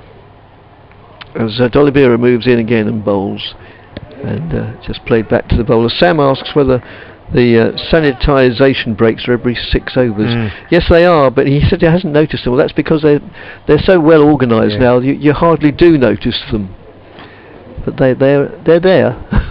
But when they first came in, I mean, I remember covering several games last year, including the cup final at Lords, and yes, they did seem to take an eternity. Now they're speeded up considerably. That was just played back to the bowler, D'Oliveira, and so is that. We're getting through these emails, but don't let that stop you sending more. Mike emails us. I'll tell you what he says in a moment or two. D'Oliveira moves in again and bowls to Wesley. Wesley plays elegantly, flamboyantly, non-productively as he hits it straight out to Vessels in the covers. Shortish cover. Wearing 99 on his back, as we said this morning before lunch. Well, he wouldn't have changed his number, so of course it's the same number. Unless he stands on his head. As D'Oliveira moves in again and bowls. And that's a Wesley shot, whipped away through mid-wicket. Well, not through mid-wicket, but through the mid-wicket region, but only for a single because there's a wideish mid-on.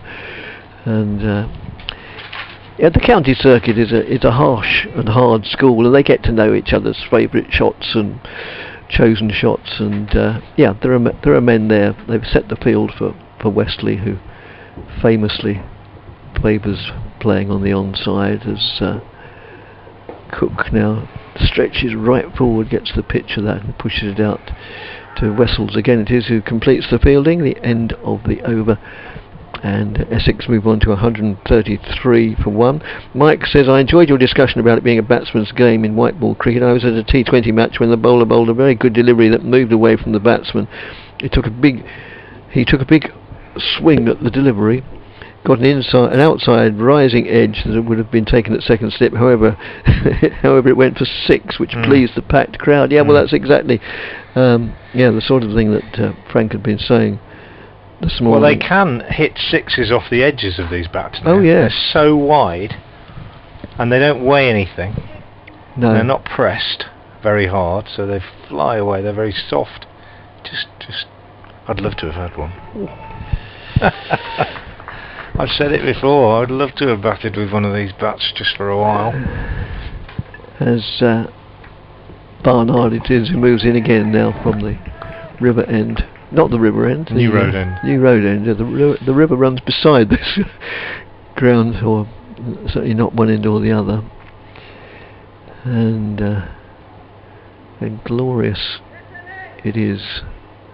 I don't want to keep on about the cathedral, but Worcestershire listeners know how lucky they are, but it is looking splendid. I remember saying to Dave Bradley probably the last time we were here, or maybe the time before, I said to him, that's just played down the offside, I said, do you ever take this view for granted? And he said, no, never. Which I was pleased to hear, because from those who watch a lot of cricket at more prosaic grounds like Chelmsford, it would be a tragedy to take something like that for granted. It is. Well, I taught for a few years at the King's School, Did you? which is based in the grounds of the cathedral, and we would have assembly weekly in the cathedral. Really? And you did take it for granted, I think. And King John is buried in the cathedral, and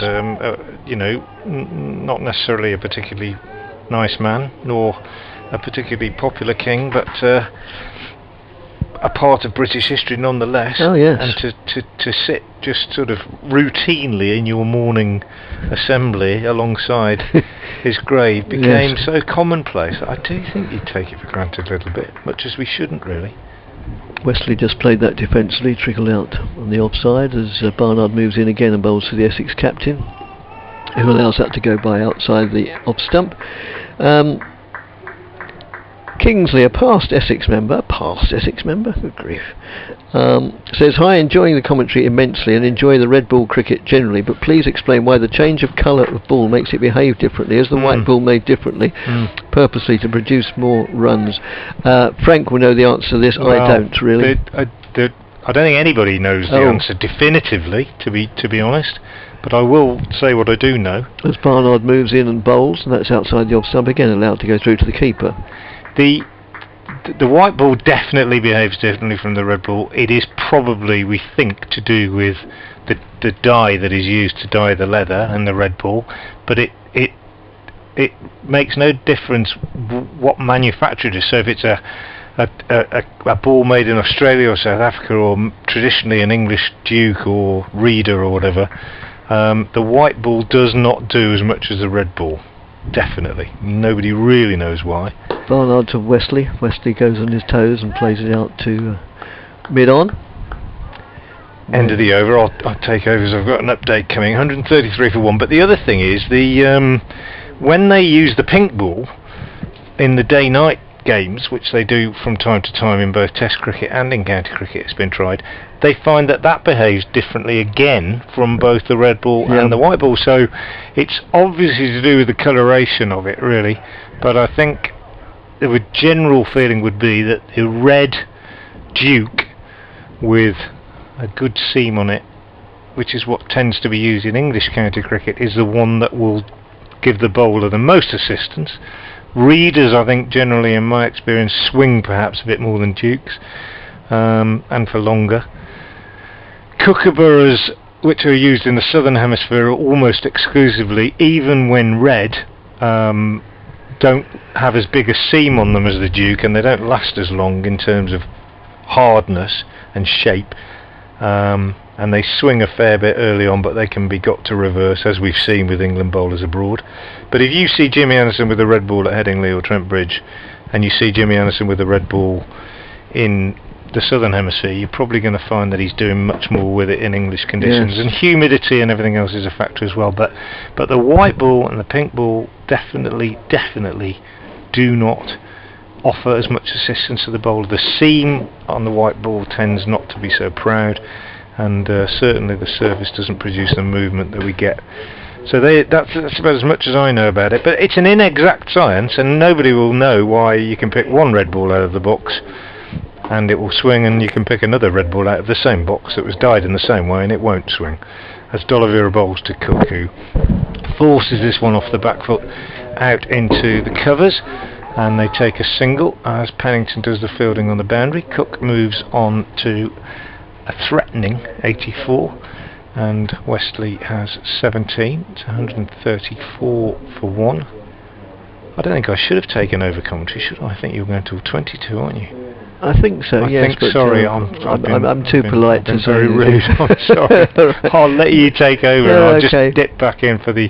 Yes, well, that's thing. It was that question as well that threw me. Sorry. Yes, it's just played out to into the covers by the Essex skipper. D'Oliveira bowling from the Diglis end, and again played out in the covers. Very well fielded though by diving away to his left by Ed Barnard. At the Diglis end, I may well go down for that little. Yeah, I'll give you the route. I'll give you the route. Yeah, do. Depends a lot on the weather forecast and the threat. You could leave the ground, cross the river, turn right immediately, go down to the base and cross over onto the canal and walk back to your accommodation in about 45 minutes. Oh, that's ideal. And thank you. That's just pushed out of the offside, back to the bowler. A regular run of mine from when I used to. Was it? Yeah, when I used to run. Oh, well, if you reckon I could stroll it in 45, you presumably run it in about a quarter of an hour. Yeah, I would say 45, 50, and that was a sort of 2.5 mile little loop I used to do. That's just played backward and square on the offside for a single, and Wesley will retain the strike because it's the end of the over. We've had the full version of Brendan's email now, which was cut off in its prime. He says, my apologies, there was meant to be a question attached asking if you'd ever known a player getting injured outside of cricket activities and needing to miss time in a game. Not off the top of my head, although of course some players have missed time in a game by Essex are 135 for 1, having won the toss and chosen to bat. The one man out is Nick Brown, who was LBW to Alzari Joseph for 26. That was 71 for 1. Since then, we've been watching steady accumulation by the Essex batsman. Tom Wesley, the captain, who made a double hundred against Worcestershire 3 weeks ago, is on 18. He's been solidly supporting the main man, Sir Alistair Cook, who is on a very threatening 83 not out at the moment and just beginning to expand his game. So at the moment, Worcestershire struggling, and in the 58th over, Essex are 135 for 1. And whilst Frank was doing that update, Wesley pulled a delivery from Barnard down to the long leg boundary. A well executed and well controlled shot. He was in control of it all the time, and that moves the Essex skipper's score on to 22. The former England skipper, Sir Alistair Cook, is on 83, and Essex are 130 for 1. And it's Barnard bowling from the New Road end. He moves in now, right arm over the wicket. Bowls to Wesley, who plays defensively. Back to the bowler.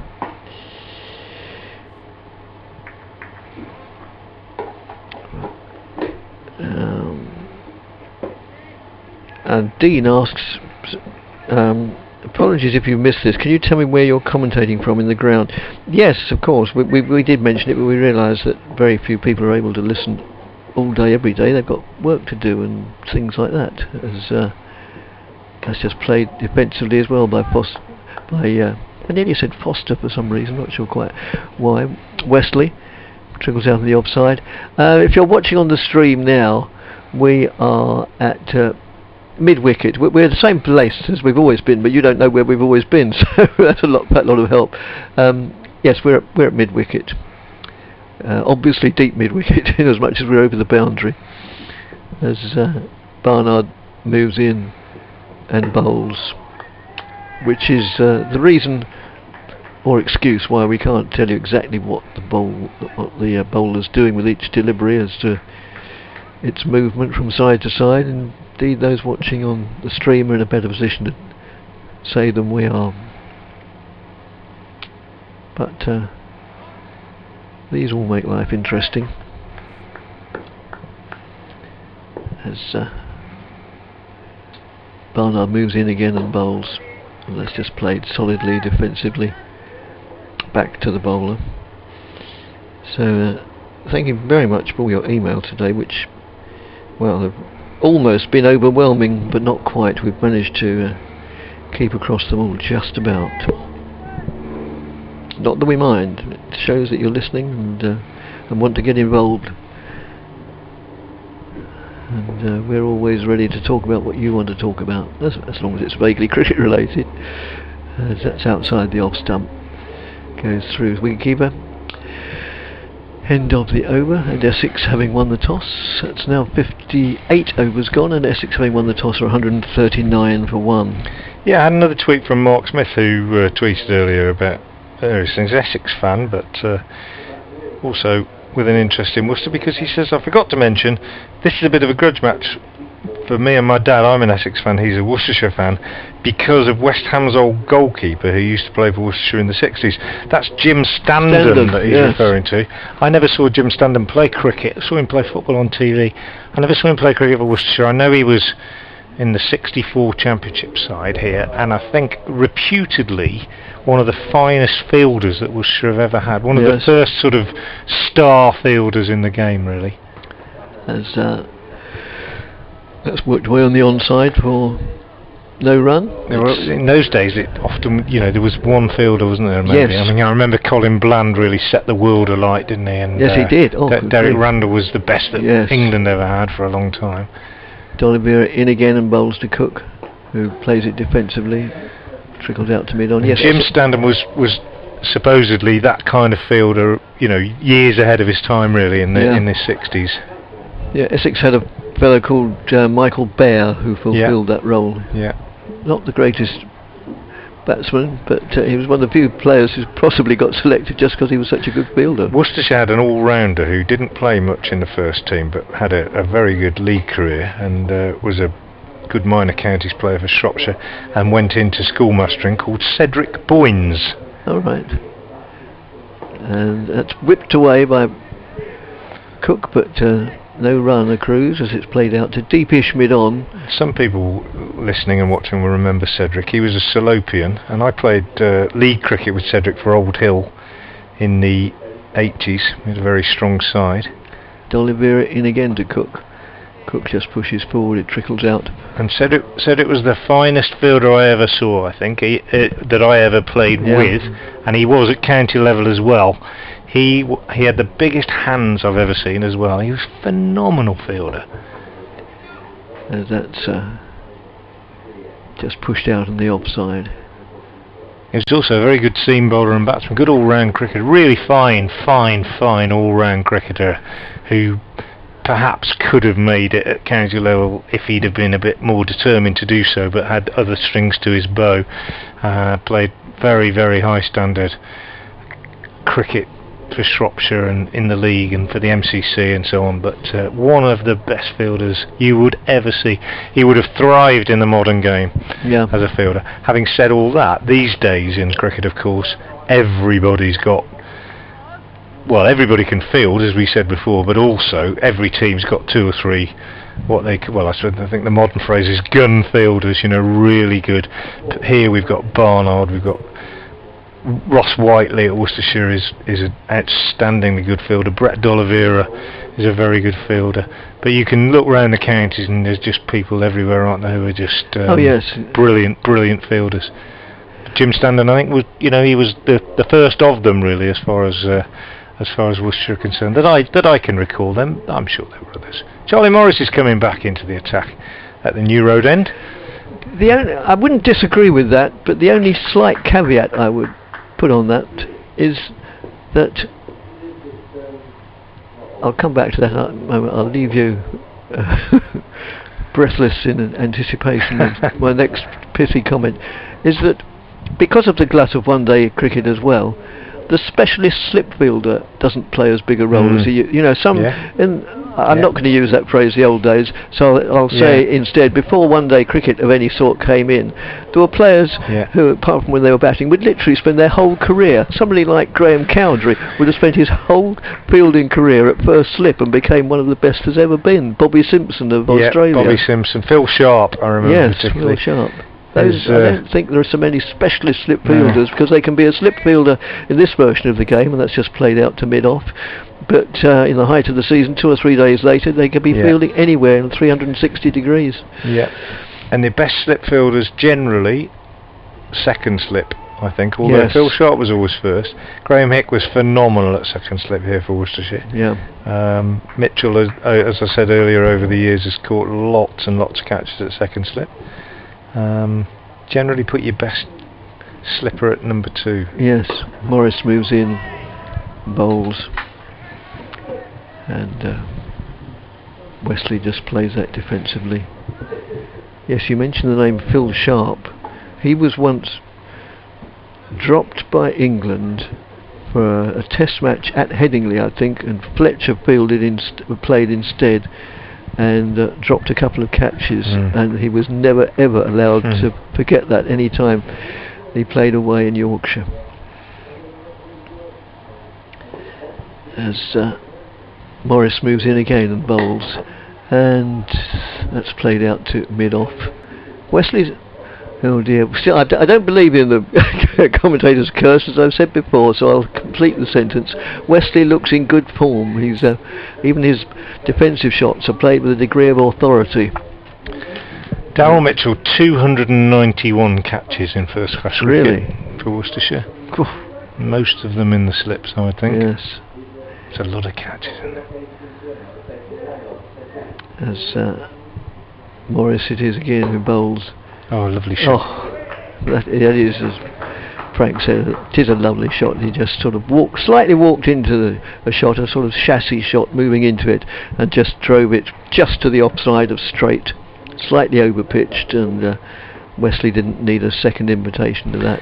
He's stronger on the leg side, but that one punched. Well, no, not punched. That would be unfair. No, driven straight was yes, would grace any coaching manual. It's an interesting one, that one about slip fielders. I'll come back to it in a minute. Yeah, let's do it. It's one of my hobby horses, and Even better. oh, and that's as you say, even better. Gets up on his toes this time, and this time it's played just to the leg side of straight. And but two excellent shots before. Moves Wesley on to 30. Yeah, he's got there almost without you noticing. He has, yes. Yeah. Sign of a good player. 147 for 1. Morris 13 overs, 4 maidens, no wicket for 44. Pennington 12 overs, 4 maidens, no wicket for 25. Alzari Joseph 12 overs, 2 maidens, 1 for 38. Ed Barnard 14 overs, 7 maidens, no wicket for 21. And Brett Oliver 9 overs, 3 maidens, no wicket for 17. And I will now take over the commentary. Oh yes. Having done so very rudely earlier before my time, and I apologise again. Going back to the slip fielders, I'd like to hear from people as well, if they can think of any that really stand out. But we've mentioned Phil Sharp. Colin Cowdery was very good. Barry Richards was very good. Yes. Was just stood at first looking very cool. Mark Waugh, one of the best I remember. Graham Roop was a phenomenal slip fielder, wasn't he? And touched on this last season a couple of times. I remember specialist gully fields. John Edrich was a gully specialist, and Ashley Mallet was one of the finest gully fielders I've ever seen. You'd see a player play a flashing cut, and suddenly somebody was lying on the ground holding the ball. It's D'Oliveira bowls to Cook, who's slightly defeated by this one, as he just jabs down on it at the last minute and squeezes it to short third man for a single, prompting the hands on head from the bowler that you get when they think they're just about to get a breakthrough and it doesn't happen. Cook moves on to 84, 148 for 1, and D'Oliveira goes over the wicket to bowl to the right-handed Wesley. I suspect he'd rather bowl at right-handers, and he beats him with one that maybe turned a little bit. I have to look at the replay. Ben Cox takes the bails off, but no movement of Wesley's back foot. Well, even in the modern game, I'd still apply. I'm applying this slip theory. Then, to listeners, if you were bowling, say you're a seam bowler, who of all the fielders and all the county players on the circuit, who would you most like to see at second slip? Thinking, well, he's not going to drop it. He'll 99 times out of 100, he'll wrap his hands around it. D'Oliveira bowls, and this one's pushed out on the onside by Wesley. Wayne Madsen would be up there for me, the Derbyshire all-rounder. Great fella. Tremendous cricketer in all respects. Lovely bloke as well. D'Oliveira bowls again to Wesley, who pushes out on the onside. But yeah, it's and the thing is, in the shorter game, you just don't have specialist slips, as you say. D'Oliveira bowls again, and this is pushed back up the pitch by Wesley, and it is still, even though fielding all around the ground has become something that everybody's adept at, but it still takes a special kind of application to be a very good slip fielder, as D'Oliveira bowls this one to Wesley, pushed out on the onside, no run, 148 for 1. Concentration. It could be the last ball of the day, it could be the first ball of the day. Knowing what to watch. If your first slip, I think it's still the belief, certainly the way I coach it, if you first slip or keeper, you watch the ball. Yeah.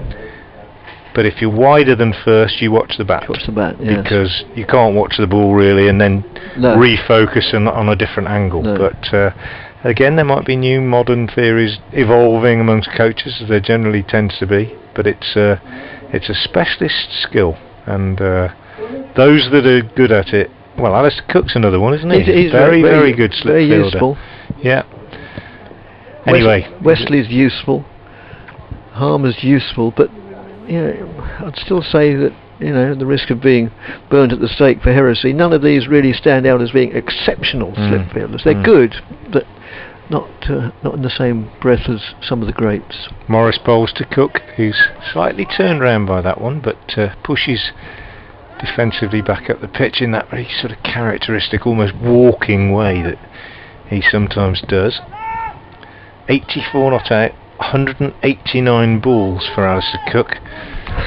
It's not been spectacular. He's hit 13 fours, but it's been measured, purposeful, and very, very important in terms of the game. Morris in again, bowls to Cook, and he works this one to mid-wicket, and it's fielded by Fell. We had an email from Chris, who always manages to come up with some interesting facts. We were talking about Jim Standen. Yeah. He holds the unique distinction of winning the FA Cup, the County Championship, and topping the national bowling averages, and what's more, all within the space of 4 months. 64, I think. Yeah, 64. And then they won the Cup Winners' Cup, I think, the following year. Yeah. Against TSV Munich. In comes Morris, and that's driven out on the offside book and by Cook, and there's no run. Why on earth somebody who follows Worcestershire and Norwich City should know that West Ham beat TSV Munich in the European Cup Winners' Cup final of 1965? I do not know, and I don't really know why I know it. It's from an old football annual or something that I had when I was a boy, and Jim Standen was the goalkeeper. Not the biggest of goalkeepers, as I remember. In comes Morris and bowls to Cook, who drives firmly down the ground. There's a good stop off his own bowling by Morris there. Saves what would have been at least a couple, I think. And slightly damaged his hand in the process and shakes it a little bit ruefully, but a good stop. Cook stays on 84. Greyish, quite threatening sort of clouds over the cathedral and over towards where I live, but not too bad down towards the southwest, which is where the weather tends to come from. Sunshine now as Morris is in and bowls to Cook, who drives up to extra cover, Gareth Roderick the fielder. But that certainly looks like rain over towards the east, but it's slipped by us here, and we are in bright sunshine. It's still a bit chilly, I think, out there for the players. We're behind glass here. Yes, we're all right. As Morris comes in once more and bowls to Cook, who leaves that alone outside the off stump. A better over from the Worcestershire seamer, 148 for 1 at the end of it, and 62 overs completed. Westley has 30, Cook has 84. The one man out is Brown for 26, and we've just got 1 over to go before the tea interval. Yep. 2, I beg your pardon. Yes, I mustn't forget my 4 o'clock update. I sometimes, and I'm not alone, quite a few of my colleagues make the same mistake. Because we don't have many updates to do, we're inclined to forget there's one at 4 o'clock. I must not forget. I've had a slip cordon suggested. Gooch, Botham, Flintoff. Yeah, that's not bad. For your Gooch, Botham, Flintoff, I'd give you Sharp, Roop and Cowdrey perhaps. 1 to Westley here as D'Oliveira bowls this one on leg stump, and he drives up to mid on. But yeah, that's pretty good. Botham was good. There've been some good ones over the years, and we've probably missed out loads, haven't we? Oh yes, probably. Fielders. Botham just had that knack of standing with his hands on his knees and plucking it out of mid-air, didn't he? Yes. Botham, or Baron Botham now, as he is. D'Oliveira in again, bowls to Cook, who drives. Bowler does his own fielding, diving down by the non-striker's feet, and there's no run. 149 for 1. Thanks, John and Margaret in North Suffolk. Single for Cook here as he drives D'Oliveira up to mid-off. 150 is up, 150 for 1 Essex, and so that is well, it's taken how long? We're in the 63rd over, so that's pretty steady.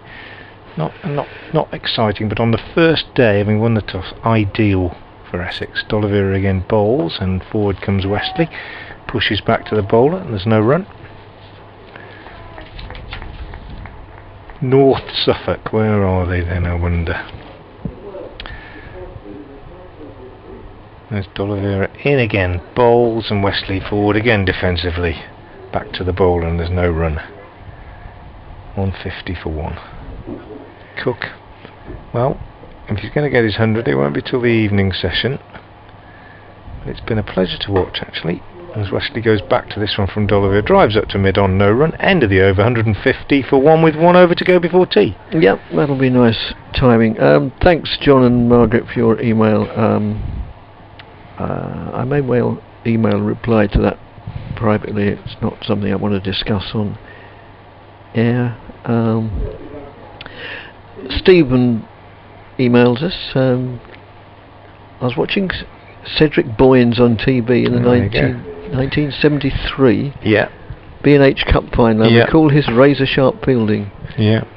He says Phil Neal combined football and cricket, as did Jim Coombs, who I saw keep goal for Aston Villa at Ipswich in the FA Cup in 1975, and then bowling for Worcester at Colchester.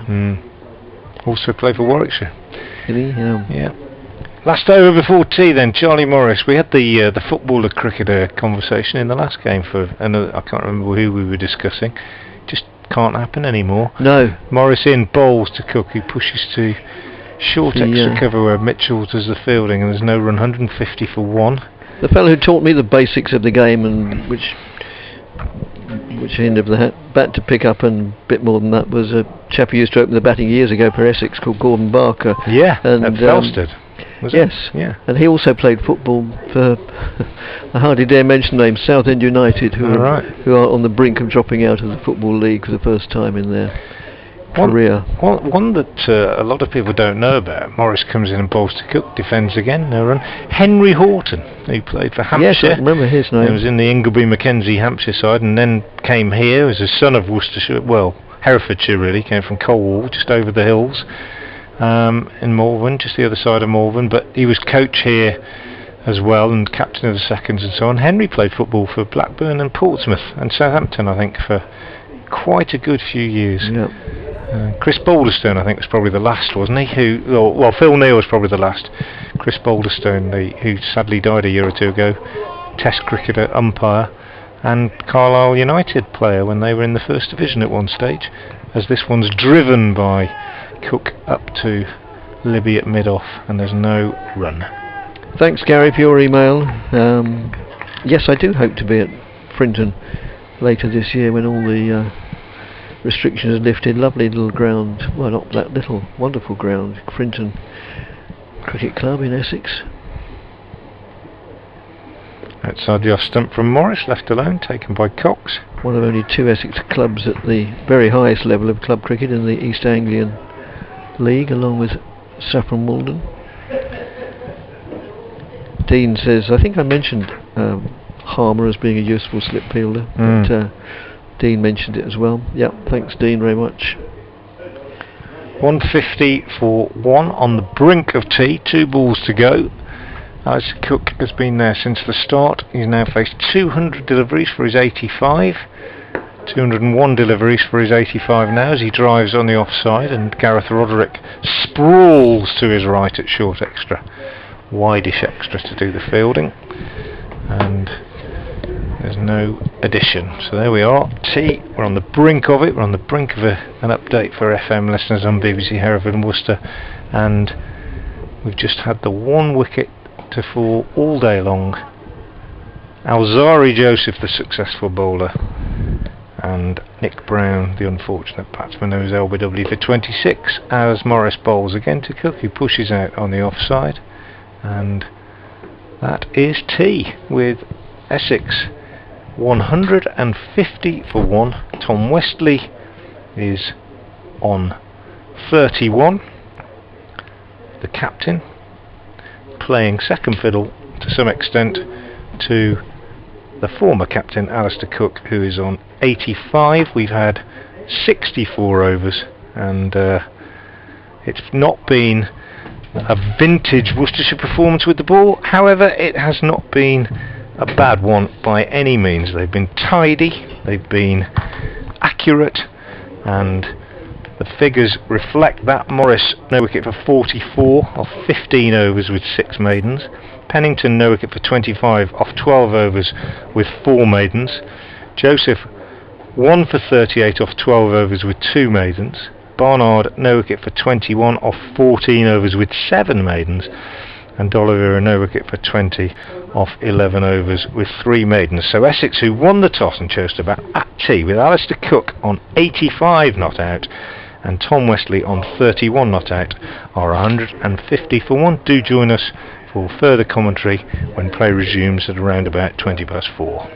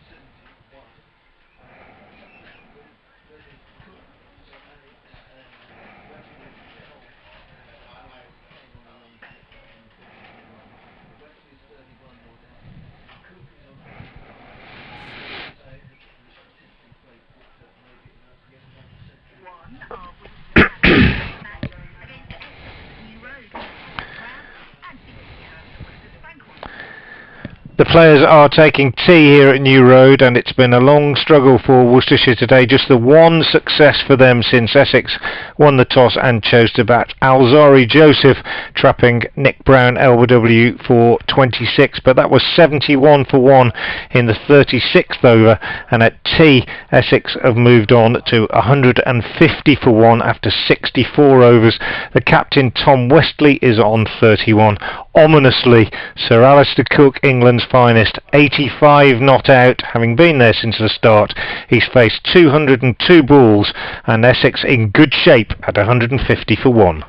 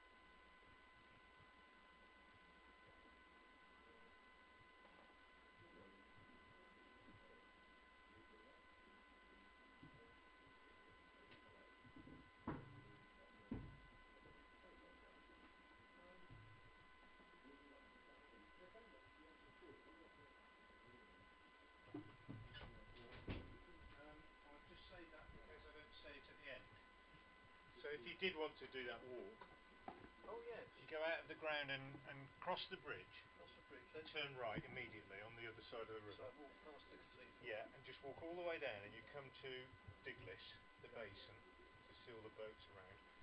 And basically, if you cross Diglis Basin, just going to your left, you will come onto the canal. Right. If you turn left and follow the canal back, that will take you right up to Barbourne. When you go past the Royal Grammar School fields on your left, which you'll see quite clearly, They're behind the it's school. field, Yeah. yeah. Then if you go past them, and the next road you come to, which is by a bridge, Yeah. St George's Lane, where Worcester City Oh, Ground yeah. used to be, it's not there anymore. Then you come off the canal there and walk up to your left. It will just bring you up Yes. almost exactly to where you're Yeah. staying. Well, that comes out beside. Yeah. Yeah, and I'm in the Shrubbery Guest House. Are you really? I used to live in Shrubbery Road just Is that right? for a while. Yeah. And just beyond me, on the right-hand side, there's a very interesting road that sort of goes in and comes out again with a Yes. big church at the end. Beautiful. St George's Square. Yes, Yeah. it looks very elegant. Absolutely beautiful. I can yeah. imagine that some of those properties were the places to live. Yeah, headmaster of the grammar school lived there when I last taught there. Oh right, well that was handy. I went round to dinner a couple of times. Oh, right. Very nice place. With the church at the bottom. Yeah, very nice. Well, Tim Curtis is one of my very best friends. Still lives about another 200 yards away from where you are. Oh, right. Out of town on the road on the right. And my daughter's not far away from there. You wouldn't know which of the 3 or 4 Indian restaurants along there is the best, would you? Well, they're all good.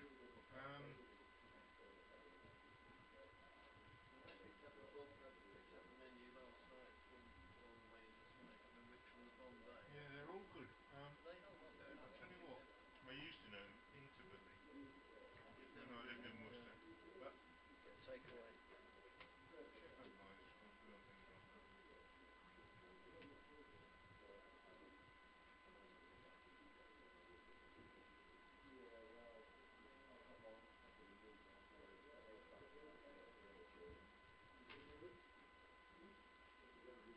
Anna is still very good, Yes. which is there, on the tithing by that one, opposite the grammar school. Sorry, what's it called? The Anna Oh yes, I saw that. A-N-A-R-K, that's where I always used to go. Oh right, oh it's good enough But for it you. was a while ago though.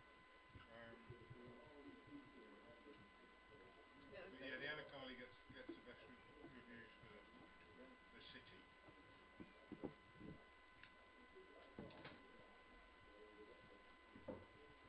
20 minutes soon flies. Yeah. By the time you've done your update.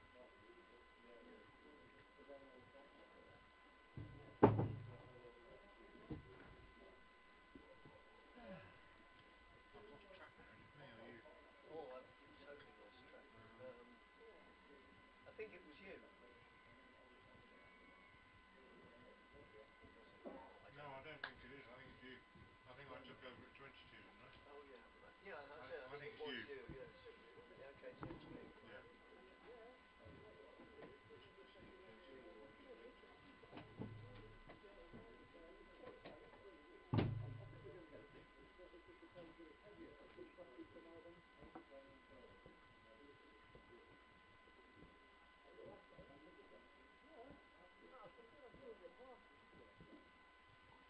Worcestershire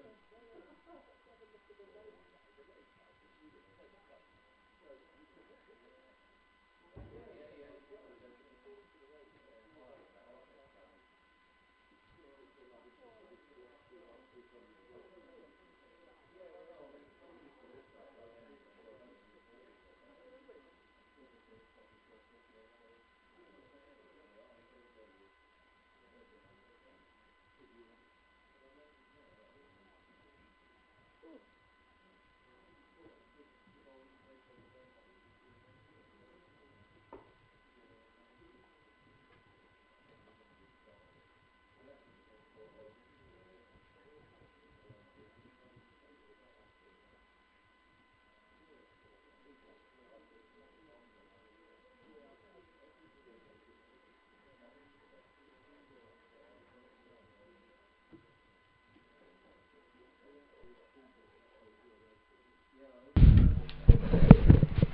Welcome back to New Road for the final session of the first day of this match between Worcestershire and Essex.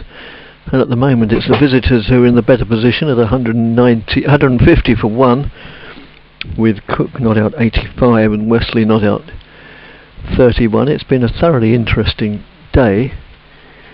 And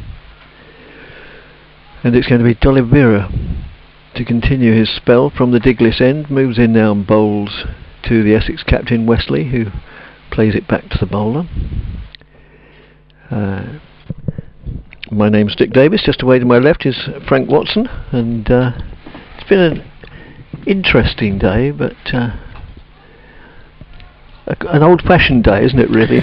Yeah, I would say so. I don't think Worcester have been poor in their bowling at all. Not at all. But they did miss a couple of chances which might have made a difference. Yes. D'Oliveira moves in again. The ball a very full length, which Wesley does well to dig out and puff of dust as he does it. But probably push through a little bit quicker as well. Aeroplane or something like that drones above. We can't quite see it because there's quite an overhang of this stand. So that's played with a bit of a flourish, but straight out to Libby, the captaining his first game. He's fielding it mid-off, and D'Oliveira continues, moves in, bowls, and that's played out into the covers. No addition to the score. Still 150 for 1. So Essex in the better position at the moment, but we've all watched enough cricket to know that just one over can change things. Wesley goes on the rocks onto the back foot, slightly short of a length, and just plays it out into the covers for a single, and he'll retain the strike because that's the end of the over. 151 for 1. Yeah, as you say, Essex in a good position, and probably what they will have hoped for, maybe even better than they hoped for when they won the toss and chose to bat. Didn't lose any wickets in the first session, just the one in the afternoon session. A couple of chances missed in that morning session by Worcestershire, but as I said, tidy really from the home side, but tidy without being particularly threatening on what looks at first impressions to be a fairly docile surface, although Alzari Joseph, who's coming to the attack at the New Road end, may want to try and prove otherwise. Yes, sure he will, as the sun shines brightly at the moment, but it creates that strange light where you think, well, it's probably just poking through the clouds and it's not going to last very long. But if not make hay while the sun shines, at least watch some interesting cricket while the sun shines. As Joseph moves in now from the New Road end, bowls to Wesley, and again Wesley's clipped that away, this time just backward of square on the onside. Probably got a bit of bat, a bit of pad into that, didn't really go very far. Sorry? Leg by, I think. Was it only a leg by? Alright. And it was the wicketkeeper himself who made ground to retrieve the ball, just about 20 yards or so from the bat. So as Alistair Cook faces his first delivery since his tea. I wonder if he had a cup of tea or an energy drink. Yes. That's how the game's changed since he started playing, I should think. Quite. That's a ball of full length which Cook just pushes out on the offside, no addition to the score.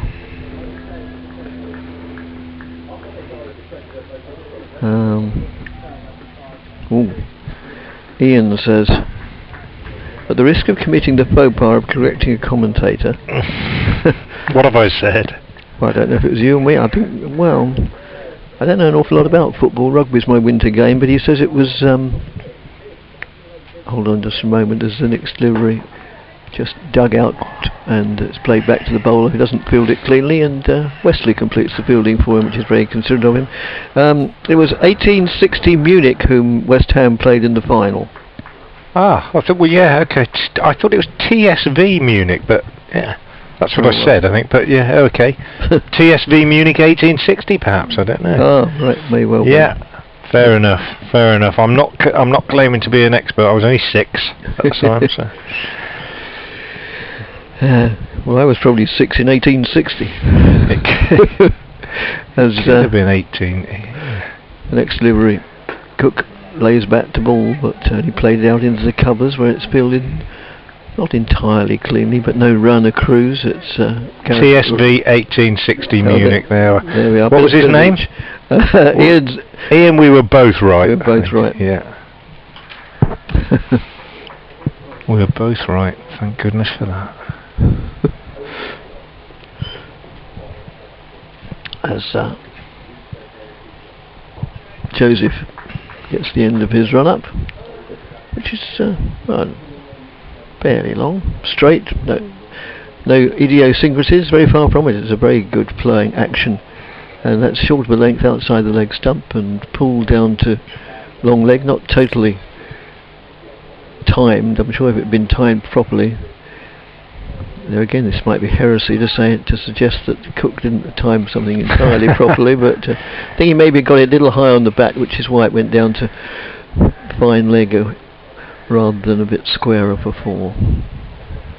Phlegmatic's the word, isn't it? Yes. He's faced all the quicks in the world. Oh yes, he has, literally. He's not quaking in his boots when Alzara Joseph bowls, but at the same time he's respectfully alert, I would say. I had we'll come back to that sometime. As a bouncer. Great and take. Superbly, or is it? Oh no, I thought it had been superbly and acrobatically taken by the keeper, but it great dummy take. It went for 4 byes. It was a bit of a wild bouncer. How can you possibly blame the wicketkeeper for that? Yes, exactly. It's unbelievable, isn't it? Really. Yeah, the statistics don't always tell you the whole story. In fact, often don't. Go miles away. Ian also goes on to say, grew up watching Mickey Bear fielding for Essex, very fast around the outfield and a great arm. But diving, as is de rigueur these days, he was extremely skillful with his right boot. Yeah, John T. Rhodes brought the diving in as much as anybody, I think, didn't he? Yes. Oh yes, you wouldn't expect to get your flannels dirty throughout a whole season, would you really? As D'Oliveira moves in and bowls. And it's just played back to the bowler by Cook. Eminent cricket writer Shieldberry just putting his coat on in front of him. I don't blame him, he's not in a nice warmish commentary box, he's outside. That's just pushed out back to the bowler. The couple of members of the ground staff hovering around the little tractor thing that tows the covers. I hope they can see a better view of what's coming than we can. I hope it doesn't mean rain's on it. So I don't think so. No, they've been there most of the day. No, it's not. Rain's not on its way. I think we've missed the wood. That I was a bit worried at tea by what was over in the east, but it was a long way away, and that's where we're getting it from. It's over there. It's fine, I think.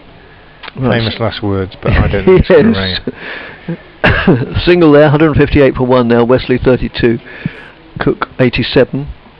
Wesley on strike, faces up to D'Oliveira. Doesn't time it in time, just doesn't sound quite right, but it was along the ground, alright, it was safe as houses. And played out to the fielder, who is Tom Fell. D'Oliveira in again and bowls. This time Wesley goes onto his back foot, played out into the covers, no addition to the run, fielded by Ed Barnard. Or it's when the side with which you're less familiar is in the field that these numbers become so invaluable. And that's just pushed out back to the bowler, who attempts to flick it up off his boot, fails miserably and has to bend down and pick it up anyway. End of the over, 158 for 1. Scores elsewhere. At Bristol, Leicestershire are 168 for 3 off 65 overs. At Sophia Gardens, Cardiff, where they've had a bit of rain, Kent 138 all out, Glamorgan 17 for 1 in reply. At Derby, Notts 229 for 6 against Derbyshire The Riverside, Warwickshire 87 all out, Durham 7 without loss in reply. At the Oval, Hampshire 92 all out, Surrey 96 for 1 in reply, in a very strong position. Just break off. As Joseph moves in and bowls round the wicket to the left-handed Cook, who plays that elegantly out into the covers. There again, it was a bit wayward in certainly in length and line, or rather, and in fact Cook had to reach for it quite a bit, but got back to the ball and sped away across the grass towards the ladies' pavilion, which sadly, of course, will not be open while I'm here, nor while my colleague Nick Gledhill is here at the weekend, since it's one of the many facilities not available. There's no point, there's hardly anybody here. The only people who are here are the media, and they don't count. As Joseph moves in, again bowls to Cook. Cook's now in the 90s, he's on 91. Just finished those scores at Taunton, Middlesex 225 for 4, which is a good position given that they were put into bat. At Hove, Sussex 222 for 4 against Lancashire.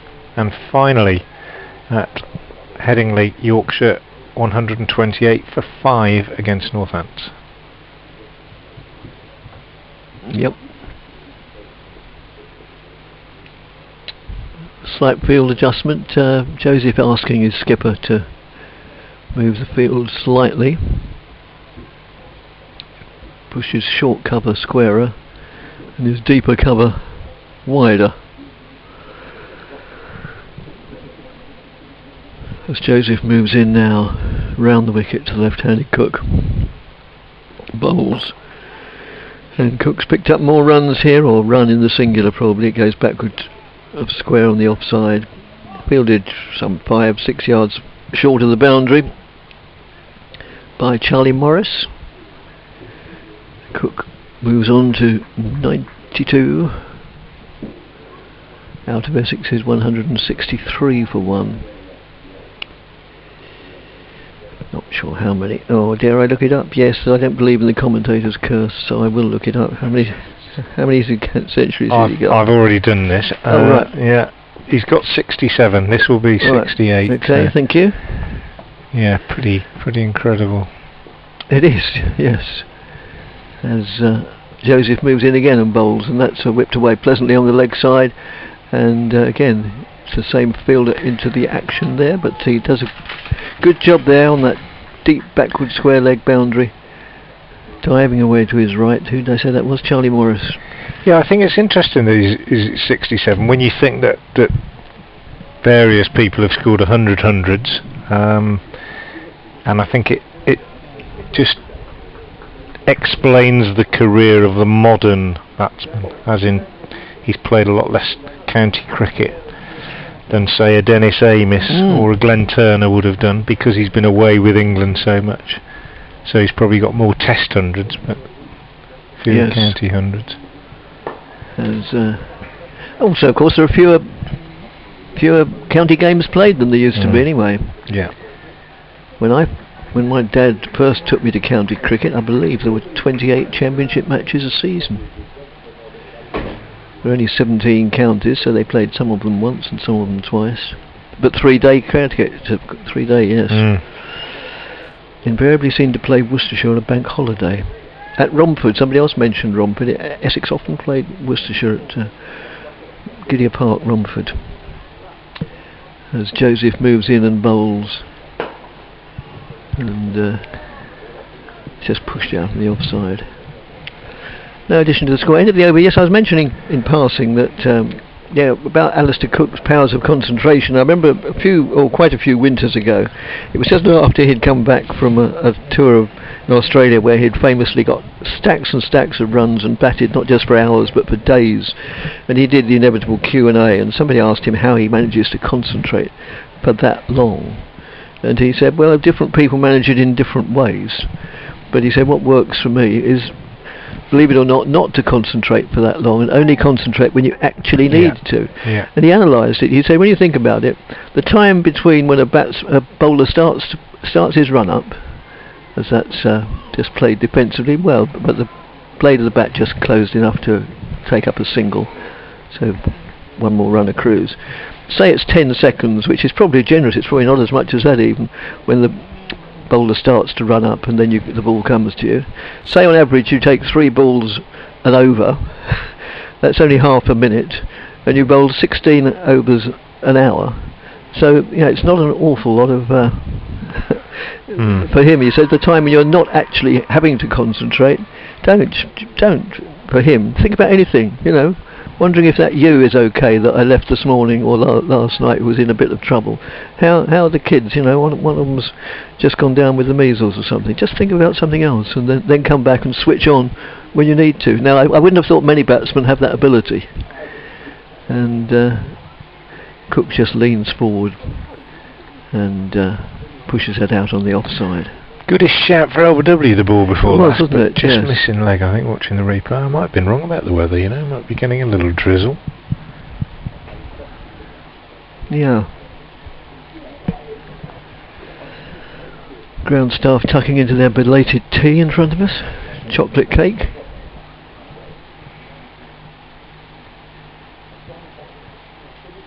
Oliveira moves in and bowls. And works that away on the onside, just backward of square, or more or less exactly a square, I should think, for a single. I just had to look, see if our effects mic was turned up. Now I realise, well, there aren't much effects, are there? No, it is turned up. Yes, but I mean, there's no crowd, so... We don't really want to hear the ground staff chomping on their cake, do we?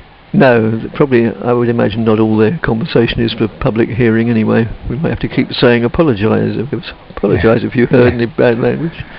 Not that I'm besmirching the name of the Worcestershire ground staff.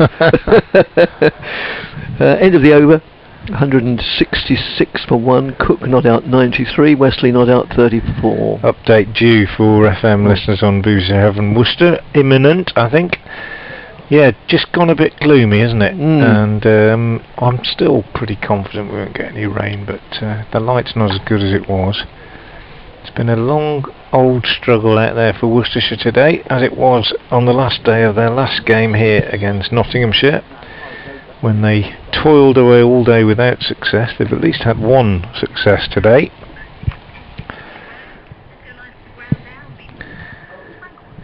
Well, former England captain Alistair Cook is closing in on a century here at New Road. He's currently on 94 not out.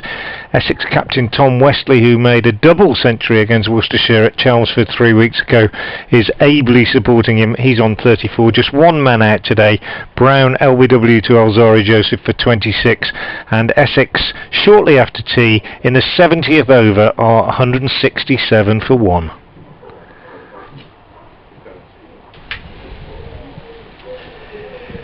So it's Joseph to continue from the New Road end. Alzari Joseph, born in Antigua on the 20th of November 1996. Tallish, built like a fast bowler. Approaches the wicket in that rhythmic West Indian style. It's almost reminiscent of Michael Holding. It is that. In fact, the way he actually holds the ball in his right hand and arm is very reminiscent of the films you see of Michael Holding. Still, if he's modelling himself on Michael Holding, he could do an awful lot worse. 168 for 1. There's another run accrues there. Wesley moves on to 35.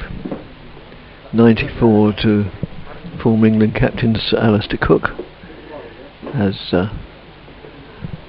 Alzari Joseph moves in again, or begins to anyway, just polishes the ball in the back of his, I was going to say flannels, good grief, they're not flannel now. Round the wicket to the left-handed Cook. Oh, and Cook is in at least two minds there, maybe three. He wasn't quite sure whether to play it or not. It's a no ball. He decided against it, discretion being the better part of valour, but if he'd realised it was a no ball, he'd probably had a go at it anyway. First of all, he looked as if he was going to try and hook it, then at the last moment he just decided not to. even the great are capable of being a little bit of a quandary from time to time. Still a couple more runs go onto the scoreboard. 170 for one now. Extras moving to 15 as Joseph moves in and bowls to Cook. Cook goes on the back foot, plays it out into the covers or square on the offside. No addition to the score.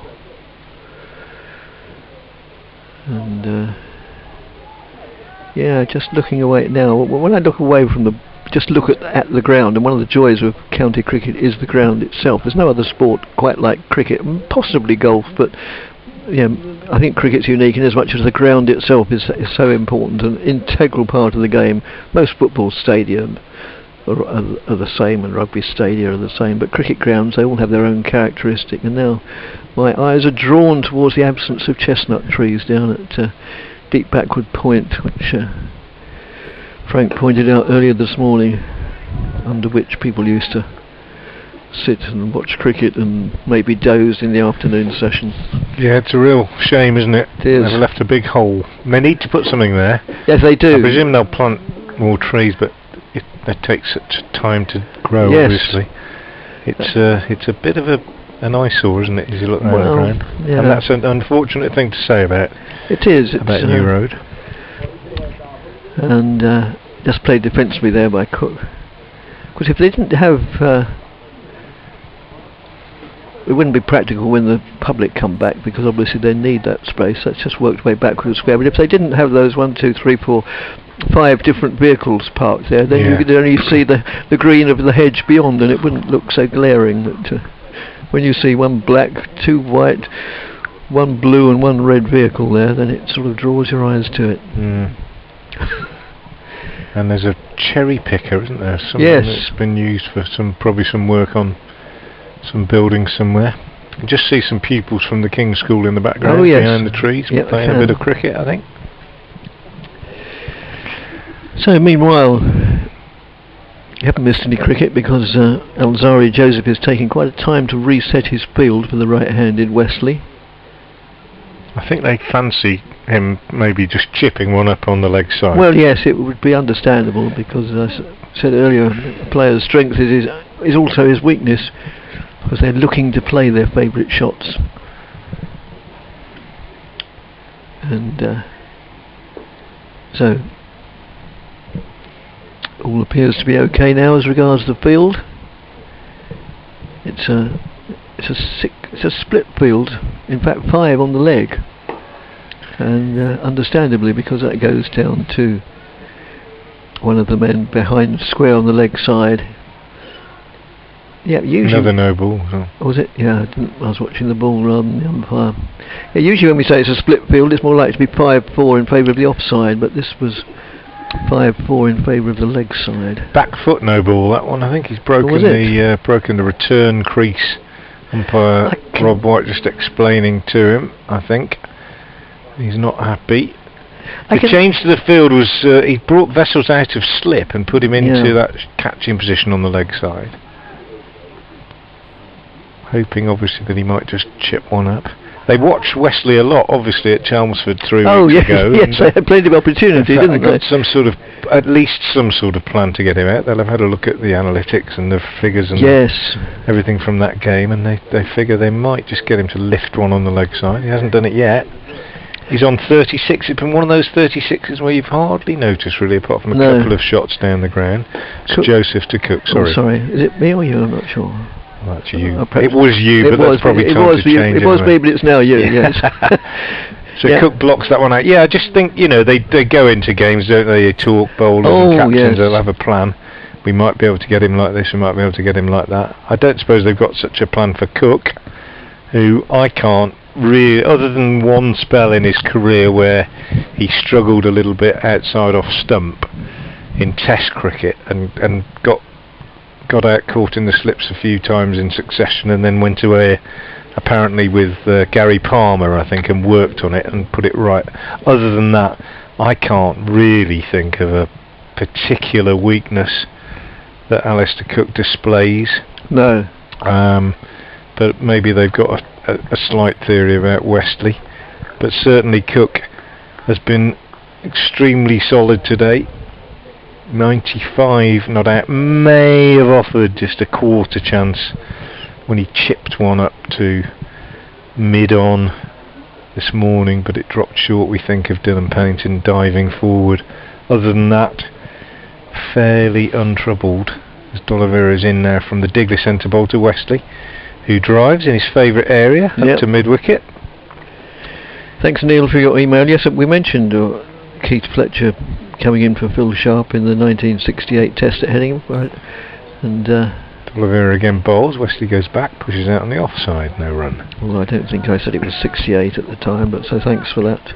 And Ray East, yes, I mean he was just a clown, and I mean that in a nice way, not D'Oliveira again, he's in. He bowls short, very short. Well, and it didn't bounce much, but Westley went back, as a lot of good batsmen do, to pull a short ball from a leg spinner, because even though you're playing against the spin, it's safe if it's short enough, and you know there aren't many fielders on the leg side. And it didn't bounce much. He kept his eye on it and just sort of slapped down on it and punched it through mid-wicket wide of Tom Fell for a boundary. He called for a bit of improvisation there, but he was up to the job. He watched it. Good batting against leg spin, I think, to try and play off the back foot if you can. Leg spinners don't particularly like it very much. Tend to throw the ball up a bit further, and that allows you to come forward and drive. D'Oliveira responds to this one with a faster, flatter delivery. One day style. He's a good white ball bowler, Brett D'Oliveira, which is not easy for a leg spinner, and that tends to be the way he does it. He fires it through, and that one was just pushed up in the mid-on direction. In D'Oliveira comes again and bowls to Westley, who goes back again to one that keeps a little bit low. He'd have been in trouble if he'd have missed that one. Can't see from here whether it was a googly or a top spinner, but he would have been trapped, I think, if he'd have missed it, but he didn't. He got a bat on it.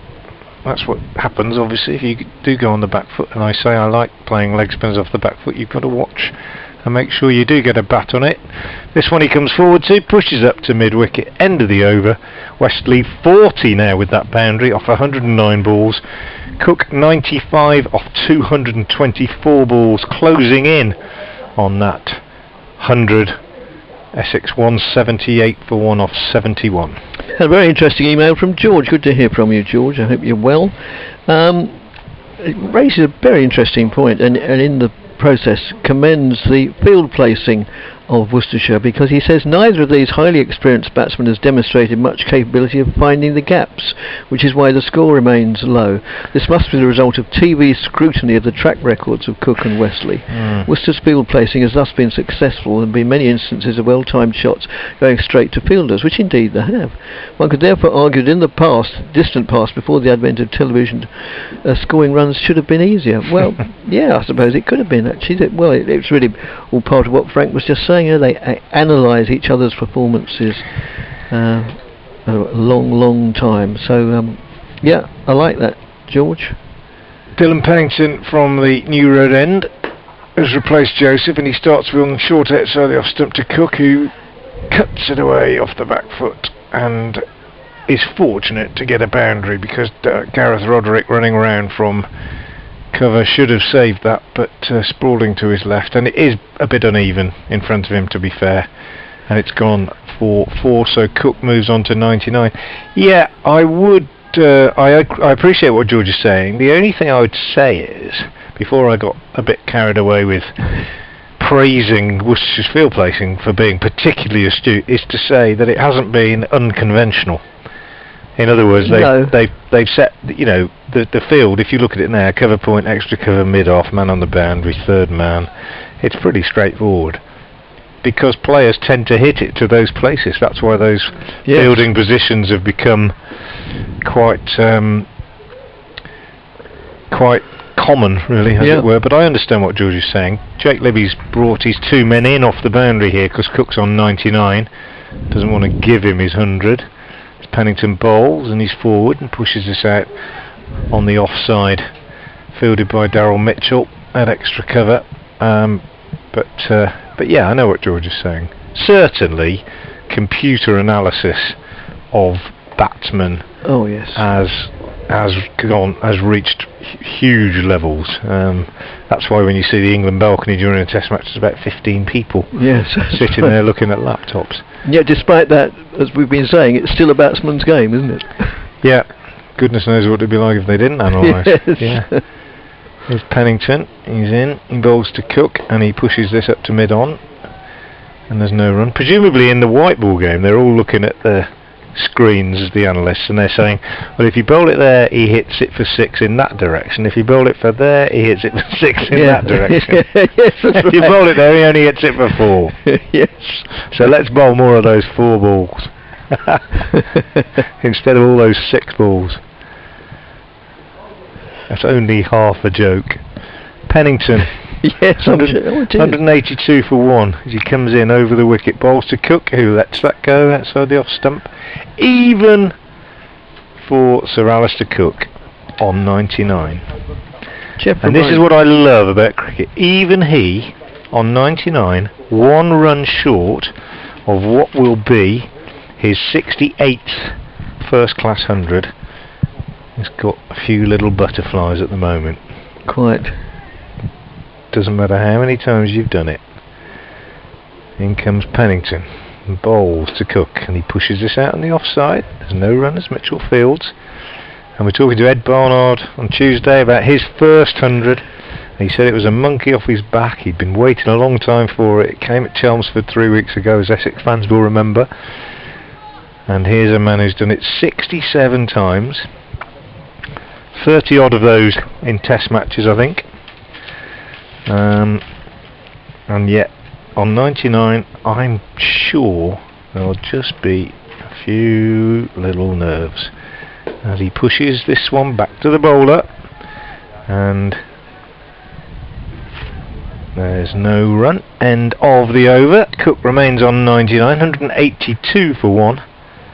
Essex, Wesley on 40, and 72 overs completed.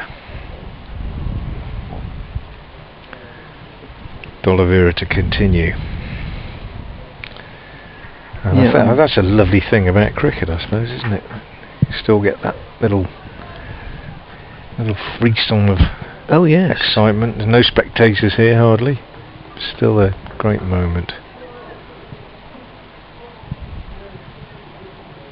Wesley on strike as D'Oliveira comes in from the Diglis end and bowls to him, and he's forward, studiously forward, pushes straight back up to the bowler. Been a real toil for Worcestershire. 1 wicket all day.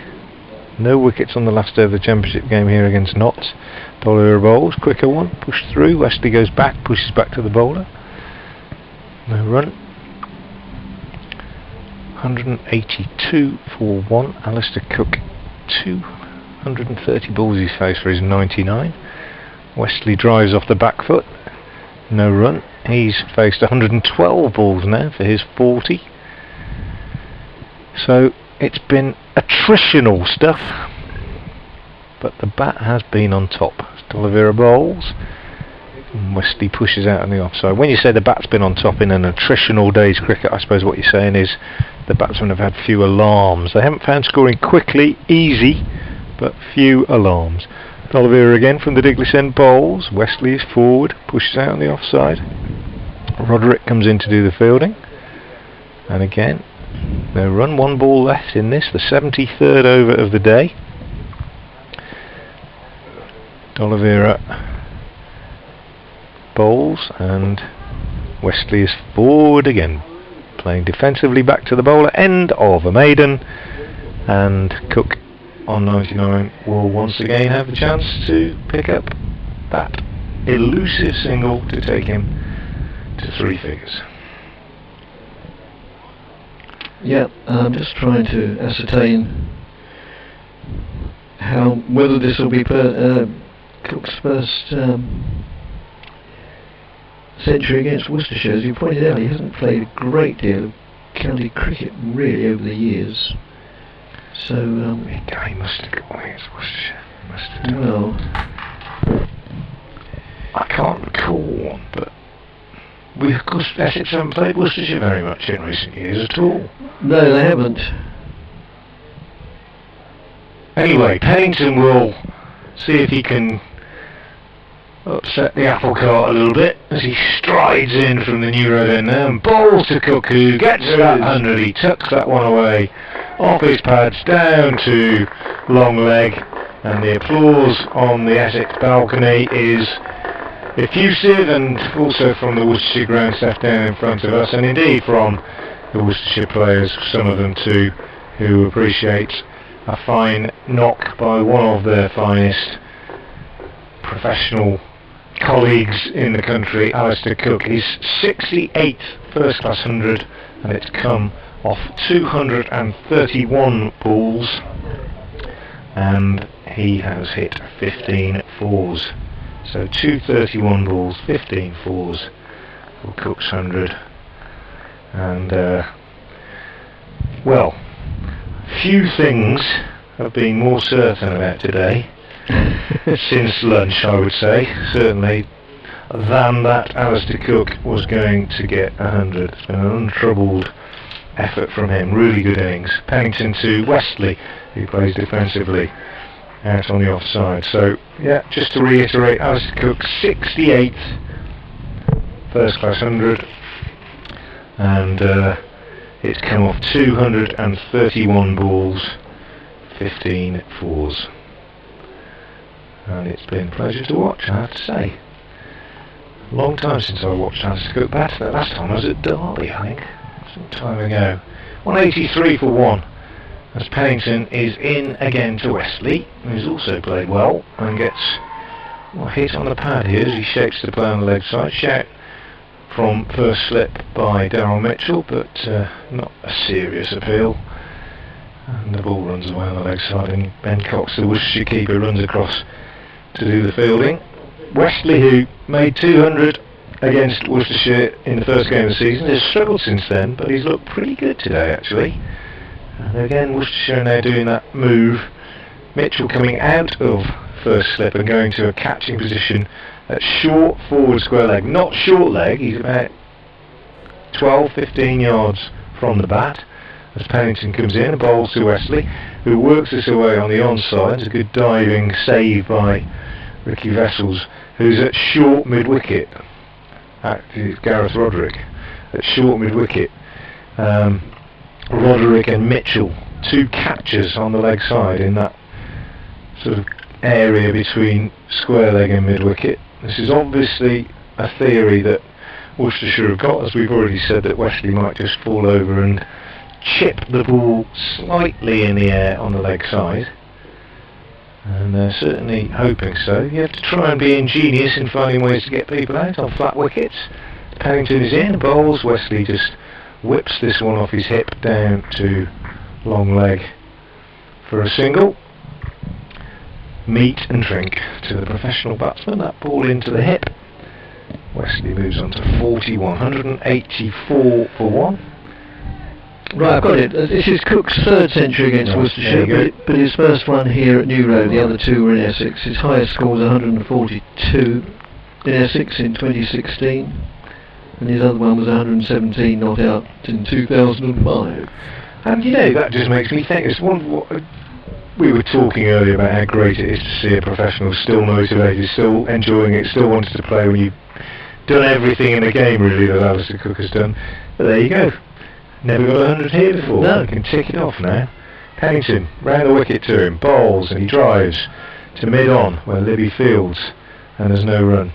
For all we know, end of the over, 184 for 1. For all we know, he might have said goodbye to his wife the other night as they set off for Worcester and said, you know what, I've never got 100 at Worcester, it'd be a nice one to tick off. These are the little targets that might still exist, and in fact, you know, Worcestershire don't play on many other grounds, so he must have played here a good few times, and he hasn't got 100. Well, he has now, and I dare say there'll have been something of that in his mind. Anyway, Wesley's on 41. Cook, as we say, 100 not out of 232 balls, and Essex, having won the toss and chosen to bat this morning, 184 for 1 of 74 overs. As D'Oliveira begins a new over from the Diglis end, bowling to Wesley, who works this away bottom-handedly to mid-wicket, where it's fielded by Fell. No run at Wesley. Very much the junior partner here. Well, they've had little flurries of scoring. Goes back to this one and cuts it away through the covers for a single. Fielded by substitute fielder. Not even sure it is. Still. Yeah, Wesley's a junior, but very much obviously. But yeah, the first wicket went at or the only wicket went at 71. So they've put on 114 runs between them. Yeah, D'Oliveira bowls to Cook, goes back, pushes back to the bowler. So Worcestershire have got one of their young subs on, and just trying to see who's gone off. I'm not sure. Ricky Vessels is off for a bit, but he's back on now, I think. D'Oliveira bowls and Cook's forward, pushes out on the offside. No, I think it is Ricky Vessels actually who's gone off. Oh no, he's there. He's there at short mid wicket. So Gareth Roderick still there. Don't know. I'll check it out in a minute. D'Oliveira coming in, bowls again to Alistair Cook, who edges this one behind square on the offside, where there's a misfield by Alzori Joseph, and so short is that boundary that that ball races away down to the 7 side for 4.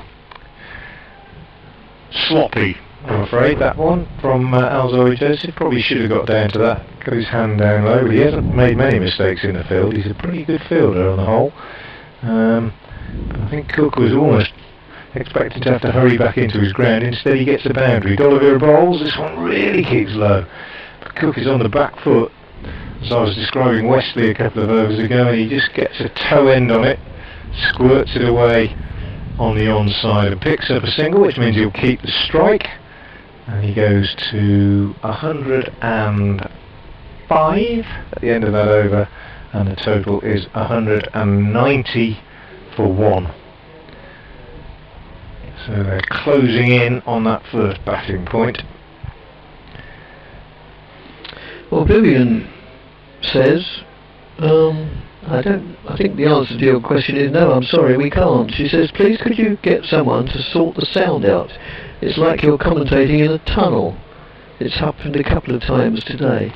Oh, I see, so it's happened a couple of times, and it's obviously not something continuing. No, there have been, I apologise on behalf of everybody concerned. There have been some issues with the sound on this stream. Oh right. I think it's alright on the app, but it's on the live stream. I think there have been some difficulties as Alistair Cook picks up 2 runs here for an on drive. Thought he was going to get 4, but in fact good chase by Jake Libby, and he slides and flicks the ball back, and Cook has to settle for 2.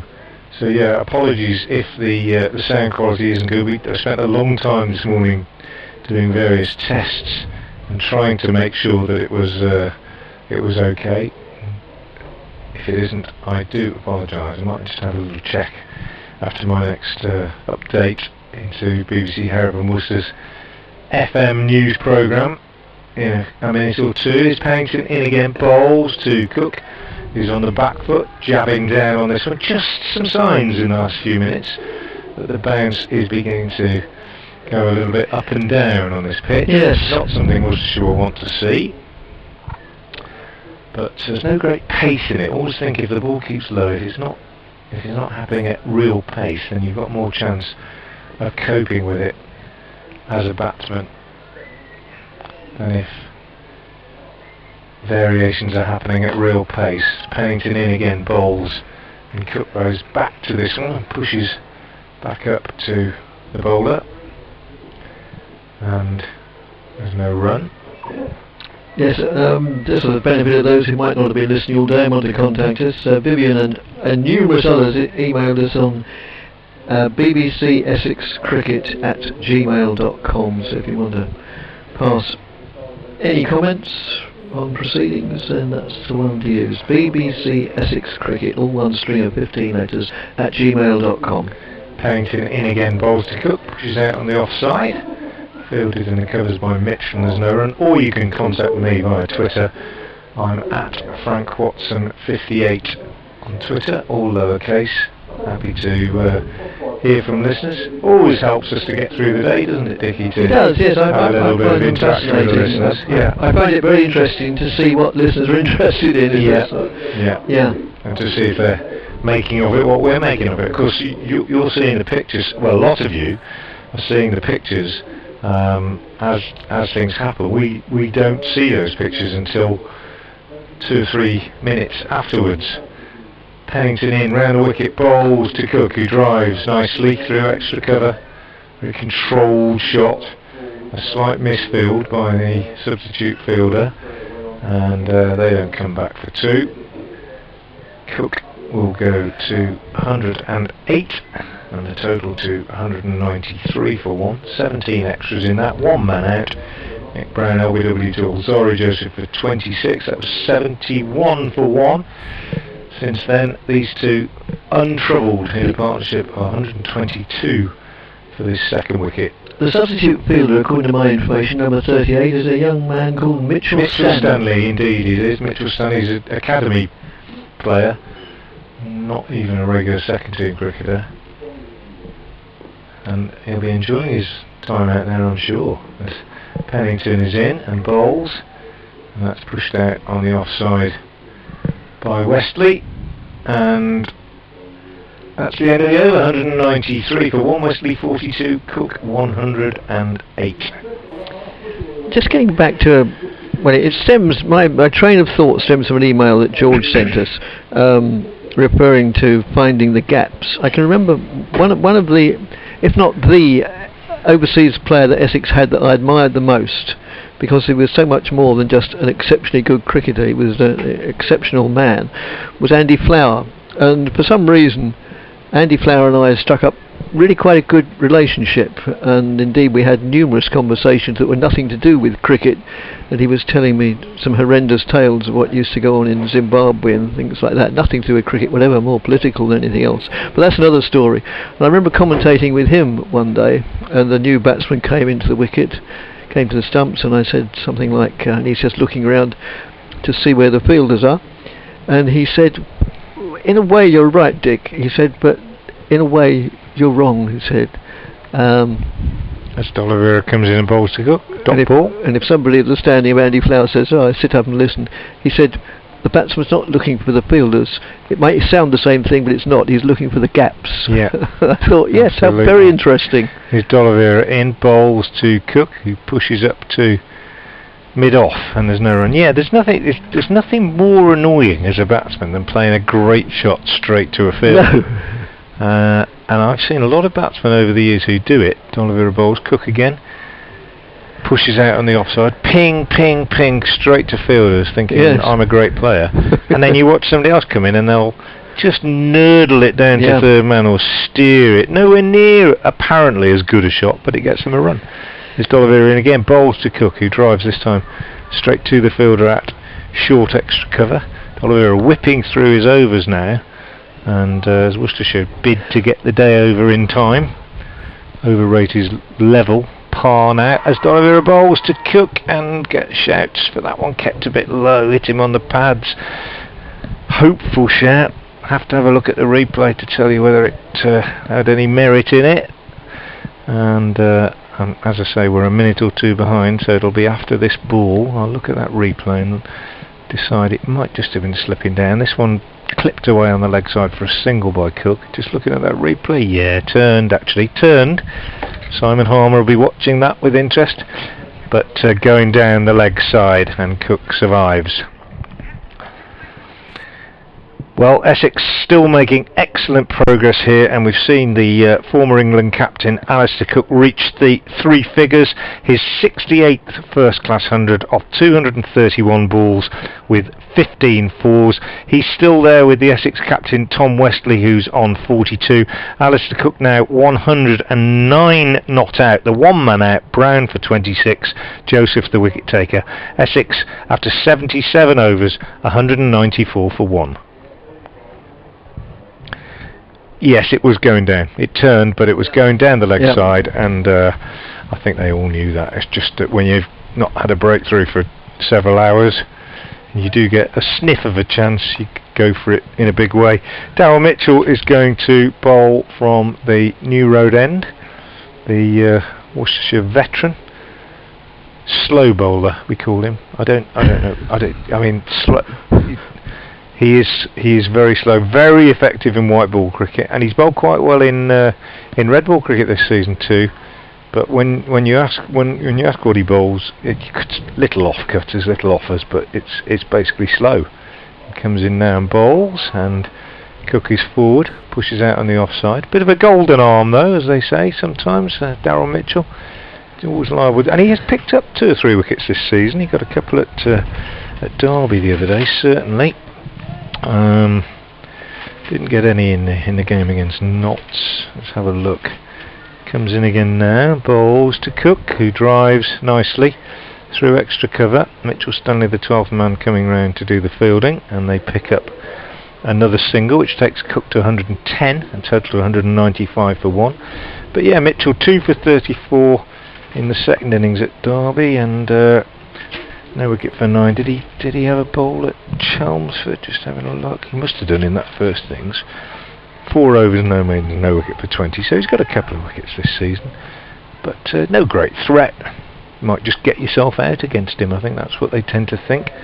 As he comes in now and bowls, and forward comes Wesley and pushes out on the offside.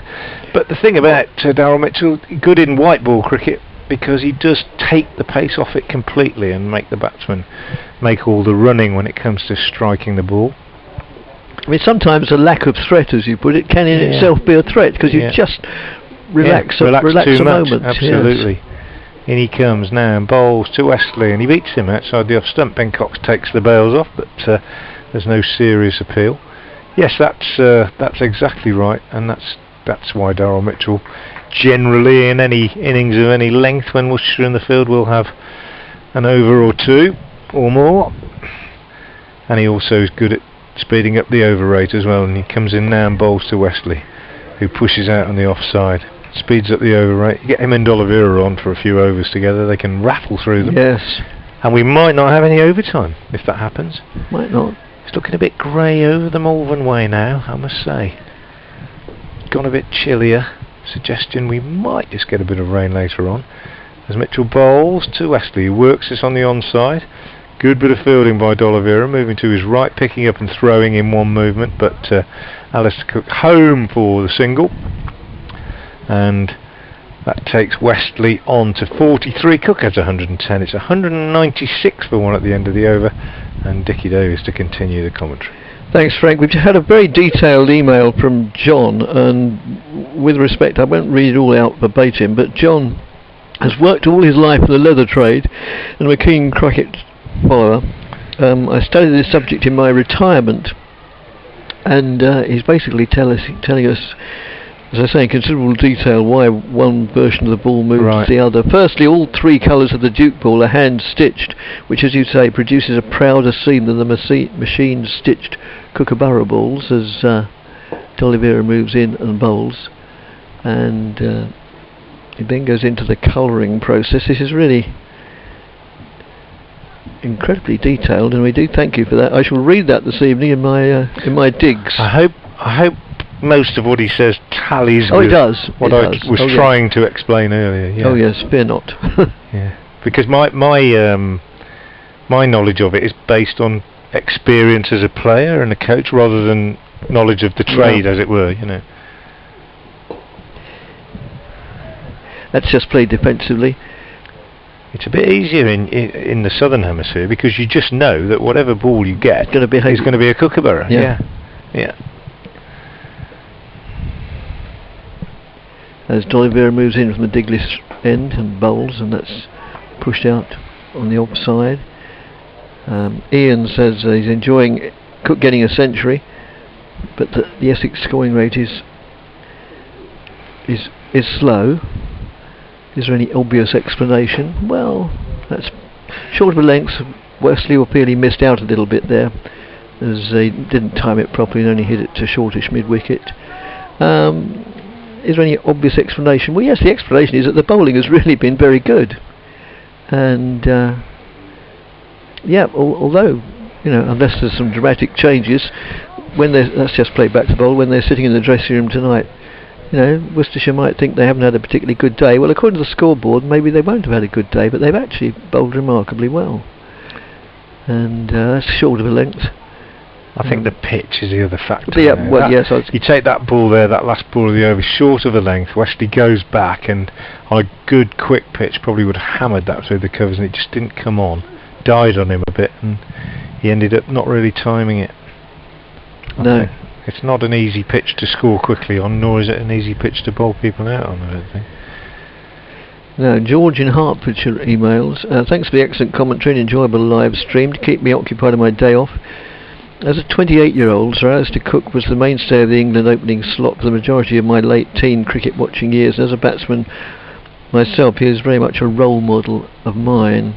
There is no better way to spend my day off, in my opinion, than watching Sir Alistair Cook score an excellent century and thoroughly enjoyable century. No, well, I'm sure there are many Essex supporters who would agree with that, George. Of Harpenden Dolphins, I'll give them a mention. Harpenden Dolphins and Saracens, who are in Saracens Hearts League Division 7B. Well, they all count. They all count, exactly. And as long as you're having a lot of fun playing for Harpenden Dolphins in League Division 7B, that's what it's all about. As Darryl Mitchell continues to bowl from this end, and the first ball is played defensively by Cook. We can't all be world superstars. And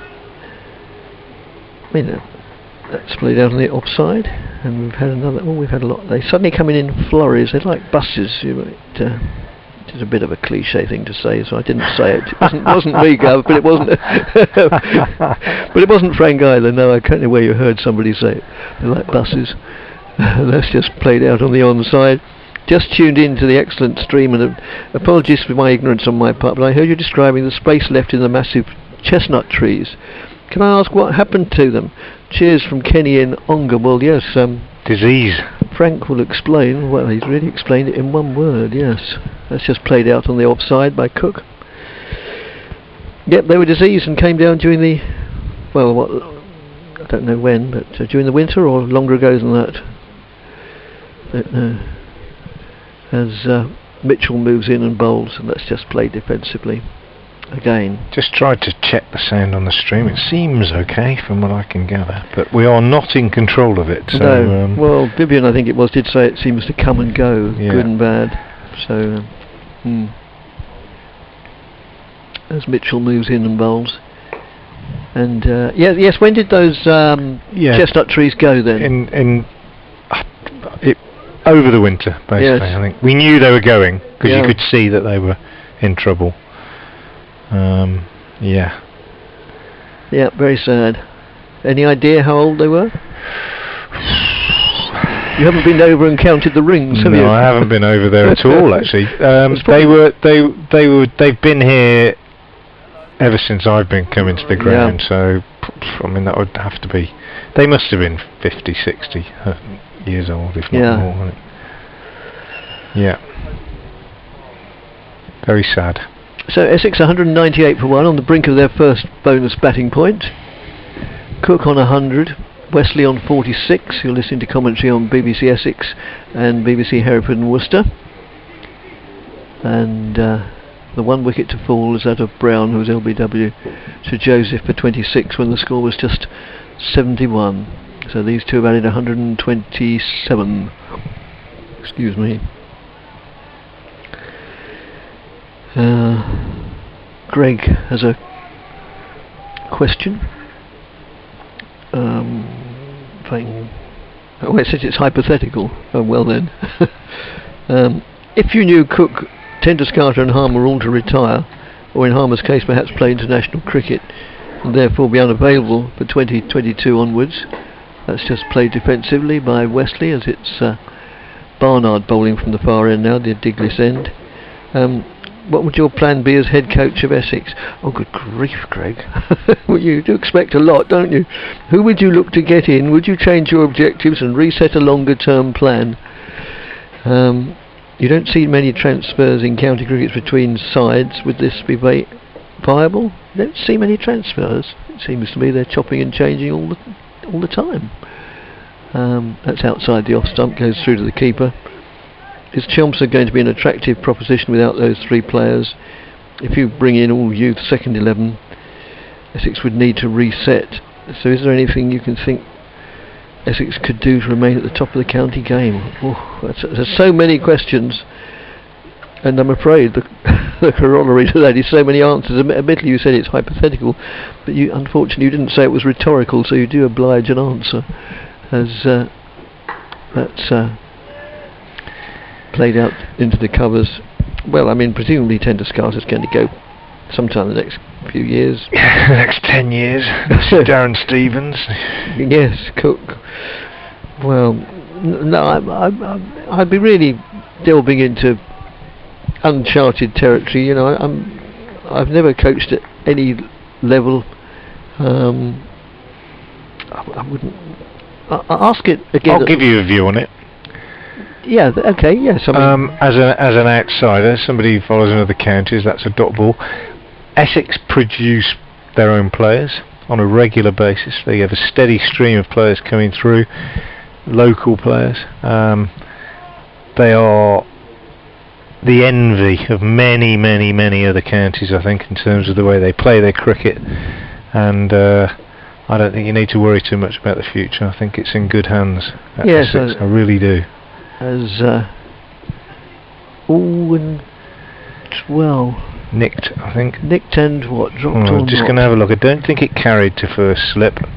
I'm quite interested. In fact, you say Essex are the envy of many other counties. Well, I thought generally, you know, they were not liked because they've been so successful in recent years. Well, I'll just have a look at this replay to see if that was a chant, and then I'll expand on that perhaps at the end of the over. I always get the impression you can be not liked and still be the envy, can't you? Look at Manchester United and Liverpool and people like that in the football world. True. As may just have been a catch to Ben Cox, low to his right. I think he just got a glove to it, literally dying on him. But I think he just might have, on another day, pulled off a catch there. Just died on him, just almost hit the ground, just on the edge of his glove. 198 for 1. Yeah, they are the envy. A lot of people have, you know, you might call it grudging admiration, but it's still massive admiration for Essex. In my experience, and I'm not having to go at anybody here, and I'm not saying what I feel here, but the counties that I think excite the most resentment are the test match ground counties with lots of money who cherry pick players from other counties. Not the Essexes of this world who win, produce their own players, etc. And I'm not having to go at any particular county or regime or anything now. I just think that's what I observe around the country. Personally, I think Essex are a fantastic county. I really do. They're well run. They produce their own players. Brilliant county, I think. Well, that's good to hear, and because as I say, I've just always thought that maybe, well, not always, but in recent years maybe, you know, the fact that they've been so successful, people think, oh, not blooming Essex again. Yeah, but they deserve it. Yes, they do. Single from that first ball from Alzheimer's. Sorry. Yeah, no, I think they deserve it. Honestly, I think it's. You know, I love watching counties where you look at the players and it says born in Essex, born in Essex, born in Essex. The other thing I admire about them is the way they run. Yeah. They don't. The chairman's proud boast is that they don't owe. Well, last time he spoke to me, but maybe the situation's changed in the last year, but maybe not. They don't owe anybody any money. They don't borrow money to the hilt to develop. If they have money in the kitty, then they'll spend it, but they won't spend it and then wonder where it's going to come from. No, I couldn't agree more. I think they produce their own. That's what I really like. Yes, Joseph moves in and bowls to Wesley, and that's outside the off stump. Joe, I think Worcestershire feel the same way. You look at, you've got Daryl Mitchell, homegrown, Tom Fell, homegrown, Brett D'Oliveira, homegrown, Ben Cox, homegrown, Ed Barnard, homegrown, Charlie Morris, homegrown, Dylan Pennington, homegrown. They're all Jack Haynes, homegrown. Virtually all of them. There's just, and obviously Ricky Vessels has come in, Jake Levy's come in, Gareth Roderick's come in, but just the way it has to be. Yeah, Joseph moves in and bowls. Well, just looking down the Essex side, apart from the overseas players, well, even Tenduskarta's played club cricket. Apart from Snater and Siddle, and Harmer, so there's more than usual. Apart from those three, no, I think maybe even Snater's played club cricket. I was going to say all the others have played club cricket in the county. Yeah, definitely come through the Essex leagues. Jez says, lovely story about Andy Flower, and absolutely right. I used to coach youth rugby as I played a lovely flowing shot from Wesley. A lot of follow through. We said that one or two of the shots, particularly from Sir Alistair Cook, has just sort of held the shot, held the stance. But Wesley there followed through. He walked into the shot. He played it on the chassis, and he drove it straight and with a certain flair and flamboyance. And yeah, great stuff. Come back to this. Jez used to coach youth rugby, and one thing I used to do when I took over a team as that climbed a little bit and inconvenienced I nearly said Fletcher for some unknown reason, nearly inconvenienced Wesley just a little bit. I took over the team was I'd make the team stand in two lines facing each other. I'd then ask them what did they see in front of them. To a player, most of them said, I see another player. One or two players, however, would say, I see a gap between two players. I see where this is going now. It's really interesting. As Joseph moves in and bowls, and that's just played solidly and defensively, and it goes back. They would turn out to be your star players in your team. You'll develop all the other players to see the space first, as a way of creating space. I can imagine not being a classy batsman anyway. It must be the same for batting. You either look for the space you can exploit, or the shots you can make to create space. But forcing the captain changes field. Jez, yeah, thanks, Jez. That's really, really interesting, and. Yeah, I mean, it entirely backs up what Andy Flower's point of view was, and it's just a change of attitude. I had an email from my colleague Paul Newton. I wonder what he's got to say. Say hello from me. Oh yes, please. Always good to hear from you, Paul. Yep, I please. emailed you to Chelmsford, and he's returned the compliment. Please convey my best wishes to my former cricket colleague Frank Watson. It is a huge pleasure to be listening to his superb commentary for the first time in 30 years. Yeah. Lovely to hear from you, Paul. I hope you're well. I met him, what's today, Thursday? I met him on Monday for a socially distanced lunch in a pub in Essex. So Barnard moves in and from the Diglis end bowls to Cook, lets it go by almost dismissively. I've totally lost track of time. If I was saying my welcome, then do make it obvious. Probably, yeah. Do this over and then I'll take over, because I've got to do an update anyway. So, yeah, I've had an email from a tweet. Get it right, from PJM Bun, who says, I watched Worcestershire in the 60s, remember Jim Standen, great fielder, etc. A lot of players in that era also played football, don't think it's much the case now, wonder why. Well, it's pretty obvious why. Barnard moves in, bowls, and Cook just plays it defensively, trickles out on the offside. Ed Barnard said to Dave Bradley and myself the other day in our I'd Rather Be a Pair podcast, shameless advert, do download it if you'd like to. I'd Rather Be a Pair, search it and you'll find the podcast. He said he was with Shrewsbury Town till he was 15, but once he got into the development squad at sort of national level for cricket, they said you can't play any more football. And I think football now is a 12-month-a-year game, so you wouldn't have time to play cricket. Yeah, that's played out on the onside. Remember a conversation I had with, it must be more than 10 years ago, but not much more, about 12 years ago, with Trevor Bailey, who was president of the club to which I belong, and for whom he played after his England and Essex days a bit, out in Westcliff. And we were nattering. He probably had a gin and tonic in his hand. He usually did in the clubhouse, which is not a criticism, helping to improve the bar profits as Barnard moves in and bowls, and that's just played out into the covers.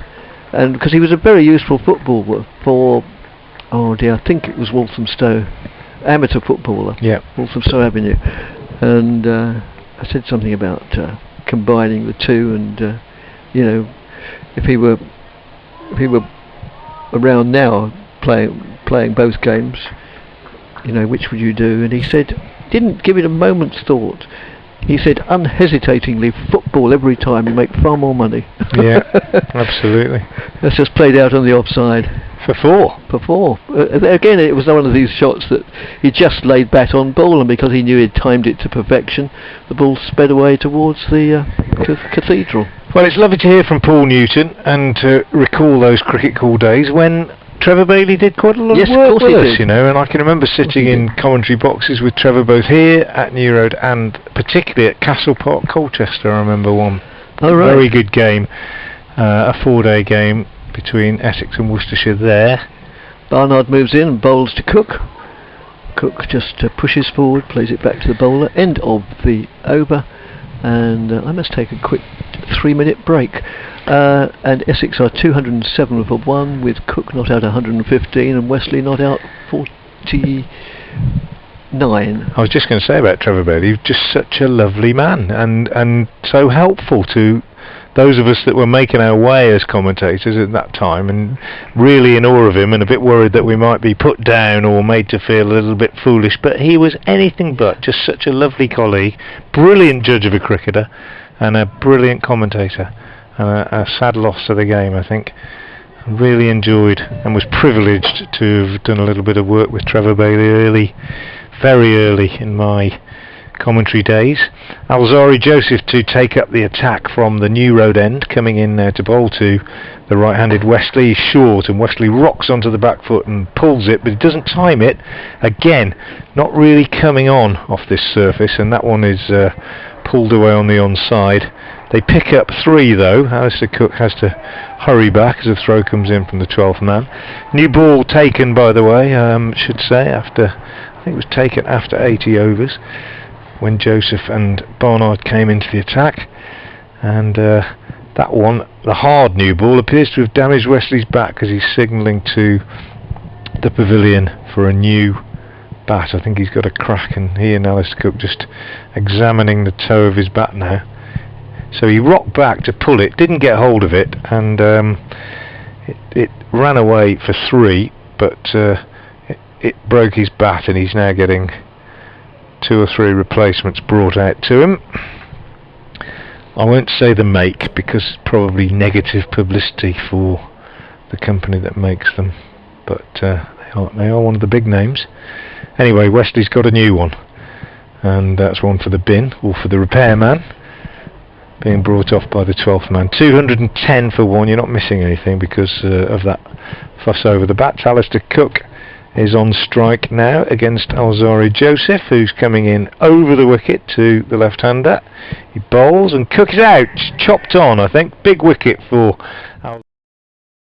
Very pleased with that, I'm sure, as a young overseas player, picking up one of the biggest names in the world, I suppose, in terms of batting, certainly in county cricket, and Alistair Cook has gone, bowled by Alzari Joseph for a very impressive 115.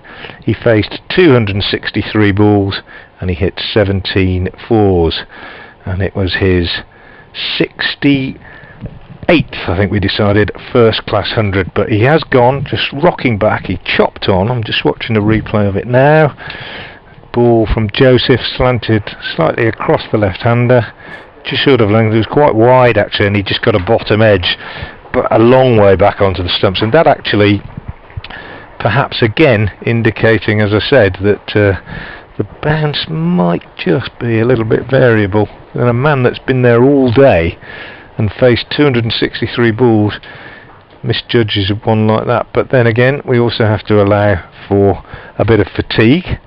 David Lawrence is Dan Lawrence, I beg your pardon, the new batsman coming in. Another example, as far as I'm concerned, of Essex producing their own players. Essex born and bred, and has gone on to play Test cricket, and that's why I think people... I've been thinking about this, Dickie, with regard to Essex, and me saying how I admire them and you saying how the perception might be that people don't like them because they win everything. I think what you call it is grudging respect, isn't it, really? You know, Yeah. that's probably the best way. It's not. I don't think it's not dislike. It's just we all wish we could win everything Yes. like they do. We all wish we had Simon Harmer in our team. Gosh, yes, I'm sure. But you know, it's just it's respect. I think it is from people who understand the game. I think anyway. Anyway, here comes Joseph into bowl to Lawrence, who's off the mark immediately. Steers it down to third man. Hurried, I would suggest, by that one. Not saying he can't cope with the pace, but it just seemed to hit the bat just a little bit sooner than he thought it was going to, and it ran away down to third man for a single. 211 for 2. But of course, everything goes full circle, you know, cricket, life, everything. And, you know, Essex won't always be the top dogs, and, you know, somebody else will come along, and then somebody else, and then somebody else. I think, which is good for the game. Yeah, yeah. It would be nice to think that that Worcestershire might one day again win the championship, having seen it happen myself a couple of times. Here's Joseph in again, bowls outside the off stump to Wesley, who lets that go through to Cox. Interesting to see whether Wesley now decides to adopt a sort of senior dominant role in this partnership, or whether he continues just to keep it ticking along. New ball was taken, incidentally, and that could explain a little bit why one or two batsmen have been hurried, or a little bit more hurried, by Joseph in this spell. The successful bowler so far, as far as Worcestershire are concerned. 2 for 62 from him. Bowls to Wesley, who has lots of time with this one, just going on the back foot and pushing up to mid-off. Patrick, well, that's his email address. Yes, it is. Patrick, just scroll to the bottom. From Victoria, a sunny day in Victoria, British Columbia. Oh. Well, thank you very, very much. You're we had someone from Cape Cod texting us at Derby. Yeah. Several hours behind us, you are. But thanks for listening. I'll come back to that. Joseph in again, bowls. Wesley works this one off his hip to mid-wicket, and fielded there by Fell. Actually it's Stanley the substitute. End of the over. It's getting a little bit greyer. 211 for 2. Cook, the man out recently for 115, bowled by Azari Joseph. The other man out, Brown, LBW to Joseph for 26.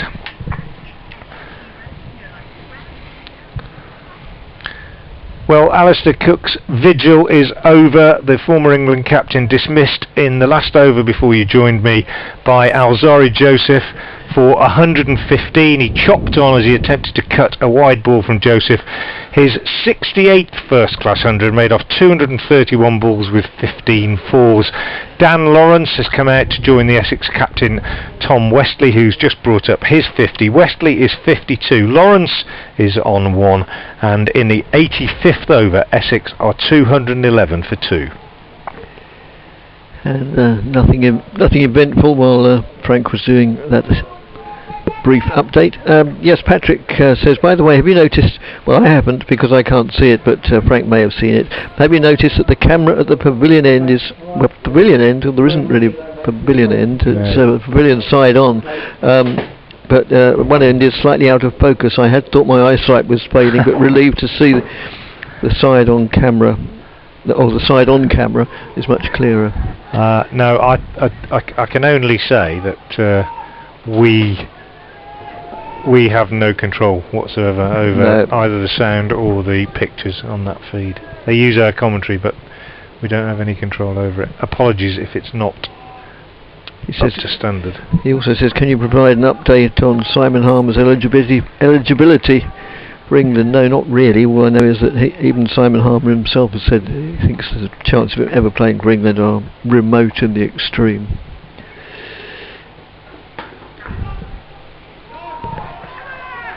That was just, not sure if it's you or me, but that was just played out defensively. I've lost it now. I've completely lost it now. I think it's you. Is it? Okay, Frank. I'm sorry. You yeah, I'll pick it up anyway. Yeah.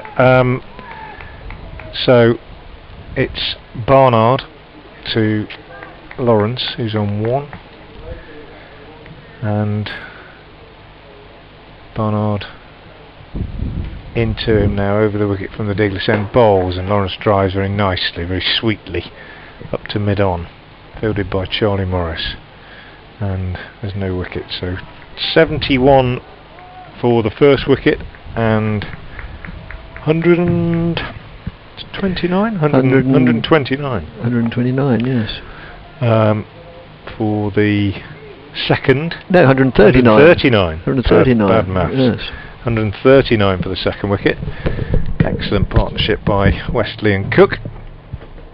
As Barnard is in and beats Lawrence with this one, pushing at it outside the off stump as it went away from him a little bit. Taken by wicketkeeper Ben Cox. 211 for 2. It's been a long day in the cold for Worcestershire out there. Alzari Joseph, the only successful bowler, picked up the first wicket.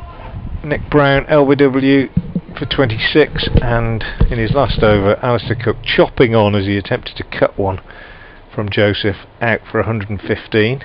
Barnard is in again, past umpire Lloyd, bowls to Lawrence, who pushes this one up to extra cover, fielded by Gareth Roderick. The end of the over from Barnard. 211 for 2. The total.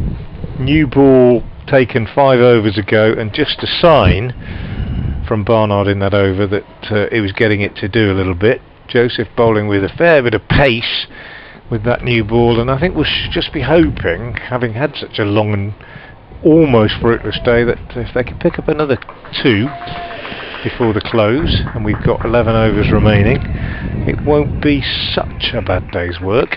Oh no, certainly not. The fact they restricted the number of runs contributes towards that. It's Joseph in now, bowls, working up a good head of steam, but this one's a little bit wide of off stump, and Wesley allows it to go through to the keeper. You mentioned the scoreboard here being very helpful. Very helpful, isn't it? It is. They do vary enormously. Oh don't yes.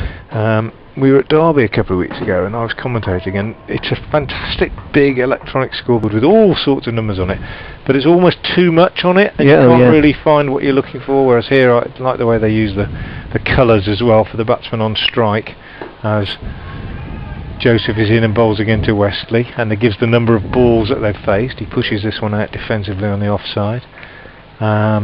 It's just got enough on it, not too much, and it's just clear, isn't it, I think, and I like it very much.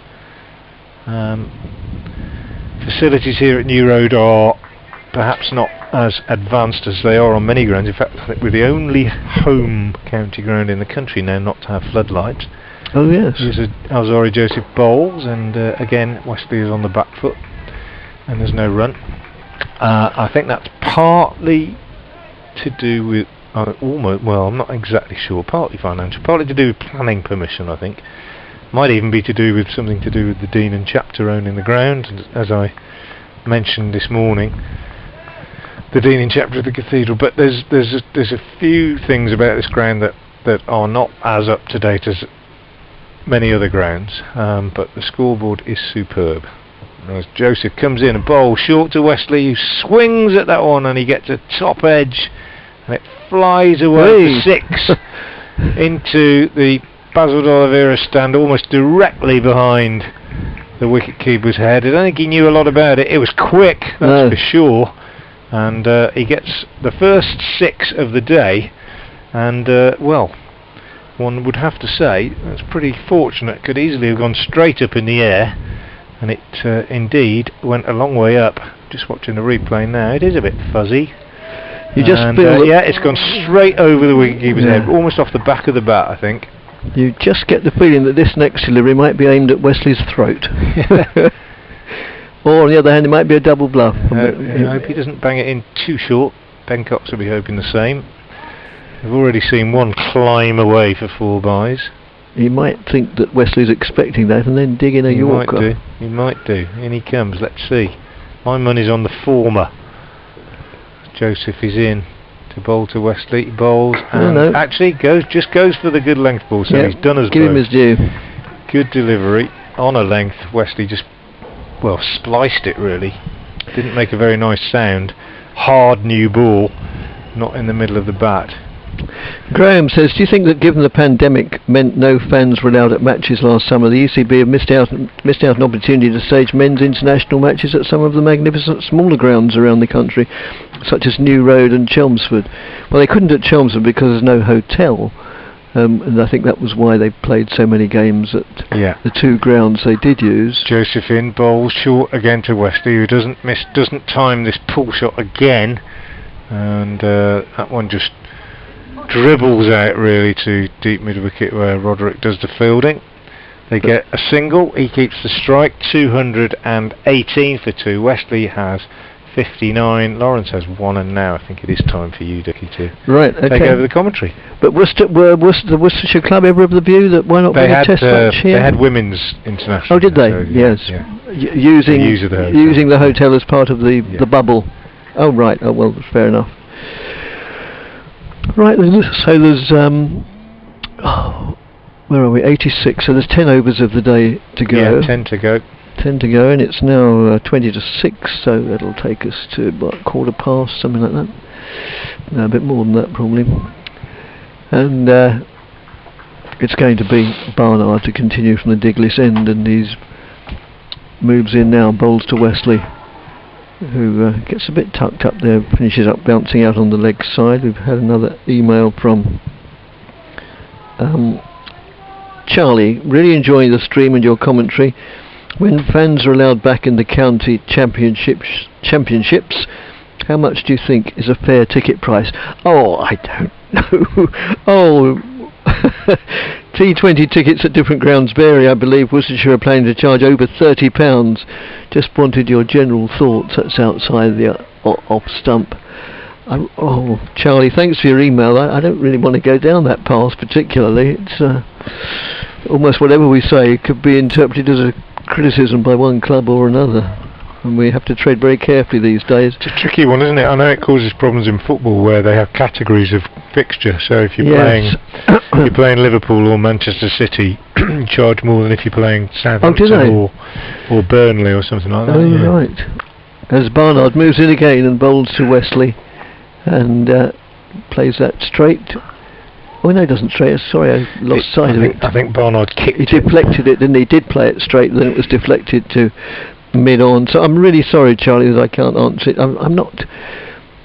I must confess, and this sounds terribly sort of self-indulgent, but we're in the somewhat privileged position of not actually having to pay to watch county cricket for years and years, because we get press passes, so I don't really know what the going rate is.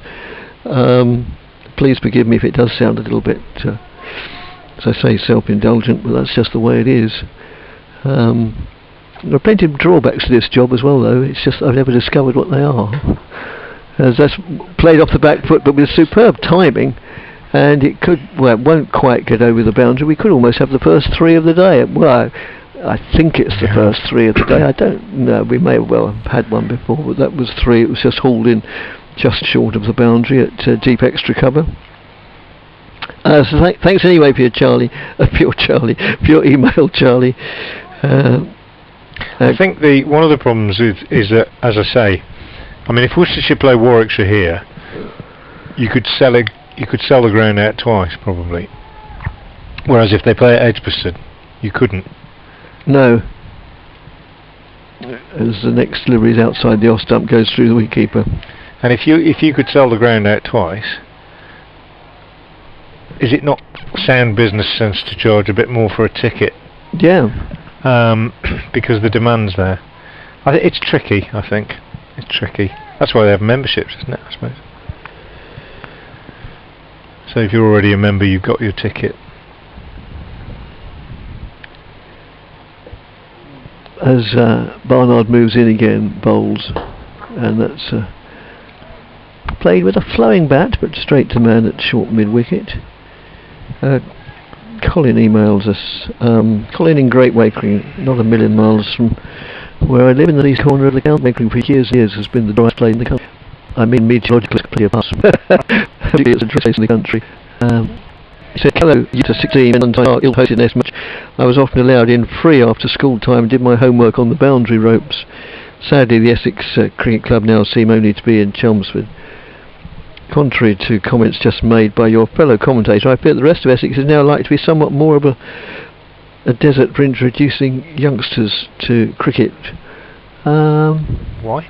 Yeah, that's outside the off stump. It's still Joseph bowling. As fans or future players, unless they are from cricketing families able to ferry them or they attend private schools, etc., playing cricket competitively and or coached. I'm born optimist. I suppose all I was saying was that when you look at Essex's lineup, they've got a good number of homegrown players, and I don't see why that won't continue. No, neither do I really. The club cricket scene in Essex is pretty strong. That's worked away on the onside for 4 runs. That's a super shot from Lawrence. It was strayed in line, and there again Lawrence didn't really hit it very hard. He likes to really thump the ball, but he didn't on that. He just pushed through it and it went for 4. We've got loads of emails lined up. I hope we get through them all. If we don't get through them all today, then I'll come back to them first thing in the morning. As I always say, if you take the trouble to put finger to keypad to email us, the least we can do is respond accordingly. Bill in Chelmsford says, "Thank you, Frank Watson. I'm an Essex Life member and was just thinking of emailing to commend you on your very balanced and knowledgeable commentary when you have just elevated yourself even further, in my opinion, by your praise of my county." All calculated, Bill. When discussing their merits with your fellow commentator Dick Davis. So very nice to hear. Thanks, Bill, very much. No, I meant it. I meant every word of it. There's too much... I don't mind rivalry. I think rivalry's great, and competition and everything else. But you've got to have respect, I think, as well for your opposition, and give credit where it's due. Really, like I say, it's the big counties that pinch players that aren't so popular. I think Joseph outside the off stump goes through to the bowler, a fielder, wicketkeeper even. Yes, at the same time as I was saying that, I'm not a female. Females can multitask, I can't. I was thinking of one thing and trying to talk of another. Yes, I mean there are obviously 1 or 2 counties who acquire players from nearby, and always get to the stage where you think that some of the more less pretentious counties are almost used as feeder clubs, which particularly in the East Midlands perhaps, but yeah, it's a little bit... Good delivery. It is a good delivery. It goes off the edge, or the shoulder. No, not the shoulder, otherwise it would have ballooned. Goes off the edge down to third man for a single. Sean Tuhig field. Now, wasn't there a spin bowler here? Twig, yeah. Twig. We almost say it like twig. So yeah, it must Ben be, Twig. It must be a relative. It must be a relative. You don't meet many Twigs. Hi, listening and watching live stream. Comments re last time Alistair Cook played at New Road and no 100. I think it was 2018. My son in first innings. Oh yes, here we are. Yes, he's the father. Ben's dad. Ben. Yeah. Cook edged Joe Leach to him and he dropped it. Oh. 2 exclamation marks. Oh no. Oh now methinks, what is that going to cost the team and Ben? But the very next ball, I'll tell you what happened the very next ball after this one, which is outside the off stump. The very next ball he played the same shot, same edge, and thankfully Ben caught it. You can imagine my relief as a parent. I certainly can. Well, I don't know Ben Turg very well, although our paths have crossed. He wouldn't remember much, but I did, because when I coached in the Birmingham League, he's played against us a couple of times, and I've also been around here when he's been in the box. He's very good at this, at what we're doing now. He's very good at a little bit of summary and commentary and so on, and well, he's too young, I think, to slip into the retired man's shoes here. Oh, good Lord, yes. And I think he'll be off to do other things, but he has just left the staff here at Worcestershire. Played a few games in the first team, left arm spinner, and wish him all the best, whatever his next venture is. Yes.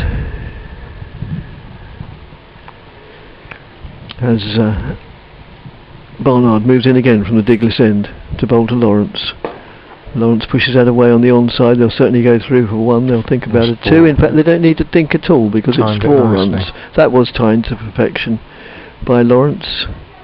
So it's the 2 sort of batsmen who are, you know, the future of the club. Well, I say that, I'm not sure how Wesley seems to have been around for a long... 30? Yes, I was thinking he's probably about 30. Well, he's probably still got, you know, quite a few... 32. Is he? Oh, right. Gosh.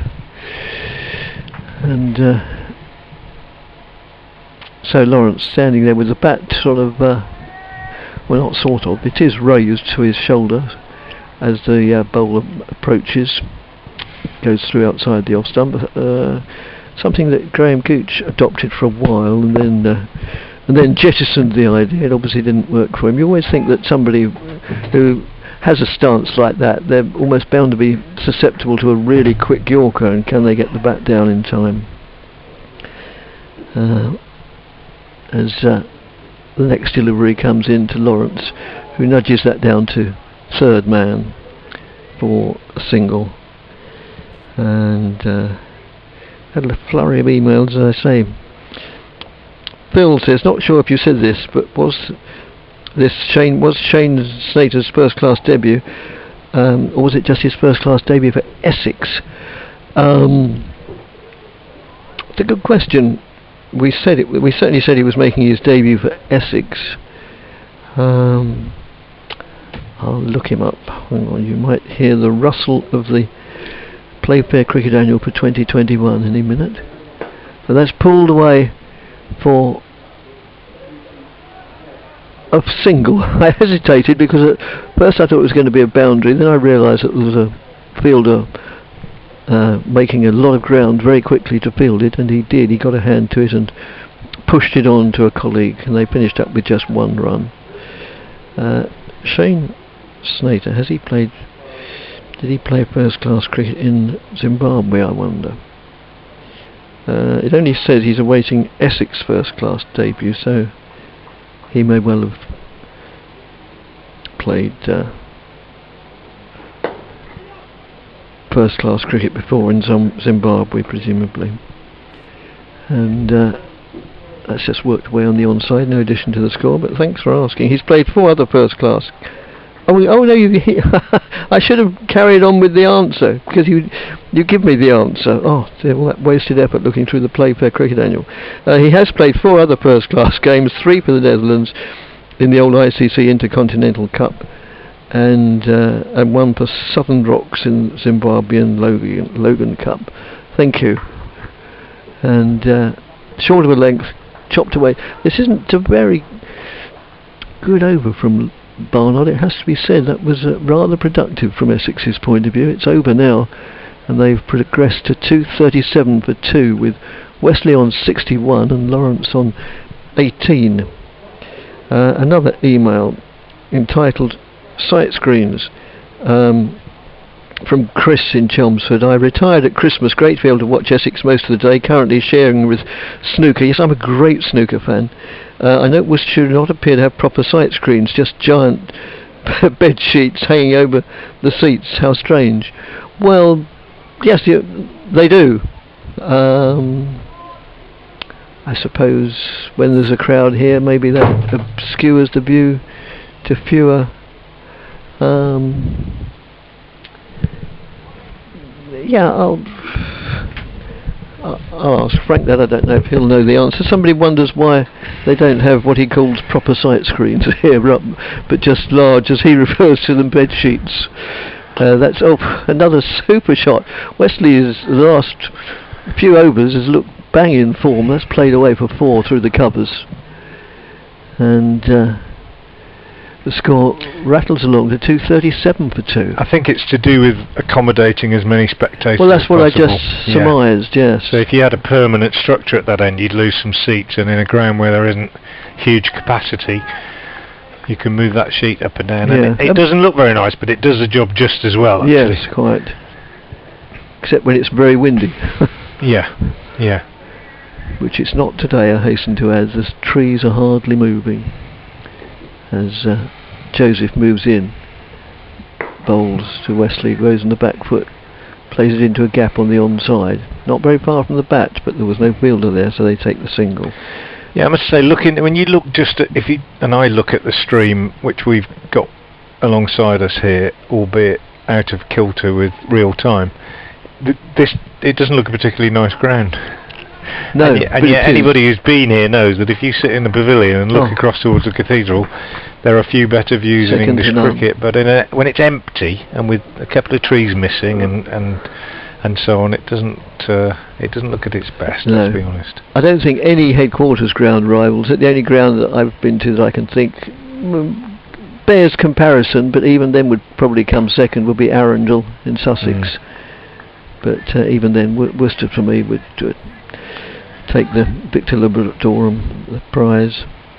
John says, my uncle Ernie Stanley was a footballer and cricketer during the years of 1950 to 53. He played about 12 games for Essex and was in the... I remember a chap called Stanley, yes, was in the... Well, I'm hearing of him, I hasten to add. Don't think I saw him play. He was in the Arsenal first team for some years, though only played reserve games. Knew Brian Taylor, Mickey Bear.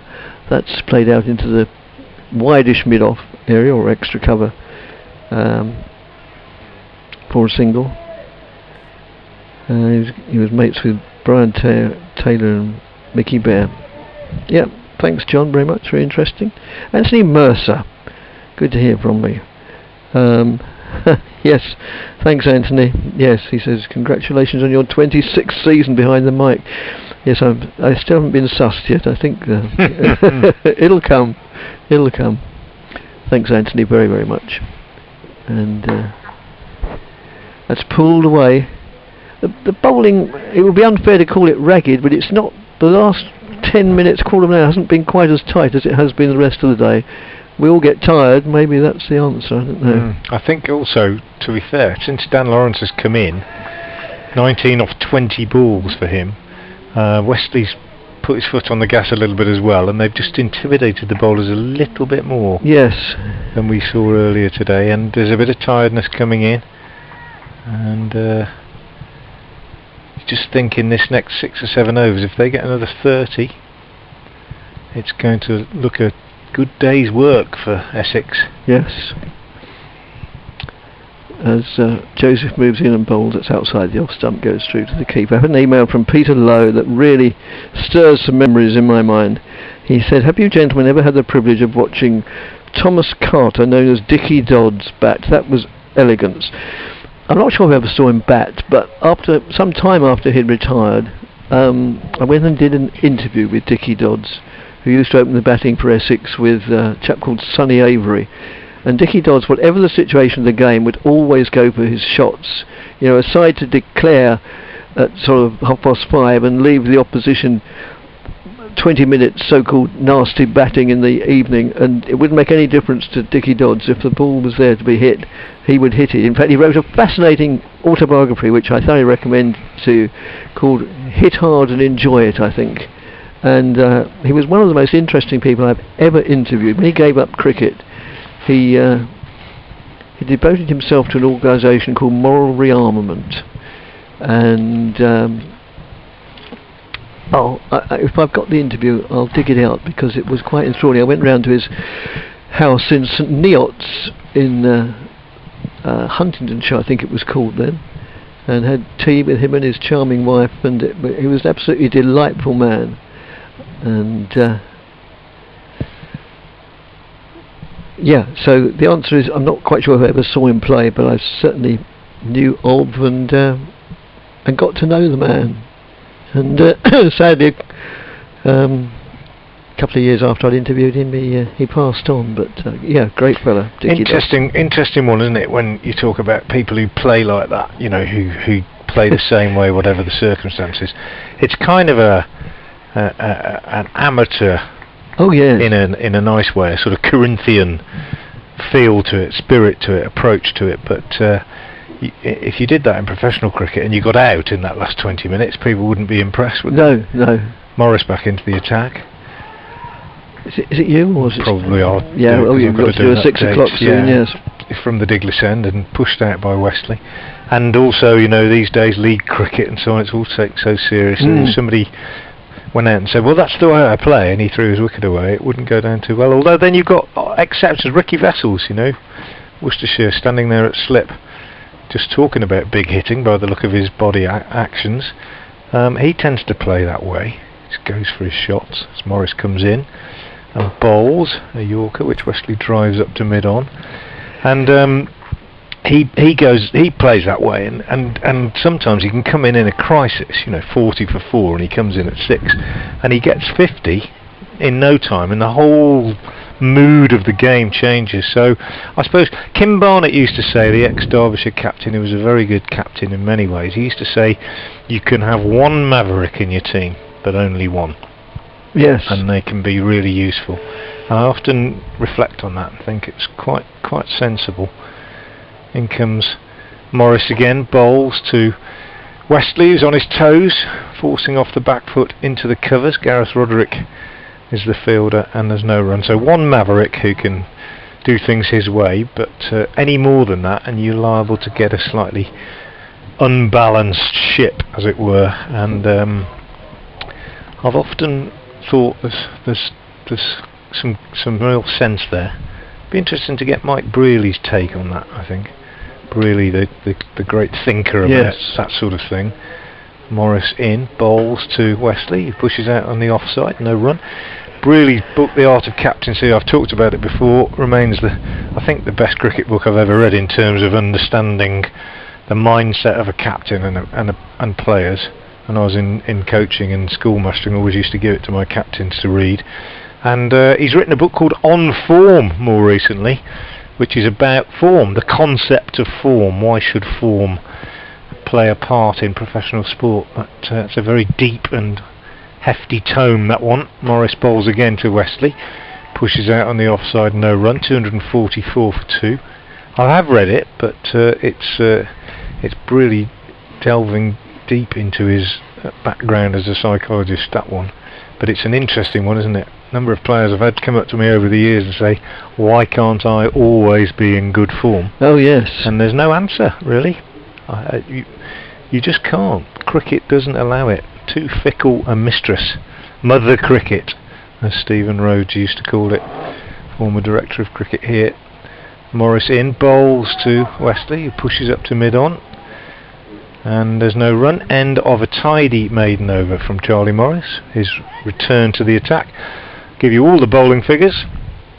So Morris 16 overs, 7 maidens, no wicket for 44. Pennington 15 overs, 4 maidens, no wicket for 34, about to come back into the attack. Alzari Joseph, the one successful bowler today, 20 overs, 2 maidens, 2 for 81. And Ed Barnard 19 overs, 9 maidens, no wicket for 39.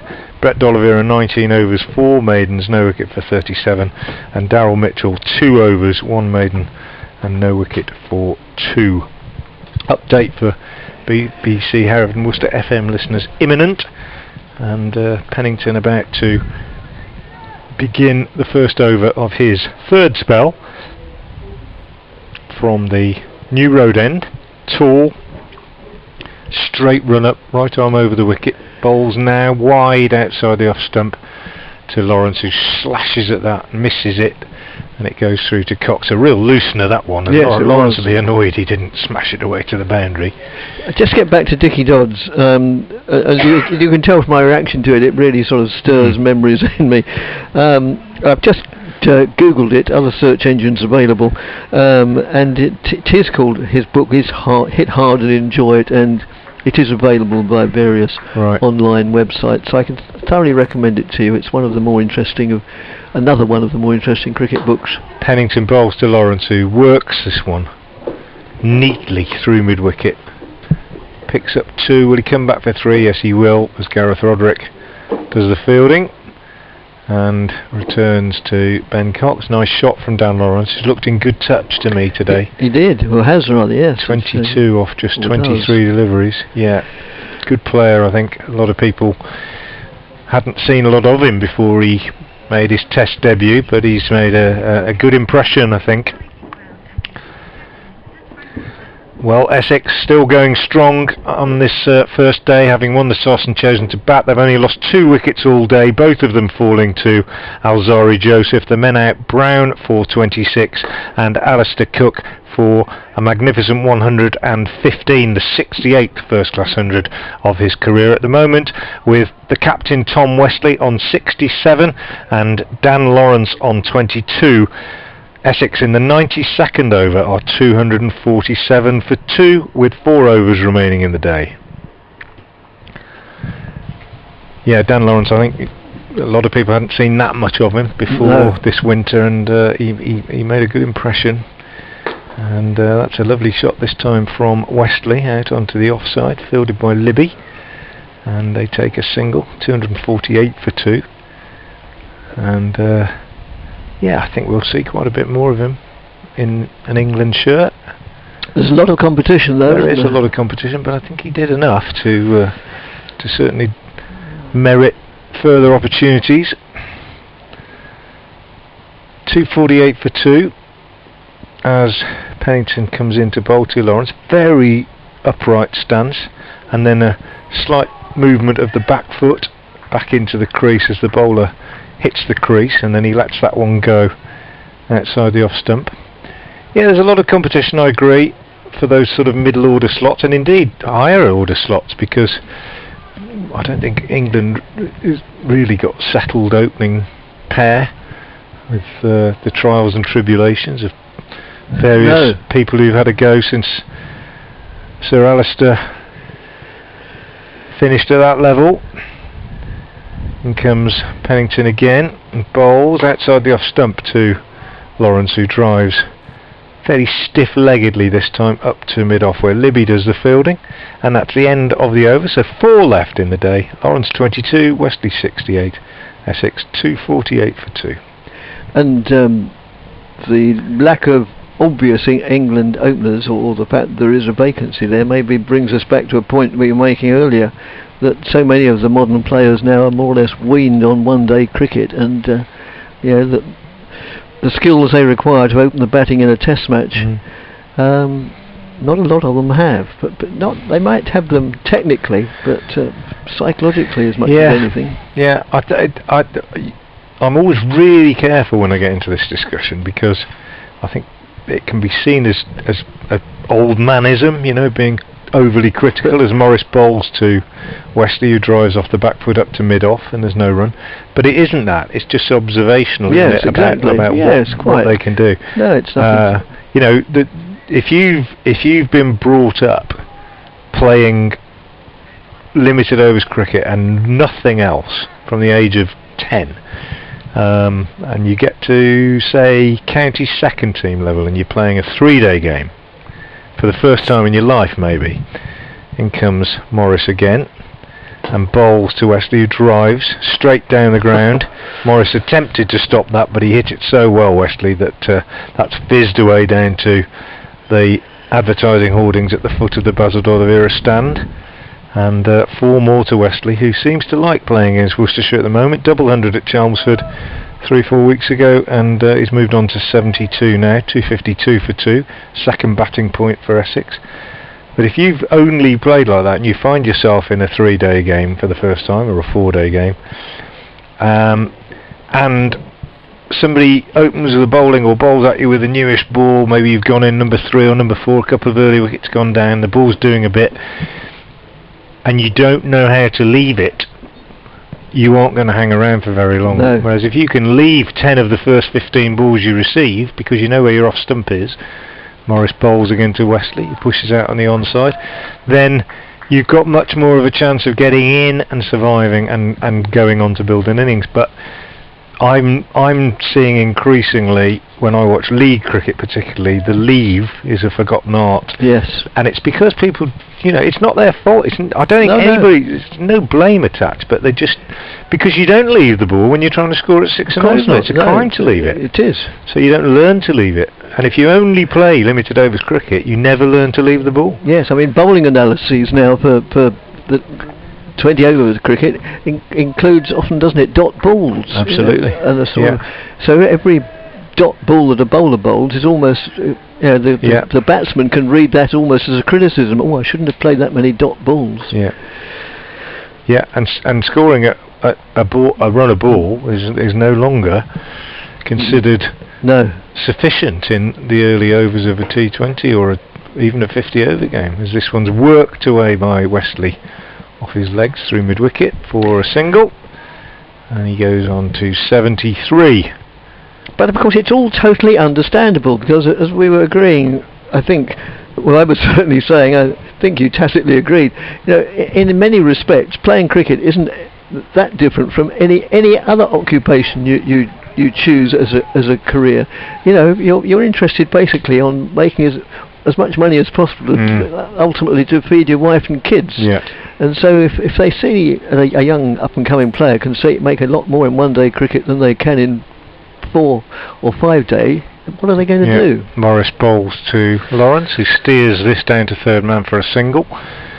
Yeah, absolutely. And having said that earlier about counties taking players and feeder clubs and all that kind of thing, again, no blame whatsoever attached to a player. If you're a young cricketer and a county comes along and offers to double your salary, you would be foolish to turn them down. And such is life, I think. Cricket's not gone the way of football yet, but as a Norwich City supporter, I know all about being a feeder club. Yes. Still, they're going well this season, I believe. Yeah, absolutely. Might clinch the championship on Saturday, I hope. In comes Morris, bowls to Wesley, who pushes out on the offside, no run. How on earth did you become a Norwich City supporter? Well, it's a story which 254 for 2, which I have told before on air, and listeners would probably think, oh, he's not going to say that again. Is there a shortened version? I'll try a shortened version. Yeah, I grew up born in Manchester. All my family are United fans. Moved to Solihull when I was a little boy. Right. My dad was a rep, and in the holidays, if he was on the road, I used to go with him just to keep him company. And he repped for a company that made cartons and boxes for food products. Just break off as Pennington comes in to bowl to the upright Dan Lawrence. He bowls and Lawrence drives beautifully through mid wicket. I think that's going to be 4. Alzarja Joseph is in pursuit, but he won't catch it. Lovely shot from Dan Lawrence, clipped away through mid wicket. He goes to 27 off just 27 balls, and it's 258 for 2. Unless it had already gone. No, it hadn't. 258 for 2. Anyway, and one of his clients was Coleman's Mustard, and the Coleman's factory is still, although they're about to sell it, I think, is next to the ground at Norwich. It says Coleman's Carrow Norwich on the mustard jar.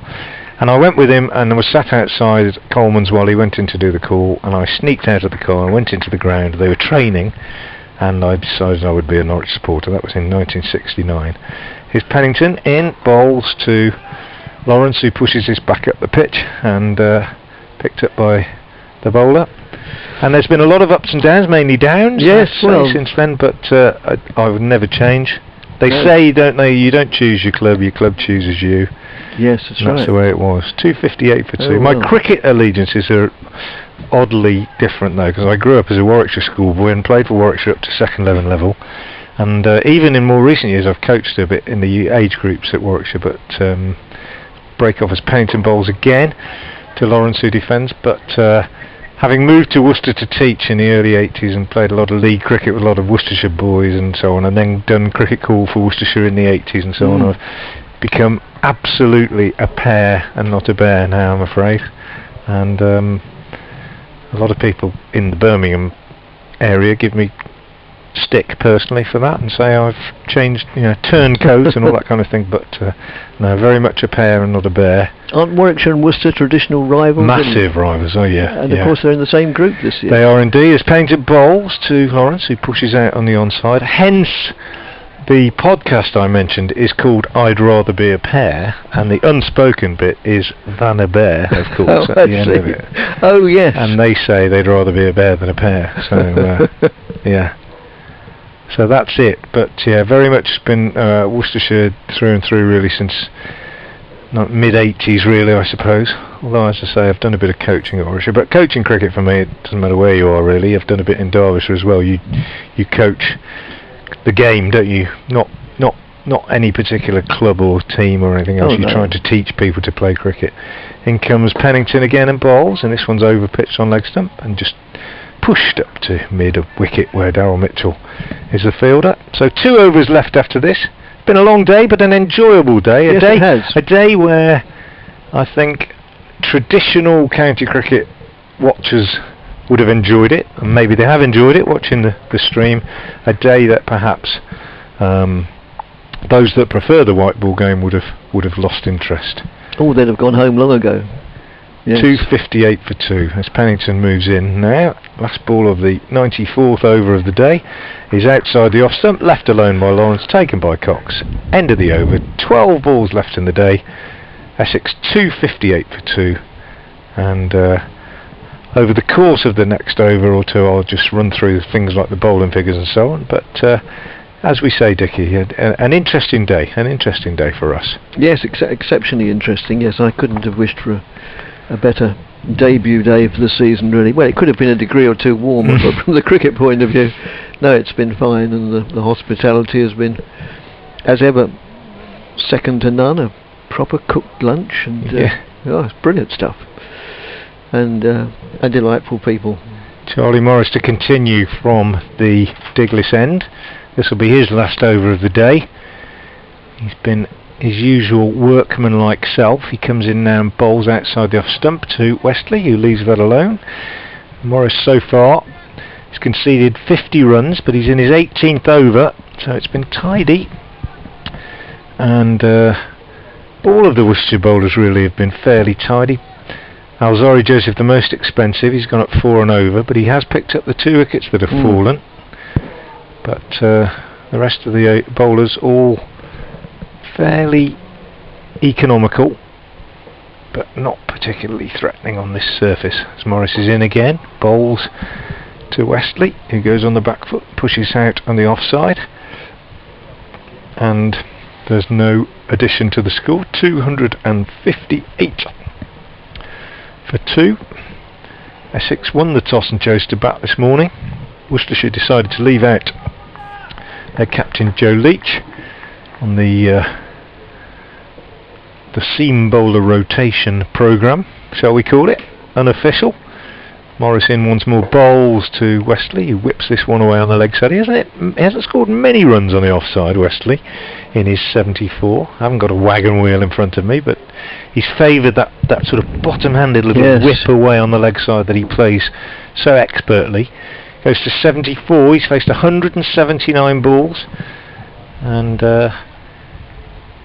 he's been there since the first wicket went down, and that was Nick Brown, LBW to Joseph for 26 in the 36th over, 71 for 1, and then a partnership of 139 for the second wicket between Alistair Cook and Westley before Cook was bowled, chopping on as he attempted to cut a wide delivery from Alzari Joseph. He was out for 115. So he faced 263 balls and hit 17 fours, and since then Westley and Lawrence have taken the score on to 259 for 2, which means that they need one more run to reach a third consecutive 50 partnership in this innings for Essex. The rest of the bowling figures, Pennington's on miss out because he'll bowl the last over in a moment, but Joseph 20 overs, 2 maidens, 2 for 81. Barnard 19 overs, 9 maidens, no wicket for 39. D'Oliveira 19 overs, 4 maidens, no wicket for 37. And Mitchell 2 overs, 1 maiden, no wicket for 2. Morris comes in again now and bowls to Lawrence, who drives, thickish inside edge. That one goes up to mid-on. Fielded there by Brett D'Oliveira. Temperature has dropped even in the last half an hour. Yes, so it's I think noticeable. quite considerably, isn't it? Yes. And it's been a pretty chilly day. I think Alzari Joseph there, having flown in from Antigua, must wonder what on earth he's come to. Been freezing for most of the time that he's played cricket in England. Here's Morris again. He bowls, and Lawrence tucks this one away off his pads, slightly overpitched on leg stump, and he picks up a single. End of the over, so Morris is finished for the day. His figures: 18 overs, 7 maidens, no wicket for 52, and 1 over left in the day, which will be bowled by Dylan Pennington and described by Dickie Davis. Oh, It's 20 past. I think you should finish off Okay. on Essex's excellent day. Well, at least I can't take more than 1 wicket, because then if they lose a wicket, it's the end of the day. So Essex can't lose more than 3 wickets on the first day. So that's not bad from their point of view, and it will indeed be Pennington to bowl the last over, and he moves in now from the New Road end. Runs in, right arm over the wicket, bowls, and Wesley gets everything. Lawrence gets everything behind it, just plays it out on the offside. No addition to the score. And yes, it's been a thoroughly absorbing day. We've obviously seen some good batting, particularly from Sir Alistair Cook and Tom Wesley. We've seen some good bowling, although maybe within the last half hour or so it's maybe it's the end of a long weary day, but generally speaking it's been very, very tight indeed. 260 of 90 overs, or 96 overs is 2.7 is it, 2.8. It's pretty good going really from the bowling point of view, and from the batting point of view today it would not be true to say the honours have been shared, because if they may have been shared but not shared evenly, and Essex have had the better of the day, there's no doubt about that.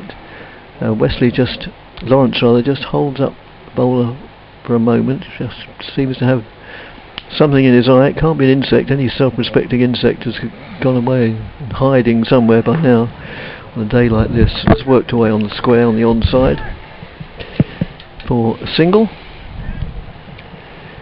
fielded by Gareth Roderick, and we have 3 overs, 3 valid deliveries of the day remaining. So thank you very much for all your emails, and it's been really interesting to receive them. Do email them again tomorrow please, and we'll continue to address them. It's the same commentary team tomorrow, and Wesley goes up on his toes there and plays it out into the covers for a single.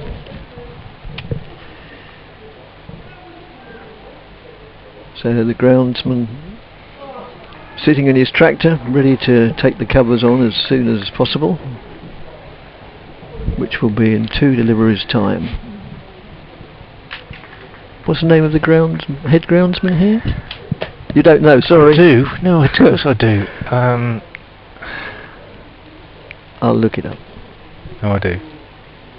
Tim. That's just played defensively. Tim Packwood. Yes.